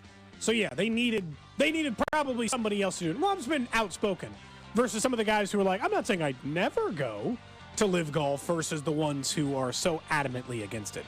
Next up on What's Trending, very important news came in during the break, Nick. I have been given a phone number of someone who says they can get me in contact with Chewy Gomez, the lemonade guy. So turns out I'm only one step away from getting Chewy Gomez on this show. The lemonade guy. Are you excited? Turns out someone called our boss in the middle of the break. Was listening to the show. Got in touch. Has a direct line. Nick is thrilled about this The development. look on his face. So I don't care. I'm not offended by it. I don't. We got something else going on this month? Oh, yeah, there's a draft. Oh, yeah, that's right. Damn it. Drafts Is it here? and drafts. Turns out. It's a little bit different. Lastly, on What's Trending, Adam Schefter reporting that at least 6 teams have reached out to the Arizona Cardinals about the 3rd overall pick in the upcoming NFL draft. Look, I mean, if you're the Cardinals, you got your quarterback locked up on a long-term deal, even though we have plenty of questions about Kyler Murray. He's not going to play this year. If he does, it'll be late in the season. It's a lost year for you. Rebuild, get a new coaching staff and culture set up. Stockpile picks. I know Will Anderson is going to probably be a stud, but stockpile some picks. Trade back. I wonder if this is actually 6 teams interested and they're trying to pit them against each other, or maybe there's not a whole lot of interest and they're trying to drum it up. I would think there'd be plenty of interest because there's 3 quarterbacks that people highly value somewhere near the top of the draft. I've been convinced for months now, we've talked about it, that I think it's going 1, 2, 3, quarterback. It certainly is 1, 2. There's no mystery there. We all know that. Now, the question is back into play as if it's C.J. Stroud or Bryce Young, as the odds have shifted a lot closer. But it just feels like that 3rd spot's going to be the team who wants the 3rd quarterback the most. You need someone to fall in love with Anthony Richardson or Will Levis or whoever their guy is. It doesn't really matter which one. Yeah, that's what's trending here on Cody and Gold. The interesting thing today, at least in the betting markets around the draft, has been that suddenly we have a new favorite to be the number 1 overall pick. I mean, this has changed quite a bit in the last 3-4 weeks. We know the Panthers traded up to number 1 overall, and once they traded up, C.J. Stroud was about a minus 250 favorite to be the number 1 overall pick. Last Thursday or Friday, we were talking on the show about this, and suddenly you saw C.J. Stroud fall to minus 120. Well, now at some books, Bryce Young is the favorite to go number 1 overall. That's quite the shift in the last month. So as we get closer to the draft, we're starting to see some more movement there. But that's definitely the betting story today around the draft, is that suddenly... Why did that tighten? You're not going to have, in some spots, Bryce Young as the dog anymore to be the 1st overall pick. He's actually the favorite. When you had mentioned the live golf stuff, I think what's interesting about it, because when you were around the course, or it been my first time at Augusta, obviously people are all paired up and work together in those groupings. Anybody who is just a PGA player isn't, like the time I was there, wasn't going to be doing their practice rounds with guys who had joined the live golf tour. Like, how quiet was it? I know there's a lot of people, but you're not. The etiquette's even stricter there. Honestly, it's the etiquette part of it, the people moving part of it is all very impressive. I have never seen people get through lines that way. All the stuff they tell you is true. Like you can set your chair down. No phones in an area. No cell phones. I left mine in the car. We were wondering. We saw some photos. We were wondering at first. You can bring on the practice rounds. You can bring a real camera. Okay. Like a digital camera. Because one of the very first people, so we took a photo, like right when you get in, big leaderboard, let's all stand next to the thing and take a photo. And some guy had walked by and stopped my wife and said, "Hey, I thought you couldn't have a camera in here." And she's like, "Oh, no, just cell phones." And he walked away and he went, "Well, F word." Just just immediately mad at himself, like, I'm so mad. You're like, go buy a disposable camera. Go get one. There were a couple people like real disposable cameras or like the digital cameras from like 2006. You're like, can you still buy those? Can you still buy? I think that guy just had it from 2006. Yeah. Can you still buy a disposable camera? I mean, honest question. No, I don't think so. But I mean, I would say from that, it's all cheap. Nick, I mean, it's all cheap. Everything is like it really is like $1.50 or $2 or I do think you could probably still buy a disposable camera. That'd be the place to bring one. Can you? I mean, where are you going to get it developed? It's not even buying it. You can still go to CVS or whatever, yeah. Can you take a camera like that and still get it developed by someone? Absolutely. Yeah, disposable camera. Fujifilm Quick Snap disposable camera on Amazon right now. You sure? Stop asking, dude. Yeah, you could buy one for $19, Target.com. $19? Whoa! Okay, the prices went up. I thought It's, disposable cameras were like 27 $5. exposures, which is so funny how few. Because now we take you got hundreds and thousands of photos in your phone. 27? That's such a sad number. Enough. That's not enough. Think about how careful you're going to end up taking 21 because you talked yourself out of photos all day. You're like, are we going to take one here? Do you want to waste this one? The answer is no. The answer is always no. Yeah, $20. Well, I mean, no one wants that. Well, it would have been great for the Masters practice round. I did notice, though, Just obviously get the weather. Digital camera. The weather was right there. Now you were on I got lucky. You were lucky, but I noticed there were no trees that fell on the day you were there, which that's correct. Made me wonder. You have been around trees that have fallen quite a bit. Okay, so around your property. Somebody had correctly pointed this out on Twitter, and I'd like to not take any kind of blame, but it seems that anytime I go out of town, yes. Trees fall. So, Harvey Updike Jr., what have you been doing over there? But normally they were trees that were... Why would I poison trees near my own house? I don't know what to tell you, man. Insurance fraud? I didn't even put a claim in. Well, content. Always about content for the show. That's it. It's just about getting content for the show. I've been dropping trees on my fence line for years. I have never seen video of trees falling at Augusta, certainly near as many people, and you happen to be there this year. This is very reckless of you to be treating this. What if I had died? What if that tree had You fallen? didn't. Hold on. And you weren't but there. What if I had? But you weren't there what when if they that fell. tree had fallen on me and I had died? Then how would you be feeling about What the if show you today? get pancaked by a dump truck on the way home? You know but what I mean? was there. I stood near where that tree fell. The show goes on. We'd be still doing the show today if that's a dress. Would you guys have had a memorial for me on the show? Yeah, we would have played your best hits. You just played the songs I did? That's it. Is that how you want to be remembered? Just songs? We would have played. Oh my we would God. have played the happy birthday songs that you ripped off from Nick. We would have played those over and over and over. Nick would have made a big joke of my death. Just all funny. You'd have been able to take it serious at all, wouldn't you? You know it's true. Just admit it. You would have made a joke about my death. I don't think I would have made a joke about your death, dude. You sure? Did you see the video? Not though? right You see the away. video? Though? There was a video. There was someone in between the two trees that fell there at Augusta. Like they are so lucky that nobody got hurt from those. They were ready to go with chainsaws. That thing was hauled out there in like an hour. Again, impressive efficiency at the course, just across the board. I went to wash my hands, and one of the things was out of soap. I just went to wash my hands, and the thing right because someone wipes down. Dead serious. If you go to the bathroom, someone wipes down the toilet seat after every use inside the That's bathroom. how it should be everywhere, man. Every love it. seat. That's great. Someone comes by. That's great. Gives it a wipe down. Boom, Dude, clean. that's incredible. It ran out of soap, and I was like, it's out of soap. And some guy practically sprinted me. Where's it out of soap? Which one's out of soap? He was just like trying to replace it. Like this guy felt the heat to put the soap back on. Southern hospitality. It's just people. They have so many people working it. Everything happens in like the blink of an eye.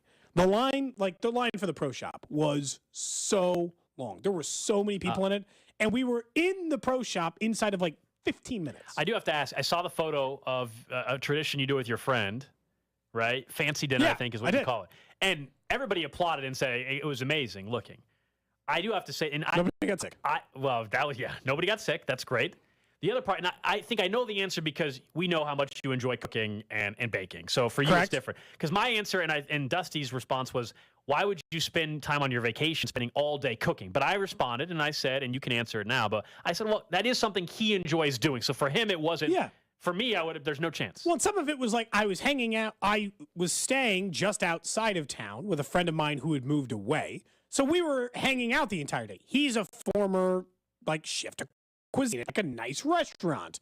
So he can cook. And some of that time was spent going to quiet, Asian markets on the other side of town. So I got to see a lot of the city and all that. And Emma, I didn't force Emma to help me. She got to go do stuff with other friends who were in town. And it wasn't the whole day cooking. It was just a few hours. These two guys couldn't get over it. And I defended you, by the way. I like to cook. Even though you've come back abrasive and trying to start fights with me and trying to instigate things and saying that I would joke about your death, you got flattened by a falling tree at a golf tournament. That the other thing we forgot is Cody would clearly say, just throw the body in the dumpster, because he said that on the record on the show. They were like, I can't believe he spent so much time cooking on vacation. One day. Both of them were just like, I want to be out in the patio drinking, going to breweries. And I said, you know what? If you're on vacation, you should do things you like to do, and Cody likes to do that. And the food looks delicious, so I'm sure they didn't regret it. And that tradition doesn't exist now that they're out of town, so my only time to do it was on vacation. No, don't. You're skipping past the part where I defended you. Yeah, I do appreciate that. Can you say thank you, and then you apologize for stealing the Dongtown underpants? And have we sold any yet today? Do we know? I have not checked in with them. Okay. Do you want me to email my source? We haven't sold any panties yet? We have Welcome to Dongtown underwear available at Raygun now. That's correct. The Cody and Gold part of the Cody. I'm hoping to put more designs in, not just underwear necessarily, but more designs. I mean, I don't think we want to become exclusive underwear designers. The official panty provider of 610 Sports Radio. That is true. If we could get all the members of 610 in our panties, that would be You can't even get through it. You tried. You just too much. Just too much. By the way, I was drinking the entire time I was cooking. It's the same concept. No, you were drinking the whole trip, huh? Not the whole trip. I said while I was cooking. Get away from your kids for 1 week and then turn into a massive drinking. booze hound. Mm-hmm. Mm-hmm. Yeah. Do you even remember vacation? Do you even remember being at Augusta? Yes. Is that why you had to take the camera with you to make sure you remember anything that happened on the trip? I had what I would deem a reasonable on the way drinks. there. Borking on the way down, like 4 in the morning, 5 in the morning, whenever we left. I don't remember. It was pretty early. Like, honey, let's grab a camera. I'm not going to remember anything from today. They'll kick you out of Augusta if you appear too intoxicated. They'll toss you. That did not happen. Just for looking drunk? Yes. So how did it feel? I did not get kicked out of Augusta. I don't want anyone trying to claim this on the snitch line on Thursday. You know who I am? Like, hey, I'm with 610 Sports Radio in Kansas City. The best part, I didn't tell you. Coming out of the bathroom, maybe like 5 hours into it. The best part was coming out. I was wearing a Royals hat, but like nothing else that would signify who we were. One guy from afar said, "Cody and Gold at Augusta." What? Wow. At Augusta. Did you go, Some guy. I hit him with this. Like we were kind of far away. What, a finger point? Yeah, I kind of hit him with like the head. Or was it like a shoe? No. Get out of here. No, he had a. Maybe I'm on vacation. He had a Kearney. So if you're listening, he had like a Kearney Country Club shirt on. Like Nebraska? No, like Kearney, Missouri. Kearney, right? Missouri. No. Kearney or whatever. Correct. Yeah. Yeah, didn't we go over this once because you thought it was pronounced Kearney? No, that was somebody else. That was we don't need to get into that conversation. No, that was somebody thought it was not C-Dot. That was Nick. That was not me. That was Nick. That was Nick. Dude, I don't even know what you're talking about. I thought it was in Nebraska. We definitely never talked about the pronunciation. I want to say you're burying the lead here. Barrington said Kearney. You saw a listener of Cody and Gold. Somebody, a big fan of Cody and Gold at Augusta. Shout out to that guy. That's awesome. So, if you play at And Kearney that's when you Country were inspired to start the underwear line. You said, if people know us at Augusta, we got to go national. It's time to expand. It's a good point. Dongtown it was. Mm-hmm. Next venture, branded lemonade with the lemonade guy. Stop shaking. How are you guys sell lemonade? Where are we going to make it? We're going to have a lemonade stand out in the corner of Yeah, we're going to have a lemonade stand out here. I'll do it for the whole show. Oh, jeez. Me and him. You can work it and operate it, too. Well, he's going to help me. He's going to attract customers by yelling lemonade. Come out and sit in a parking lot and sell lemonade to the 10 people who come in here a day? No, but we're gonna take it out to this corner here on Metcalf. There's a lot of traffic. It's a highway. There's a stoplight. People are like 60 miles an hour down there. You're going to get pancakes. People want to know if you keep a bottle of you sent out a photo of some alcohol that you may have stolen. Oh, no. I was only asked to transport that back for somebody else, unfortunately. Oh, so you're across state lines. You're transporting. I'd put it in my suitcase. Smuggler. He's a smuggler. Smuggler? Yeah. That's what we're saying now? You're a mule. You're a whiskey mule. I've been fortunate enough to have that Rip Van Winkle whiskey a couple of times over the years. Do you know the story of Rip Van Van Winkle? So you drove you drove that across state lines. I didn't drive it flew and in you my flew suitcase. across multiple states. You don't know the story of Rip Van Winkle? No. He's the guy who fell asleep for like 20 years and then woke up and the whole world had changed. And it's a children's tale about. I'm familiar with the story. I just don't remember the storyline, I guess. I'm familiar with the name. I think the moral of the story is, don't take too long of a nap because then you'll wake up and the whole world will have changed. By the way, text line says they have a lemonade stand they built that we can borrow. Or we can just ask Blair to build us one. I gave my niece a lemonade stand for her birthday last month. Nice. Cody wants us to Can we borrow that. it? Yeah, I got it for her. She's 6, so it's hers. Can we borrow it? No. For 5% of the proceeds. Buy your own, cheapskate. Or build one, That seems like something you would do. Nick is a big fan of child labor. Immediately she turns 6, he's like, get to work, you lazy ass. Get out there and get a job. Start making some lemonade. Could have just gotten her a toy. Could have just got her like a Squishmallow or some other thing 6-year-olds like. She has enough toys. What kid doesn't like a lemonade stand, man? The benefit of a hard-earned dollar. Get to work. We're back at it tomorrow here on the show. We expected to have J.J. Piccolo, Royals general manager, join us on the show tomorrow, and we will get back to some NFL draft. Latest around some of the movement when it comes to the top positions that could actually be drafted. I want to take a look at that and how it could impact Kansas City as well. Have a good rest of the Monday. We're back at it tomorrow, 10-2.